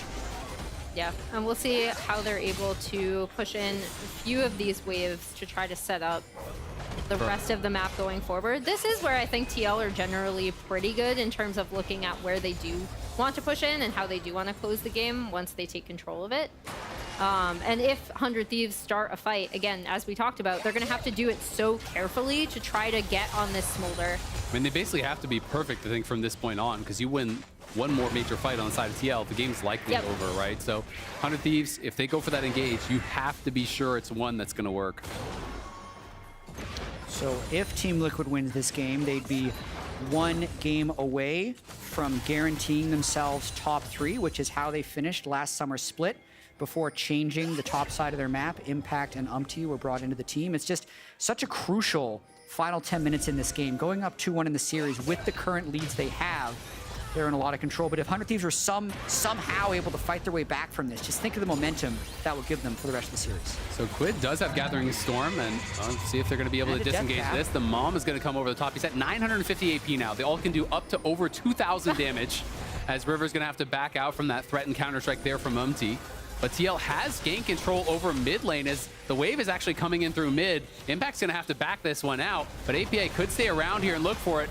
Dredge line in from Ayla. It's going to be buffered by the Pathmaker there from Impact. They're just going to start this up. They don't want this game to go any longer. APA's got to get over here, and he's got to get over here now. This Baron is going down very quickly, down about 5k. Umpty does have an angle from behind. The cage is only going to find Impact, and it's not even a stun. It's going to be a flip, and it's secured there by River. But who's going to take the fight as in comes Smolder. Yon kiting back. The ulti from Nautilus does connect. Umpty's out of the fight on the other side, and now they go in. The Crescent Guards pop, but the members are already falling. It's a double already for Yon, and he wants more. It's a triple for Smolder, and he's going to get 4. The Quadra there, already secured, and you have to think that's got to be the game. I mean, Smolder is just dumb. I think the big thing there, though, is like, I don't hate that from 100 Thieves, right? As they try to get this delayed. They want the Penta. They're going to chase for it, and Meech is caught. He has flash. He's going to flash back, but in comes Yon. No, he got stolen by Core. Betrayed by the Tahm Kench. Core, how could you? I mean, more importantly, the Kai'Sa catching the mid wave, running bot, and then getting chased down. Make sure this game doesn't end. They got the Baron, and even though they've completely been aced, Team Liquid, I do not think can end just with the 30-second death timer on Meech. So the next Dragon is going to be spawning. I think Team Liquid's going to have to reset, and anything could happen. Like, these fights are so in the favor of Team Liquid, but it just takes one pick onto Yon, who now has no flash and no heal. So it is a big fight for Team Liquid, but 100 Thieves stay alive. But which is more common, killing a Nexus or getting a Pentakill? You know, Oh, so I mean- so really, which is more So important? I don't here? even know if that was a choice for the Penna. I agree with you. Pennas are always more important. But watching this fight one more time, despite not getting the steal, kind of wins this fight for them. He takes so much aggro from Meech, and then Meech flying over for the attempted assassination. When your Kaisa does that, the fight almost always loses if he doesn't get the execution. APA doesn't die. Yon gets to free hit this entire time, which is the opposite of what 100 Thieves want to have. They need to get onto Yon if they want a chance to win this game. Yeah, they want Soul desperately to try to get themselves back in this. This would be an Infernal Soul that is up and available. Sniper going to be answering APA through mid lane, but he is kind of sectioned off, and now a GA has been completed as well for Yon. So if it was hard to kill him once, now you got to kill him twice, and we'll see if they can find an angle to do it. Well, at least they got the overshield off of him. He can stack it up a little bit on the Dragon here, but he's holding all his cooldowns in case there's an engage. Sniper really wants to get a flank off here. Yeah, really needs to find that perfect angle, but the Weaver's Wall going to come down, and now Sniper is sectioned. He's going to pop the Dominus, but in comes Meech onto APA. APA potentially in trouble. The Core going to get over there and devour up his mid laner. Yon is untouched, though, but there's a flash forward. They're on Yon. They got him once. Can they get him twice? 100 Thieves are running over the fight. 100 Thieves are going to kill him again. He's down. TL is crumbling as River and Quid push forward. Can they actually get more here? They have a wave down in bot. And that's the flashless Yon getting killed. They don't get the steal, so Soul is still on the table for either team. But this is an absolutely chaotic bloodbath of a third game. 44 kills already. This is exactly what 100 Thieves want to do, though, right? Like, in order to win this game, they have to disrupt these team fights. But watch this Devour that's actually forced on APA. Sniper solo wins this fight. He forces the Devour from Core out onto APA, and then he flashes on Yon and finds him right after it. And honestly, Core JJ should somehow unbind his ultimate from being used on anyone but Yon. I don't care if APA dies to Renekton. You have to protect the Smolder in these fights as GA gets instantly popped. Sniper B9. He can't get popped over the wall. 2 solo kills, maybe the game-saving or game-winning flank, and a team fight win for 100 Thieves. And phenomenal to see from Sniper, right? Who we talked about as Coach Golden Clue. Let's go. What was the APM on that clap? That was speedy. That was a pro gamer clap right there. It looked like he was going like at double speed. We've talked about how Sniper, the big thing he was talking about was like, I want to be able to understand where I can find these flank angles. I want to know what I'm doing on the map. These are the things that was most difficult in coming up from NACL to the LCS stage. And we've seen him kind of have moments where he's fumbled it. That was a great moment from him that decided the fight.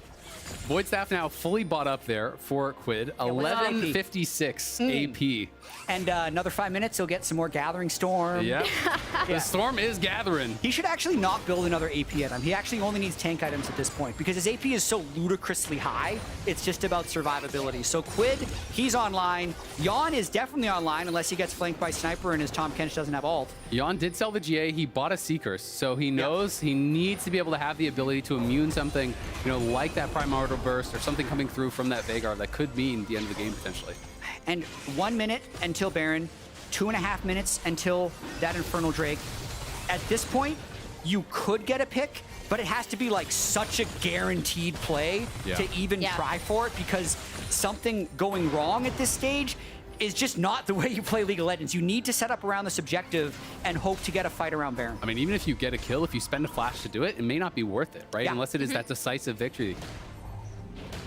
Yes, we see them prepping out side waves on both sides. Probably won't see much until objective set up. Yeah, I mean, let's just think about the way these fights need to go for both teams. TL actually needs to slightly absorb the engage of 100 Thieves so Yon can get in range to hit. Because if it's just a straight up front to back team fight, like that Veigar cage is going to be so impactful. And honestly, like, he could probably also just kill the Cassante, right? With the 4-item Kaisa and the Veigar, they would potentially win the front to back. So 100 Thieves, they're going to try to flank, and it's whether or not Yon can survive that flank that I think decides the fight. Because if they dive and fail, that's actually how Yon will be able to clean up and maybe actually get the pinch at this time. The I think the thing is, although teams know that they should have a perfect setup, these are two teams that we've seen in playoffs are more than willing to fight. And I do think that's where 100 Thieves as a team really, really thrives. What's the new AP counter? How much? It is 1249. So Wait, it's gone up almost 100 since we last checked. Yeah, that's so much more than the last time we checked.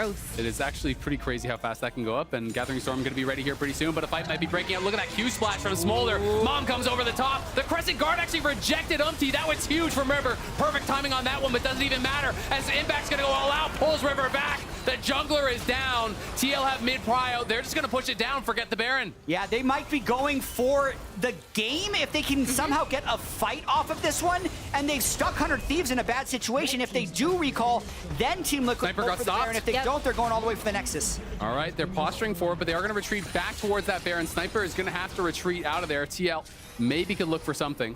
Yeah, and as we saw from the setup, we were talking about Sniper trying to find the flank angles, right? He TP'd in, but wasn't able to join up in time, which also made a massive difference in that last fight as TL start the Baron. No summoner spells had to be used by Yon to win that fight. That's so good for Team Liquid here. River's still dead, so the Baron is free. It's all about this soul. It's up now, and 100 Thieves is going to try and rush this. I think they can get the Infernal Soul. TL wants to stop it. Impact's even TPing to mid just to get over here faster, but I think the Dragon's already gone. And now the question is, can you win the fight? As Yon is going to be chasing after Sniper. But they're not going to be able to find too much. They want to try to corral these 100 Thieves members. Quid now has been spotted. TL, I think, is going to commit to the chase. The cage is there to buy a little bit of time. Yon uses the flap, but doesn't get over the wall. Umpty now is behind them. APA, the jaws are closing in. They find Quid, and they're onto him already. Quid is down. He's been shut down. But in goes River. Crescent Guard Poppy trying to take out Yon. Can't quite do it. Sniper's on the run. 100 Thieves are crumbling. It's a double for Smolder. It's a triple for Smolder. And this time, it might just be the Penta. He's got 4, and he's going to be going over the wall. Sniper's trying to get out of there. Wants to run. The flash forward, the unburrow, the dive. Going in from TL as they're all trying to chase him down. They got it. That's the Penta for Yon. And more importantly, that's the win for TL. 18 kills for Yon, 50 kills in the game, but most importantly, it puts 100 Thieves on the brink of elimination, and one more win will move TL into finals weekend. I love this new TL. They're so fun. 50 kills? Yeah, they went from being the team least willing to fight to being the other team most willing to fight. Going up against 100 Thieves, the original team, willing to always fight. I said that 100 Thieves' angle into this game was disrupting in a lot of these team fights. TL did such a good job trying to protect their Smolder. Once Yon was online, it was so difficult for 100 Thieves to deal with it, and you see why globally it's been so hard to play against Smolder and why it's earned near permaban.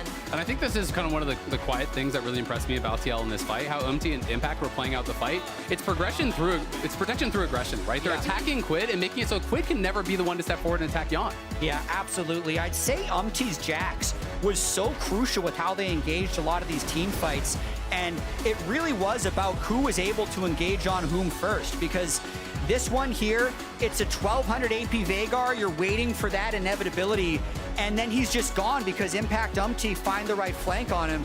Obviously, Yon Smolder was at 600 stacks by the end of it, and it's the freest pentakill champion that's ever existed in League, but it's also something that they had to execute throughout the game. He set the LCS record for fastest Smolder to 225, and he ends up making it work at the end of the game. Yep, that was an exciting one. And if you're enjoying today's banger of a series, a reminder that LCS Finals weekend kicks off next Saturday, where the winner of this series takes on the loser of Cloud9 versus FlyQuest, which is going to happen tomorrow.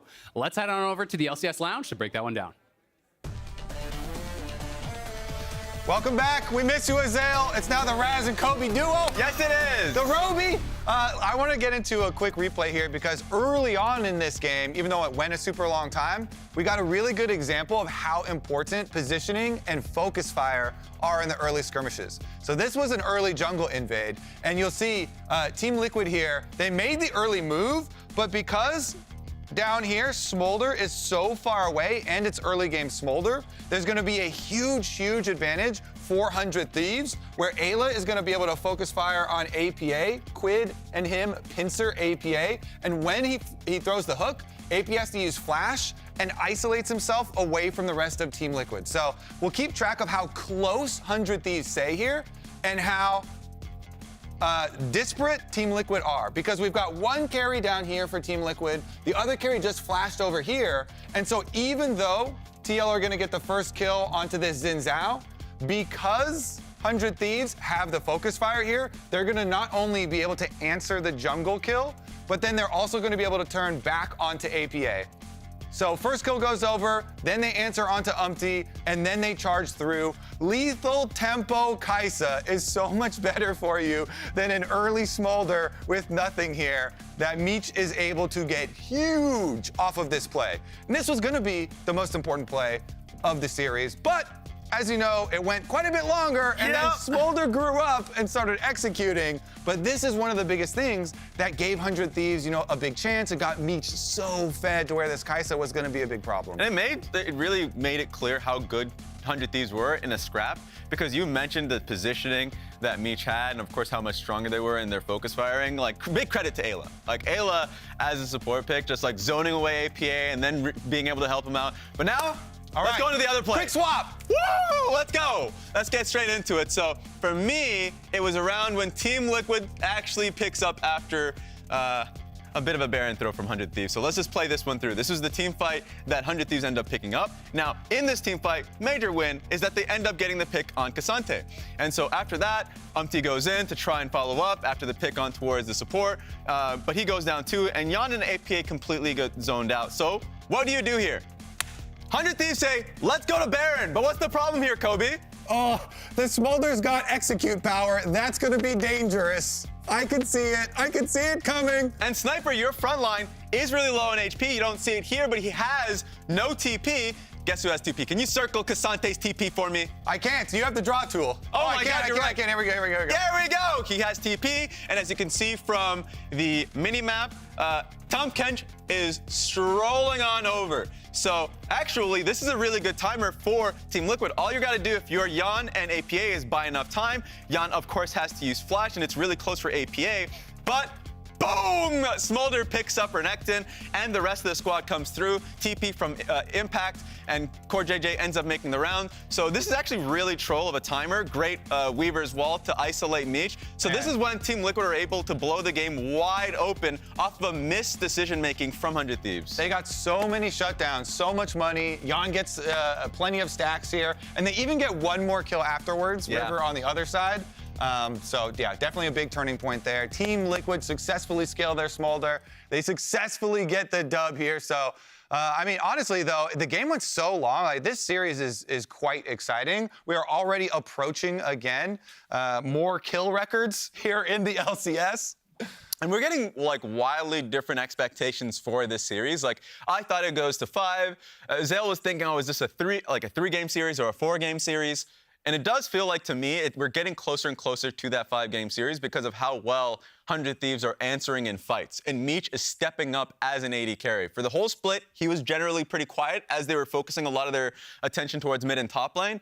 But this is a series that's turning into, you know, basically opening up the pool a little bit more on AD carries. In the very beginning, they were doing 3 AD carry bans and then trying to make it as livable as possible for Meech. But now, this is pound for pound, Meech is performing in team fights. Meech is performing. Yan is performing. Yan actually with the 18 kills. This is a Smolder stat. So the 18 kills is 3rd highest kills in a single game in the LCS. Revenge had 18, but his was on Jax. That's true. I say we give Revenge the tiebreaker. I think so too. A little bit easier for Smolder. Yeah. You know what sucks for a coach, or at least like whenever you're drafting? What are those claws? What's he doing with the hand movement there? We gotta grab him. We gotta grab him. Grab onto that win. T-Rex claws. But the one time they drop the Smolder ban is when the Smolder pops off. So I'm interested to see what the next game's gonna be. A series has delivered on every level so far. Catch Game 4 after this break. Okay. Even though there's not. Guys, watch me. Yeah. Here, Kaisa, let's play. Slowly. Guys, watch bigger, watch bigger. Yeah. We're disconnected. On me. Big game, looking bigger. Yeah. 진짜 flash. I'm okay. Big game, 진짜 first. 진짜 first, guys. On me, here. Go for. Kill Sinza first. 1번. Yeah, Penta. Nice. Let's go. I'm going. Penta, 얘들아. Nice. Good job. Pentakill. Another Smolder pentakill, guys. Yeah. Nice tonight, yeah. Yeah, good job. Yeah,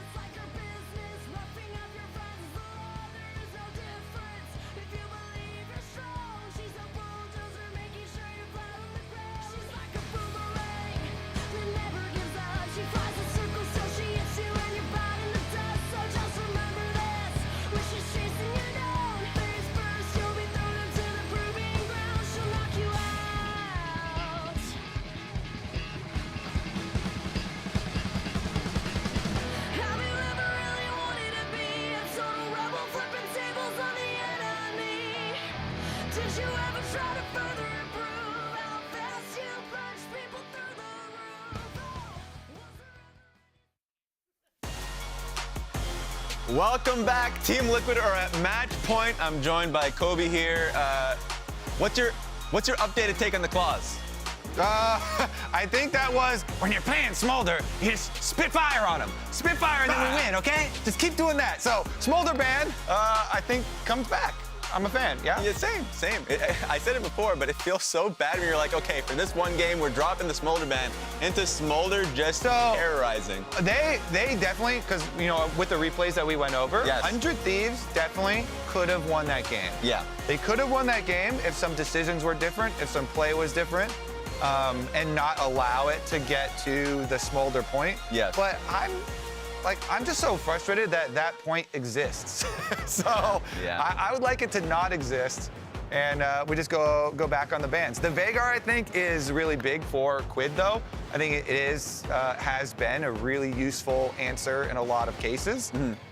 So you know, maybe they keep that one around. Team Liquid might want to address the Kai'Sa just a little bit because it's doing really well, or at least Meech is performing really well on it. I think the team fights, it works with their comp. Oh my, I was so frustrated when he ulted over the Baron wall and left to try and kill the Jax and left the rest of the team. Oh, yeah, that was so close because he was playing so well for multiple games in a row, but one of these critical Baron fights and game is just out of your reach. There it is. Smolder, there it is. Goodbye. Right back on the bench, you can hear the fans, the crowd. Did they just turn that up in our ears? That was massive. They were excited for the Smolder ban. And the crowd goes wild. Whoa! All right, and they answer with the Kai'Sa one. All right, fair is fair. Banning it out. Meech has been a problem for Team Liquid. This is the one series where it's just the most AD carry bans, because at least it started this series with 100 Thieves, 3 banning ADs. Yeah. Now we're seeing Team Liquid follow up with the Kai'Sa. I mean, you know, Senna was already banned on the prior one, but it's going to be a little harder. We saw Jinx finally poke her head out just because of these bans, so we might see a return to Jinx. I like this, though, sticking with Taliyah. To me, it's either Taliyah or Ahri here for 100 Thieves. And I don't think they're scared of APA Ahri, but they have shown that they've already been punished by APA Taliyah, so this is probably the better choice, even though Quid is a massive, massive Ahri player. And the Taliyah is obviously also a flex pick, so it doesn't pigeonhole them into it have to being Quids. Yeah, and Team Liquid have done this draft before where they go Xayah, Rakan, and a 3-pick Ziggs. I think they want to be able to see a little bit more of 100 Thieves draft before they pigeonhole themselves into a Ziggs. Yeah. I mean, the Weaver's Wall has done its job to isolate a little bit of what Ziggs can do, but then he just chucks that nuke. It doesn't really matter. So that's my concern. So many teams have said we can play against it, and we're just wrong. It feels like any time there's been somebody that's been infinitely better on one champion than the rest of his pool, or just like a really strong champion in the meta, teams have been like, yeah, we could take it. Ooh, are we gonna get some Lulu, some Aphelios Lulu after the buff? But yeah, I mean, Team Liquid, they've been slamming the Kai'Sa Rakan 1-2 pretty much every single game. Okay, Renata. It's interesting, yeah, because Team Liquid have also gone with a lot of, you know, that long range and counter engage. Yeah. So 100 Thieves this time around looks like they're gonna get a little bit of protection too. I'm always a really big fan of Renata with Aphelios also. You just have so many options yourself for counter engage now. Taliyah Rocks and Renata Ultimate. Looks like it's gonna be kind of flexible. Yeah, the counter engage is quite nice. It looks like they're trying to drop top lane to 4-5. Team Liquid's probably just gonna go for a Ziggs here anyways. Or just like a mid lane. Oh! Yeah, another APA classic. Farm it up. How do you feel about the Aurelion Sol blind? Farm it up. For APA, it's actually been, like, he hasn't been punished super hard. Yeah. Usually I would not like the Aurelion Sol, considering Taliyah could still be flexed, but for APA, it's the go-to. His Ziggs and his A-Sol have been it. Yeah, he's been really willing to pick it early on in the draft. And yes, I say blind, yeah, as you mentioned, just because it could be a Taliyah flex. Top lane bans have been the story of second phase, though. Also, the Aurelion Sol, the more I look at it, it is really good versus Aphelios. It is non-committal, and you can just drop the star on his head. Aphelios has issues with those types of long-range setups. If you get hit with an Aurelion Sol star, then Rakan locks you up. I really actually like this, the more I consider. Oh, we got an Australian out there, at least an Australian appreciator. So respect to that guy. Yeah, Spook's right there, the assistant coach on 100 Thieves. Back-to-batch coach of the split for him. Previously on Golden Guardians, now on 100 Thieves. Something to take note of what Team Liquid does really well. We saw this during their Dignitas series where I think they know how to really pile up CC well around Aurelion Sol. I remember that one fight that happened around bot side river where it was like Rel ulti into Aurelion Sol ulti, and then they just get a double kill off that one. Now they have the Recon ult, so they do have decent setup. It's just going to be hard to mention, as you mentioned, dive into the Renata. Yeah. Renata and Talia can sometimes pose a difficulty there. Yeah. TL also banned the Poppy to ban another one of those counter-engage dash stoppers. Poppy is so annoying for the Recon. It's just a Renekton 4, is it not, for Team Liquid? Wonder what 100 Thieves are going to pick into it, but... Wukong has been coming back. But it's a little... Okay, never mind. Yeah, we'll wait till the swaps continue. But just keeping Impact to have his counter pick here. Grab some sort of jungle. I guess they're also afraid of Rumble that's still available but hasn't been picked, but both top laners have shown the willingness to pick it. That's a Yone pick. So it is a Talia jungle, a Renekton top, and a Yone mid. What? Courage, AKA Quid's son. I think Quid looking to make his son proud in this one. Slamming the Yone down. I love it. Into the Aurelion Sol here. That thing can cause so many problems. Wait a second. No way. Are we going to get a Shen? Oh, man, there were recent Shen buffs too. I was hoping we'd get Shen back because it's such an interesting champ with the global plus the dueling power. Yeah. But we go into the Gragas here. Go into the Gragas instead. Definitely a lot more of a nullifying top lane pick into Sniper's Renekton. Hopefully Impact, for his sake, doesn't get solo killed anymore, or he's never going to hear the end of it. Fingers crossed. Which one do you prefer more? Which comp? I got to go with the Yone. I'm a big Yone fan, but I know that Team Liquid just won a game by scaling, so... Okay. Well, I'm interested. Let's hear from the casters, guys. Which one do you prefer? Thank you, Raz and Kobe. What do you guys think? I like the flex pick from 100 Thieves. I like the counter engage they have with Renata, but then I also just like the fact that Talia's been undefeated in this series. I think TL locked in the A-Soul because they're like, oh, cool, we can have the matchup we want. And then it gets flexed to Yone. So if 100 Thieves win, I think it's going to be a big reason would be Quid. We talked about how 100 Thieves, and I know they talked about on the lounge as well, how 100 Thieves did have opportunities to win that game, Smolder aside, right? And this is another game, once again, where I feel like they have all of the tools they want to succeed. I do like that last minute flex for Quid's Yone, something that he really has looked great on. But on the side of TL, they're completely in their comfort zone too, right? Like this is a comp that they'll be completely comfortable piloting. We've already seen the Xayah Recon from them. Core is having a sneakily good day after having like what I would say is a continuation of kind of a downward slide a little bit towards the end of his career. I thought his Recon in particular was I'll push really back good. a little bit because I thought last summer he was actually really, really good. Okay. But other than that, I'm with you. I feel like he's been... This season, I would say, has been a little rough for last him. two splits, yeah.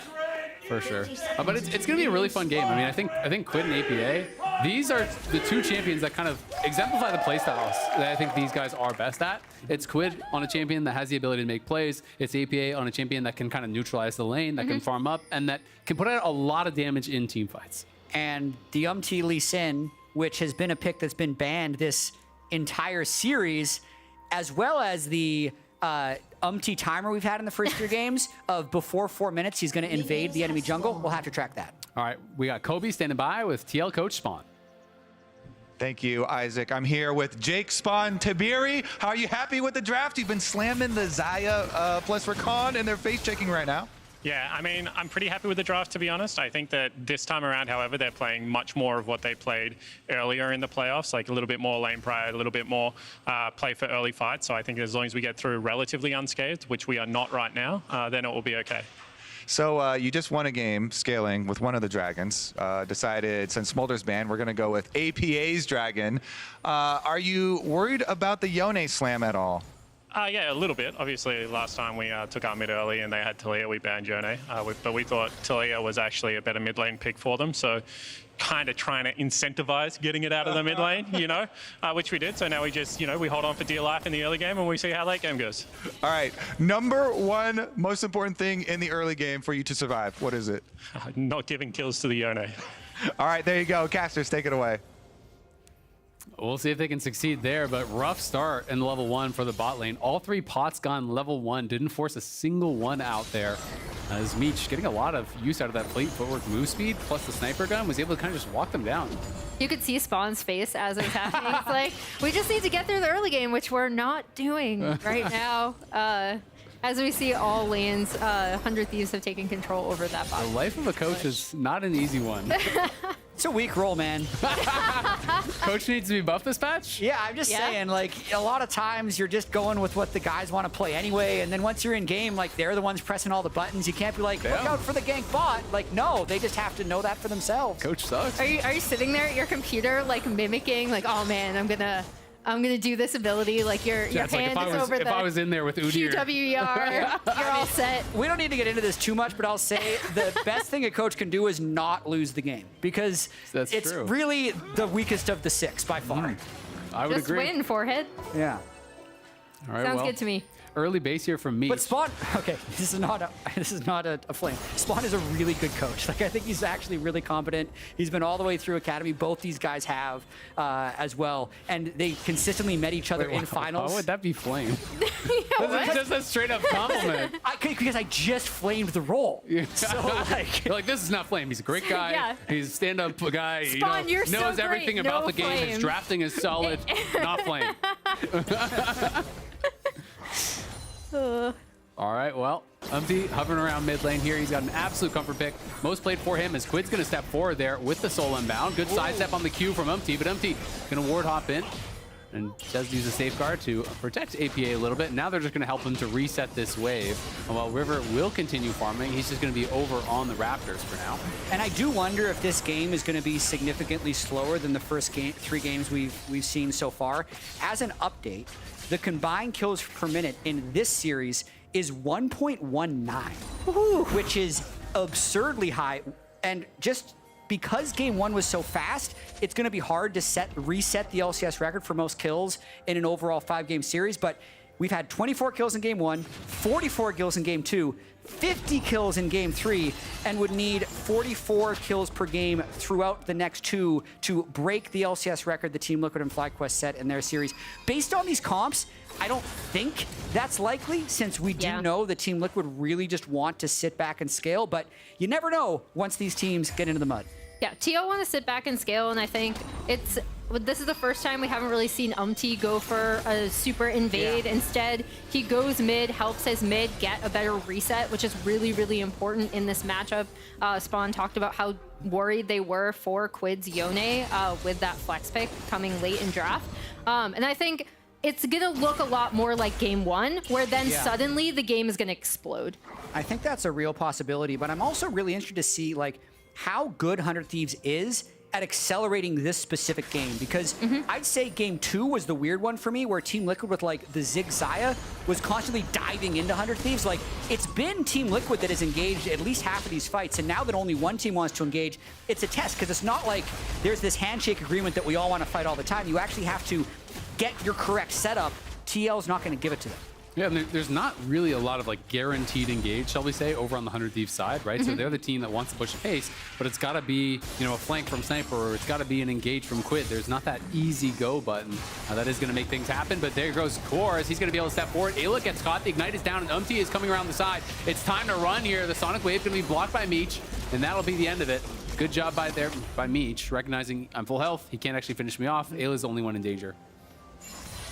2 summoner spells burned, so could make a repeat, but the 2 least important summoner spells burned, Meech and Ayla, both will still retain their flashes. And a lot of times you'd hope that gank could chunk someone low enough that you get Drake control. Nope, not the case. He actually has to just path all the way up, really just babysit APA. Perfect timing on that. Going to go in with the ulti, so it is just a trade as again, is covering him. And in these kind of matchups, especially with the popularized builds for Acel now, where they're just rushing straight Leandries and not building mana items, you actually do need help resetting your wave, because mana can be a significant issue for this champion. When you're not building a Lush After or anything like that, MT should be able to just back out of there. Yeah, and one thing I do think was important about that little bot lane gank that we saw coming from Umti is that it did allow them to push out this wave a little bit, look up river, and kind of reset, take a little bit of the pressure off so they're not constantly slammed up against their turret. It would also give them, if 100 Thieves go down towards Drake, it gives them at least some rotation to know what's happening. It has been kind of just this trade of pressure as Meech stepping forward, because Lee Sin obviously is spending more time covering, but we saw River spending that time farming, taking the 3 grubs as well, as Core going to get pulled back by the handshake. No flash force, stays calm, and is going to be able to just walk it out. And I gotta say, like, this is a game from Umti that's gonna require a lot of strong mental. I know for pro junglers, when their team has 0 lanes that can get their own push organically, it feels unplayable, because every time you go for a gank, there's a good chance you're warded, and there's a good chance the other lane would win a 3v3 or a 2v2. So the fact that we haven't had a kill so far is actually a big accomplishment by Team Liquid. Also worth noting, the Impact had pushed on top side, took that time, walked down, got a ward over on the enemy blue buff, which gave him the intel that likely River's going to be bot side. He's not top, so we're able to back it out, and it's going to be Umti actually starting this dragon off. Oh man, if they get this Drake, it's robbery, and I think they're actually going to get it. I think they're going to get it with the way those resets happen from 100 Thieves bot lane. Yeah, and TL, again, we've talked about their kind of like what makes a macro focus, or like what makes them better than 100 Thieves going into this matchup with how they see the map. It is setups around objectives like this and making the most of the resets that the enemy team gives you. You have to look up at top lane as well. Sniper actually getting pretty low off a couple of these trades. As he has healed back up a little bit, popped some potions. Quid going to be looking with the soul unbound. Does find the knockup onto APA. He's going to get knocked out, but Core is here. Sniper getting very low, but in comes River. Can they find the setup? There's the stun. There's the seismic shove. Impact, no way out. Will go down. First blood claimed by River. Really nicely done. Impact, no flash from an earlier fight. And Sniper will want to open that up. I mean, the fact that they're going to have that Renekton for the next spawn of grubs, for like the Rift Herald, they're really going to have an opportunity to back to mid lane, though. Fate is sealed. APA in trouble. The tower shots will not be enough. Wow. As it's a solo for Quid coming up huge in the mid lane. Umti going to go for it. Caught by the handshake. Here's the hostile takeover. Has to flash out of there. Cleanse forced as well. TL really trying to get something on the bot side here.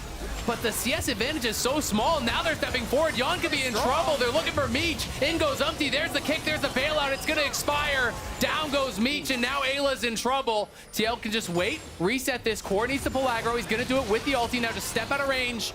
Nicely executed on the redive there from TL. They felt the pressure to make something happen on the bot side after a kill in mid and a kill in top, and they were able to get it done. Yeah, and you can see how they were setting up for that bot side play coming out of the Drake. As we relive this solo kill, we see exactly why they were so concerned about this Yone. And again, this play on bot is something that they've been setting up since the Drake take. You saw them placing the vision down to kind of take complete control of this bot side. Yeah, and I think it is, honestly, though, very greedy by 100 Thieves to step up and take this 2v2 when Lee Sin is right next to them.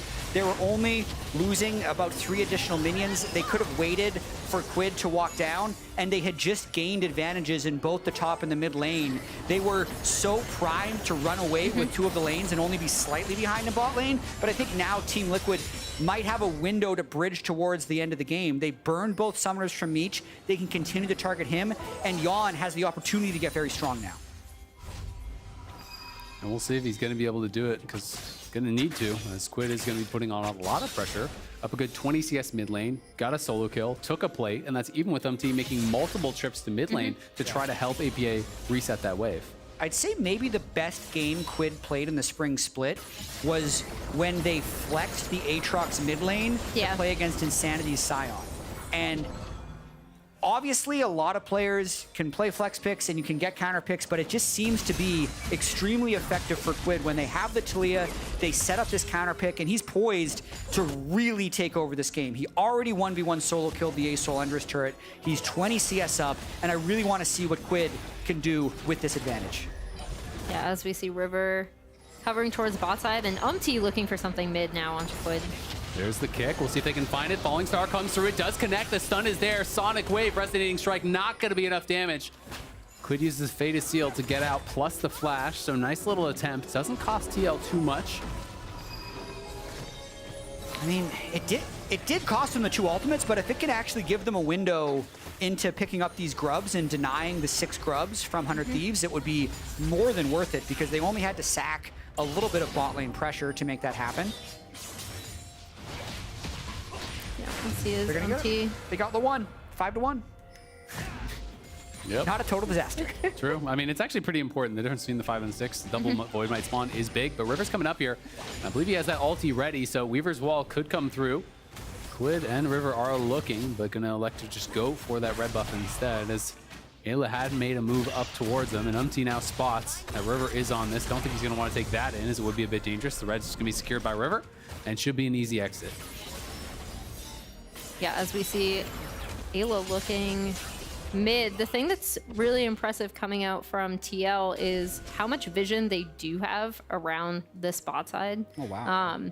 And we'll see whether they'll be able to make the most of that to potentially set up a turret dive.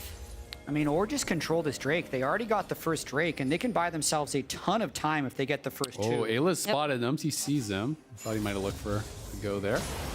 And back to mid lane, Soul Unbound. APA going to take the bad end of another trade here, as Umti will steal the red away. So it is red for red, but he gets the flash on top, and that has got to feel good. Ayla stepping forward. Handshake going to connect onto Yon. Should be able to just walk it out, as Core JJ is back, and that narrowly missed on River. Not that I think he would have taken it.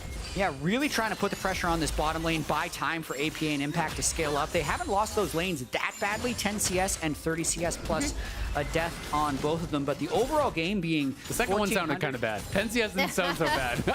You're like 10 CS, I'm like, okay, I'm with you. Like 30 CS, a solo kill and play. Yeah, not that bad. It's just a matchup. We're scaling.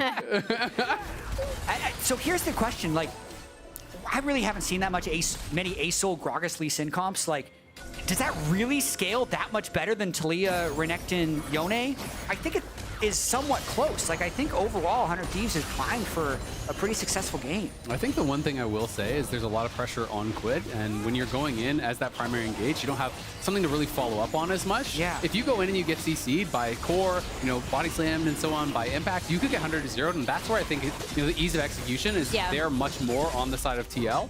Shalia scales really, really well. Yone scales really, really well. But is it going to be as easy to get done what they have to get done? That's my question. That was what I was going to say, is to Azael's point, I think it's the ease of execution in terms of how the composition works and how they can set up around objectives is really good. But the easy execution of beyond just getting a bunch of gold as well is, and also probably getting this first turret as click the CS. Go for the Rift Herald. This bot lane is massive for TL. And yeah, they've had complete Drake control as well, which again, we were talking about, like, okay, what are some ways that they end up getting through the mid game? Well, forcing the other team to fight them constantly at Drake, being able to have that set up on bot side is one of those ways. And it's also worth noting it is going to be Stridebreaker Rush here for Sniper, something a little bit less common, but does have that additional slow in. Can be nice against some of these more slippery champions over on the other side, and it's going to be Blade of the Rune King here for Quid. We'll see where he wants to go second, but Bork into IE is pretty common these days and can allow you to be a really strong side laner, especially if you're going to be matching up against Gragas, who obviously is building a lot of health. And I think Sniper getting all-pro third team in his rookie split, and then Quid and River getting all-pro first team speak to the way 100 Thieves have won games throughout the regular season. They had such a surprisingly dominant regular season, going 10-4, getting the #2 seed. Yet here they are now, one game from elimination against Team Liquid, needing to press the go button. And honestly, this game is kind of going how they would want it to go. Sniper's ahead, Quid's ahead, River's ahead. They have the opportunity to make plays. They just have to execute now in the big moments, because being down 2 Drakes and only being up 700 gold does put the pressure on those top 3 to really play well. And I think that big moment might be this next dragon, right? Because the first 2 did go to TL. If you give up 3 dragons in a row, it could be pretty tough. here River is behind him. It's going to be a flash forward. There's the seismic shove in. The combo is there. APA trying to get out of there. He's got almost no health. He turns around, and he just breathes down fire onto Sniper. And now River in trouble. He's got a blast cone, but I don't know that that's getting you out of there. We'll see if they can get anything back. There's the kick onto Yone, and Yone is just gone. The only fate he sealed was his own as he went in with that ult. Yeah, as we see APA TPing up after that to catch topside wave. Again, TL are this team that's dead. so... Thank you, Jed. Well, it's just a little bit unlucky that I did this whole monologue on their top About side. the top side, and now they're all 3 dead. of them die immediately after. That's so disastrous for their state in this game. APA didn't even die during that. No. Coach Liquid, and now you're cursing the other know. team. Curious. I do what I can. Jet, five head level, please. You're saying Coach is the worst role, but where does Caster rank in that? How much effect are you having here, Jet? Caster curses are way too OP. I don't understand it. I never have, but it's true. What do you have to say for yourself now that you've cursed the entire 100 Thieves topside? I'm sorry to the 100 Thieves fans, but I'll just say, like, if you're not making a comeback, like, is it even worth it? You want to be able to earn your way. Like, think about how much more exciting it'll be now if they can overcome this deficit in Game 4 and still win Game 5. Think of the momentum they'll have for the rest of the playoffs. It's going to be Ayla riding this one in. Tokyo Drift's going to juke him out. He's going to top lane. He realizes he would just die there, so he's just going to run this up to the top. I actually like this. They're going to get top turret. Yeah, they're going to get top tower. I don't know if he's going to reach all the way. I think it's going to expire. So you do lose the health, unfortunately, but the charge will still go off. So they're going to get the tier 1. I actually think that was clever. Realized that there was kind of an overload of members there. As this is weird. It didn't even elect charge. I guess there's a little mini cooldown, I think, after you use it. Yep. Going to be going soul unbound onto impact. But we've seen some pretty clever plays. Was it XU last week who did the crazy drift from mid down to bottom and actually hit the tower? That's the coolest one I've seen in the LCS for sure, but this was maybe a close second. Yeah, I like it when you break the mid turret and then drive through the jungle with the bot turret. Yeah, that's the best one. That one's definitely really nice. This one is like you swerved off the road into the ditch. Like you didn't die, but you didn't hit the deer that was on the road. Exactly, but you're like side of your car is a little scuffed up. Like it's not the ideal use of your Rift Herald. There you go. But it's something. Yeah. He drove it. Yep. And you got to say, we checked in on APA a while ago, was down 30 CS. Things have stabilized, and this is kind of one of the difficulties about champions like Asol, about champions like Ziggs, is you hit this certain point in the game where all of a sudden the wave just instantly dies, and then it becomes very difficult to interact with them. He's no longer as limited by his mana. Yeah, and I think as we see TL once again setting up for this Drake off of 100 Thieves reset, they should have complete control over this bot side of the map still. Although Quid should rotate up to be able to push out this bot side wave. And I do think that because of how far behind Meech and Ayla are, it's relatively difficult for them to get pressure. But like the one thing here is they have pushed this bot side, so they have the ability to maybe flank when this dragon happens. And I think giving over this third Drake is really risky for 100 Thieves. But at the same time, if they lose this fight badly, the timing sets up that would also be Weaver's wall coming in. They're going to try to go for Yon. APA is going to get flicked back. APA is in trouble, but it's Impact in the backline, disengaging the fight. The falling star's coming down. It's going to be River falling already. Sniper trying to fight his way out of this, but Ayla's gone. River's gone. Quid just now arriving. It looked like that was a fight that they were trying to pick, but Quid was nowhere nearby. They just seem out of sync. Yeah, the most important thing is that Quid wasn't there as he goes on to Umpty. Yeah, Quid going in on Umpty. They get the shutdown as he gets stunned up, and the Soul Unbound does help them to get that kill. So both teams without a jungler now, but it's Umpty with a larger respawn. Flashing in his Impact. He's going to go for the body slam, but it might just deliver a bag of gold to the opposing team. Fate is sealed, but it's TL falling. Yon stepping forward. Meech is gone, so they do battle back, and now the resets come through. The dragon takes flight, and he's looking for Sniper. Won't be able to get him, but Quid gets a couple back as TL gets sloppy towards the end of that fight. Absolute bloodbath, and actually Quid wants to finish the job. He still has Flash, he's teleported behind them. At the very least, they want to push them out so looking, they can get has that a Q3, nice sidestep from Yon, but I don't think it even matters. No, it does! Just barely survives. The calculations weren't quite there. APA will fall, but it does cost them the flash, and it means they will grab the dragon. So that is critical. At the end of the day, back and forth, very scrappy. But TL, don't walk away with the dragon that they were coming for. Yeah, it's so important for 100 Thieves to be able to stop that Drake stacking. And now you see why they always want to fight with Quid. right? Because again, one of the big things that goes wrong initially with River going in, and Jack, you pointed out how they're still in sync, is that Quid is still all the way down on this side of the map, still rotating up to the fight. And Sniper, by the time he does damage, 2 people on his team are dead. And this is, Team Liquid got so confident off of this because, again, if they're playing this game optimally, they just take the 3rd Drake and it might be over. But going in, 700 gold onto Sniper there for killing Umpty, and then the additional kills they picked up as Team Liquid kind of doubles down on fighting in the mid lane since their jungler is dead. Keep them in this game. That initiation could have been the season over for 100 Thieves, but now we're very much in the thick of things. Only 300 gold the difference. Sniper actually going to kill this turret and give them a slight gold lead, and only a 1 dragon deficit. And these fights are so scrappy with multiple members kind of escaping with slivers of health, which has been kind of a hallmark of this entire series. I do definitely think, again, we were talking about ease of execution. It's pretty easy to pick off people. I think TL has better ease of execution. But obviously, if 100 Thieves are going to make picks and TL make themselves available, I think Quid is already a massive, massive problem in this game. I think he is as well. I think maybe a bigger problem, though, would be this 4-kill Xayah. Yon has had such a strong playoffs. He had 51 kills last week alone. He's had an early game advantage in most of the games this series, and he is poised to carry Team Liquid to finals weekend.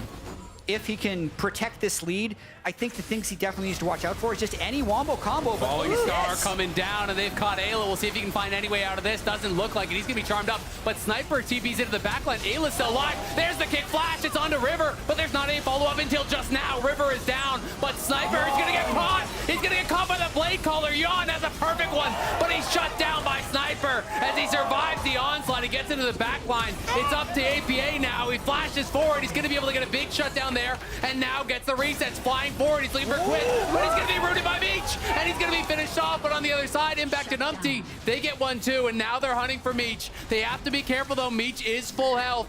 He doesn't have his summoners. They got to do this perfectly. If they botch the engage, it could go bad for him. Stepping forward, there's the body slam, and now the CC comes in.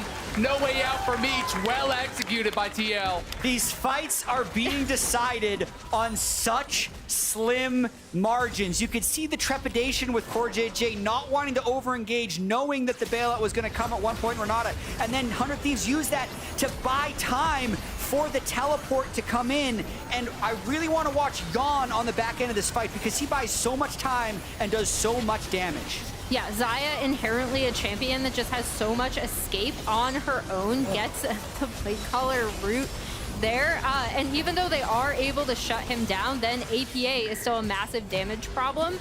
And Impact and Core constantly have CC for him. And at the tail end of this fight, Quid getting the huge burst of damage so Meech can pick up Ace Soul is important, but I think what's more important is the summoner spell usage. Like, no flash on APA, still a timer for Yon's flash. So if 100 Thieves could find a way to go fast, although I don't really feel like they have a good way to set up, that would be a window for them to get something done. And Meech just now got his summoners back, so that's going to be big on the other side. We'll see if they can find any sort of an opportunity to get it done. I think you have to be looking at Quid for that, though, and right now he's sitting bot lane, so not much of an angle thus far. Next Dragon going to be up here in about a minute, and both teams will look towards controlling mid, trying to get vision in that area. I just love this series, man. Yeah. We were saying, like, they got this scaling comp. It's going to be really slow. And then here we go. 21 kills in 24 minutes already with no sign of slowing down. It just feels like the fights are accelerating. Umpty Umpty's going to have to get out of there as there's the Weaver's wall. APA is caught. He's going to be stunned up by that. He's going to be flicked back. And APA's got no way out. The Falling Star buys a little bit of time. Immediate pings, though, onto Baron. They're going to try to look for it. Yeah, and the shutdown went to Meech, right? So suddenly this Aphelios could also be a problem.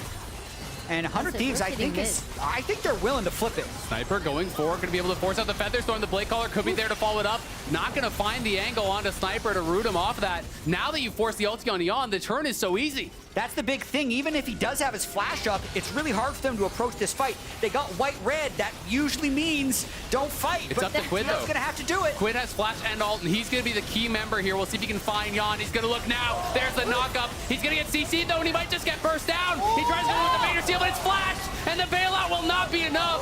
Quid has fallen on the other side. and all the TL members still live in body slam flash. They caught Meech, but he's going to be flashing over the wall to safety. Sniper hovering, trying to look for an angle here on a Yon. Yon has the cleanse back, I think. No, it must still be on cooldown. He's going to get first down, but does finish one off. Again, TL with this core 3 alive, but now Ayla is here alongside Meech, and this could be problems for them, but APA's back. He's respawned, and here comes the mid laner. It's a double for APA, and they can head straight for the Baron. Wow. Yeah, I was wondering if, I was like, is this going to go long enough for APA to come and just rejoin the fight off of the backside? What is happening in the LCS game? I think it's that League of Legends. Yeah, I mean, it's been a fun time. I'm having fun. You guys having fun? Yeah, 28 kills now, over 1 kill per minute in this game.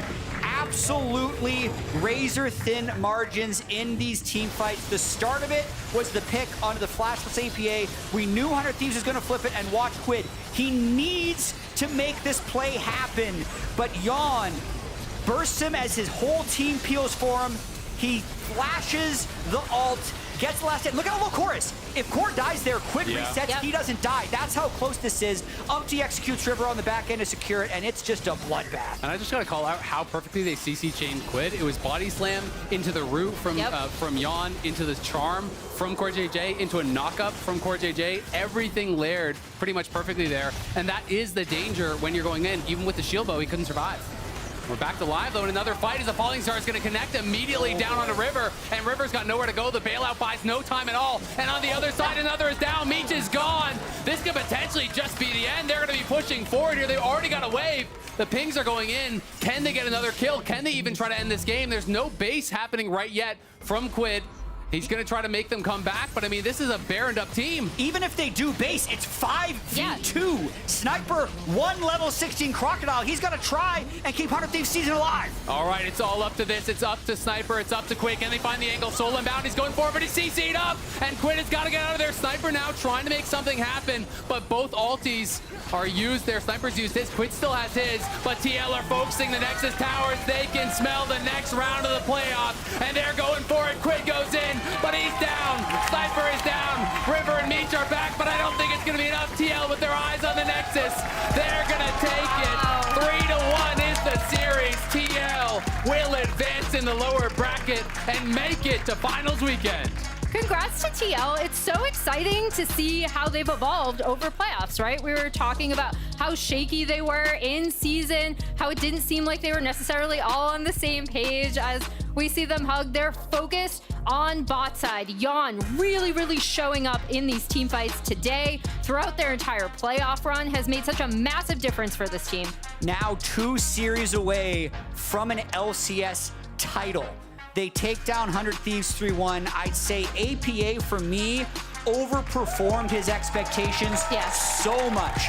2 really solid Chaleo wins. Gets hard counterpicked in this matchup, Yone versus A-Soul, but still comes in clutch, cleaning up those late game fights and really just turning the scaling on. This game only lasted 28 minutes, so Team Liquid guaranteed top 3, at least equaling their finish from Summer Split last year, and as I said, 2 series away from the title.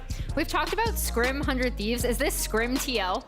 It showing up on stage now? I mean, based on the bloodiness of these games, they've been able to flip a switch because they were so cautious in the regular season, and they are so not cautious in the playoffs. Well, I think one of the things I'm really liking about how TL are playing is they have clearly settled on their playstyle. We're going to play scaling. We're going to play for 5v5, but we're not going to be scared. We're not just going to back off everything. If we think that we can win this fight, we're going to have confidence in our execution. We're going to have confidence to be able to get it done.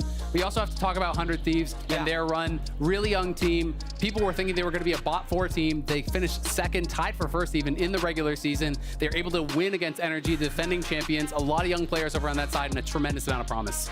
Yeah, I am really proud of this 100 Thieves team. I think they had such great drafts and understanding through the regular season of how they wanted to play. They clicked really well. I'm super excited to see how they regroup and perform in summer. Absolutely. Well, congrats to TL. We're going to be joining Raz and APA, the victorious mid laner, on stage for an interview. What's up, and congratulations, APA, on the series win. Thank you. What have you guys been eating? During the regular season, you guys have been pretty slow-paced, but every series we've had thus far, you guys have been really bloody as a team.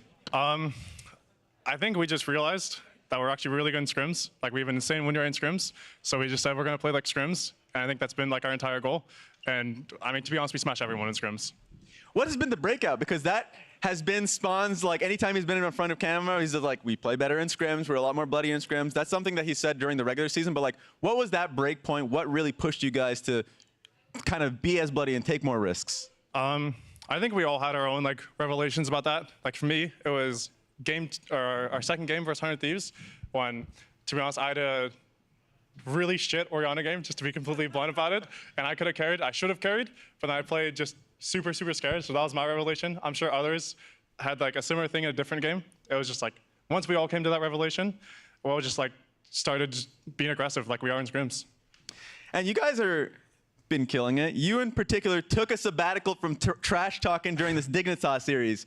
What was the reason behind it? And then also just like going to this series, just like how did it feel? I mean, Dig's trash. You don't need a trash talk versus them. So, like, this series, you had to lock in a little bit, so a little bit of trash talk, and then next year's we'll ramp it up. Okay, talking about ramping it up, you are now ramping it up into finals weekend. You have locked in a spot as a top 3 team. You just took down the first team All-Pro in APA, or APA, maybe, in Quid. But then you're going to be going up against both C9 and FlyQuest, depending on what happens top. So you're going to be going against like second seed and third. So your thought process on being able to lock in finals weekend and against the opponents possibly. I mean, I'm super happy we made finals weekend, but like, to be honest, I don't care who we face. I think we're going to beat both teams. Okay.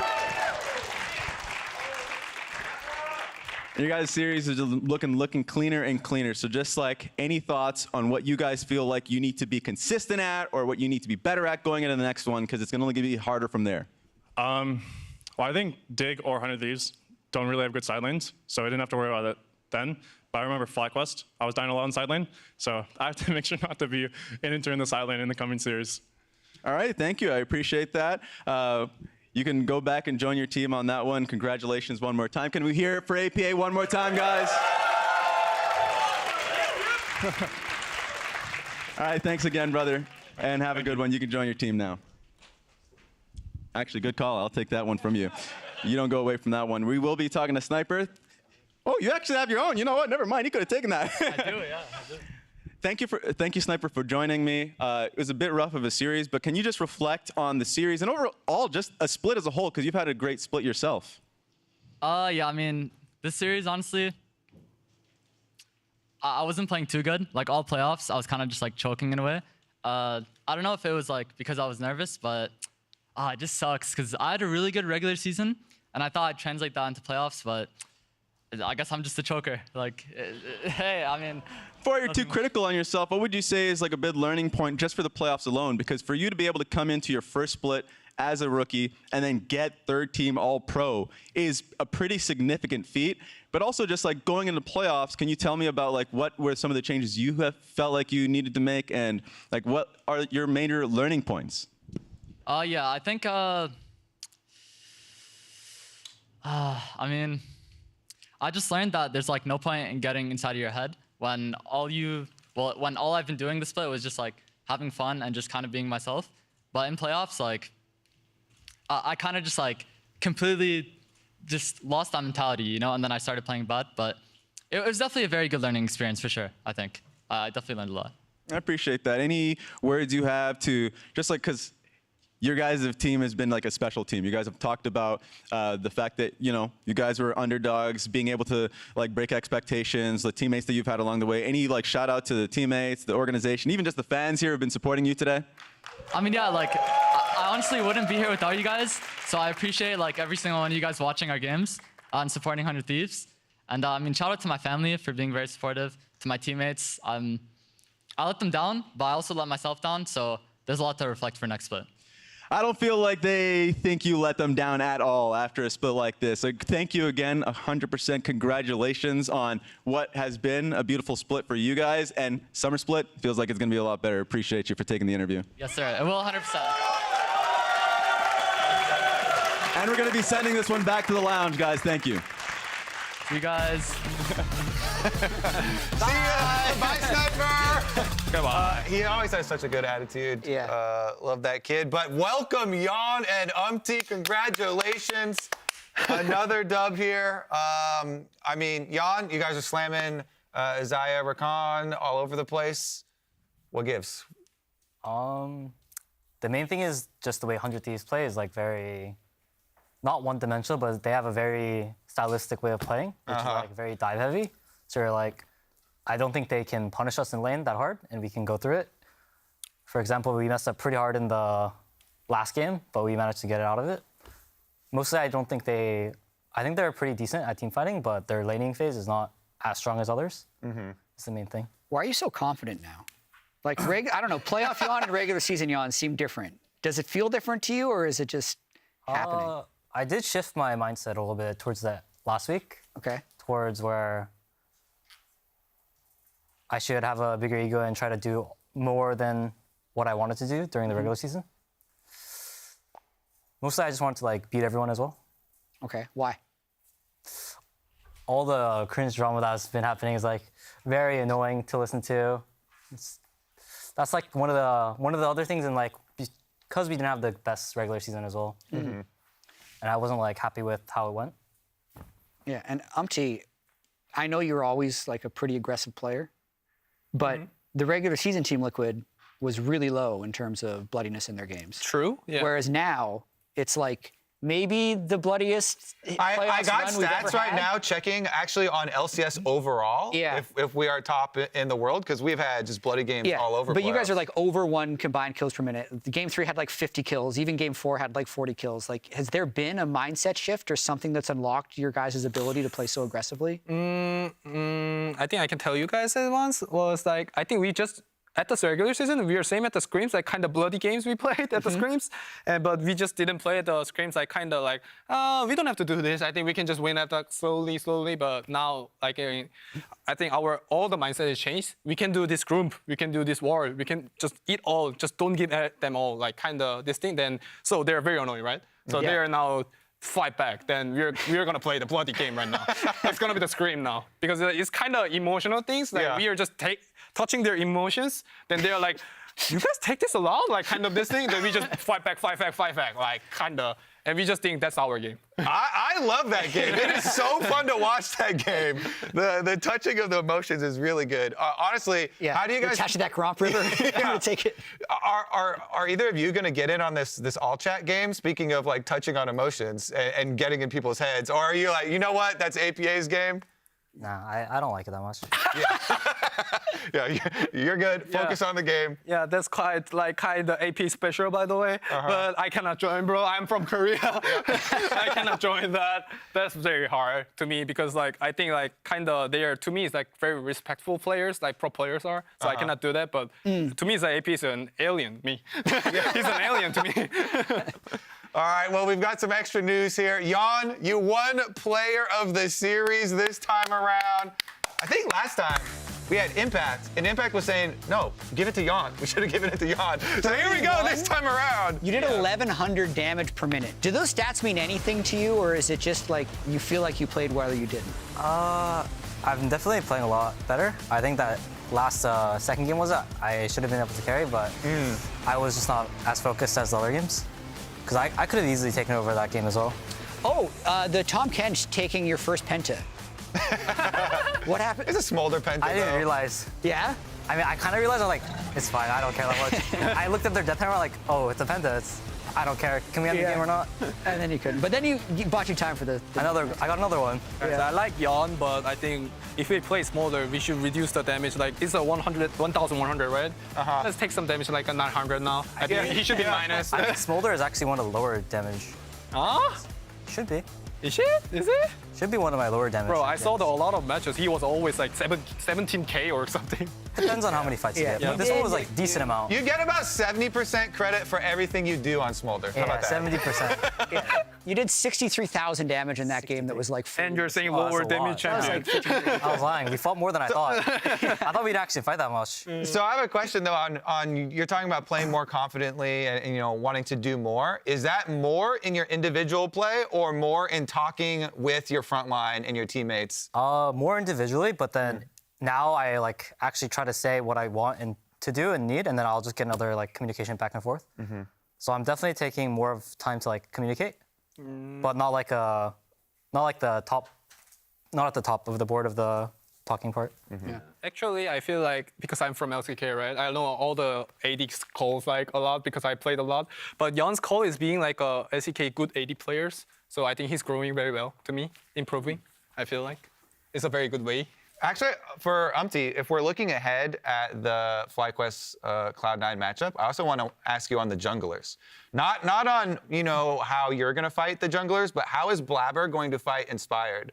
For our next matchup, is it going to be as bloody? Actually, can I say as an honest? Because it can be like kind of trash talk. Yeah, be honest. I think Inspired beats Blaber very a lot to me, to be honest. I think Blaber is a...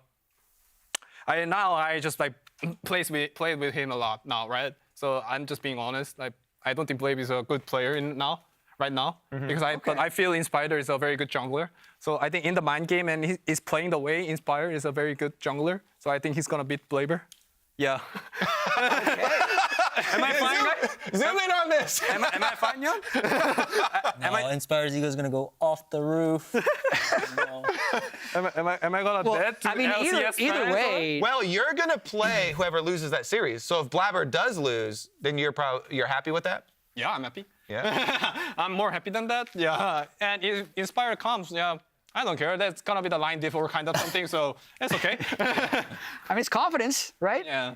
And that's the bracket we have remaining, right? It's hype. We have 3 teams left. We got FlyQuest versus Cloud9 tomorrow. Winner goes to finals. Loser plays you guys on the Saturday. What's your confidence level now to win the whole thing? Like kind of fake confidence, I guess. I don't know why, but I just like feels like I can just do more better and better. Like kind of, I think they're good, but I can do more better than them. Like kind of this confident. I don't know where it is coming. Yeah, but I just feel confident a lot. Maybe solo queue? I don't know. If you had to think about what your coach Spawn is going to yell at you the most for this series, what do you think he's going to say that you need to improve? Maybe this is a boost of Rainover and Spawn is gonna say to me, just maybe think about the small wins a lot. Today's one especially, because I just called a lot of like throwing skills maybe, because I throw with the Bolivar, throw with the Jax, throw with the Lee, like kind of 3 times or 4 times at the game. And throw away your life. Yeah, that's like kind of, yeah. It's okay, I'm gonna be safe because we win the series, but if I lose the series, I booked the ticket already. Run away. I should not be Jake then. Yeah, it's all fine though, because you won the series. Yeah, 3-1, easy. Honestly, yeah, really exciting one. I'm looking forward to next weekend as well. And I think that's actually going to do it for us today. We will be back tomorrow, 4 p.m. Eastern, 1 p.m. Pacific for Cloud9 versus FlyQuest. And Blabber, did you hear that? They're talking. Yeah. He wants to play you first. He wants to play you. Yeah. Honestly, super excited for that one. What about you? Absolutely, man. Who do you think is going to win? Who do I think is going to win tomorrow? I'm such a C9 homer, man. I'm going to say C9 3-2. Yeah. That doesn't mean they can't win the split. You never know. Yeah. FlyQuest, TL, anyone can win. Yeah. I think lower bracket is a little bit OP when you get to play back-to-back days at the end. Yeah, it does kind of amp you up. Honestly, I think I'm going to predict Cloud9 also. I think we're both on the other side. Now people hate us. They're back. Yeah. I mean, I thought we were throwing, but I guess. I think they're running the music. Just toss to the end. Okay. Well, I thought I did. Now let's send it over to the LCS Challengers. There we go. I thought you were holding for something, Kobe. Bye. Bye.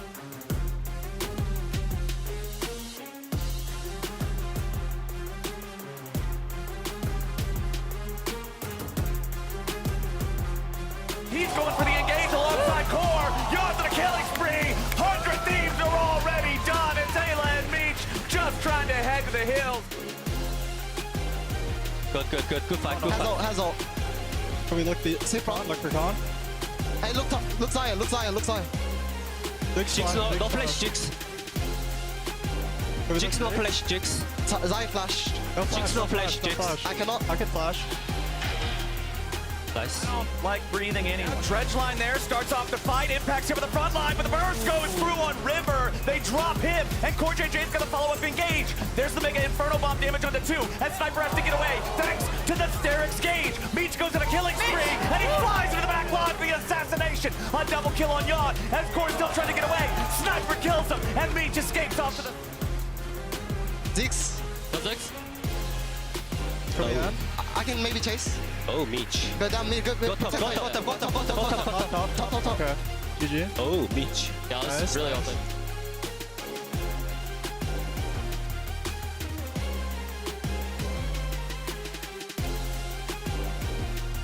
It's good, guys. Suck it. It's good, guys. Oh, it's good. Go for it. Yeah. I'm going. 트롤. 진짜 널트. 진짜 look slowly, guys. Holding the APA, the jaws are closing in. They find Quinn, and they're onto him already. Quinn is down. He's been shut down. But in goes River. Crescent Guard Poppy trying to take out Yawn. Can't quite do it. Sniper's on the run. 100 Thieves are crumbling. I'm going. Nice. Another smolder penta kill, guys. Yone CB. We kill left first. Okay, we go Canada flash. He gonna ult. Yeah, he's gonna ult. He can. Guys, should look for. Not done, guys. Not done. Everything. Wait, nice. River, and River's got nowhere to go. The bailout buys no time at all. And on the other side, another is down. Meech is gone. This could potentially just be the end. They're going to be pushing forward here. They've already got away. End the game. Focus. Yeah, GG. Not done yet. Yeah? Not done? Not done yet, right? Yeah. Not done yet. Nice! Sorry, my bad. I just threw one game. This series, you had to lock in a little bit, so a little bit of trash talk, and then next year's we'll ramp it up.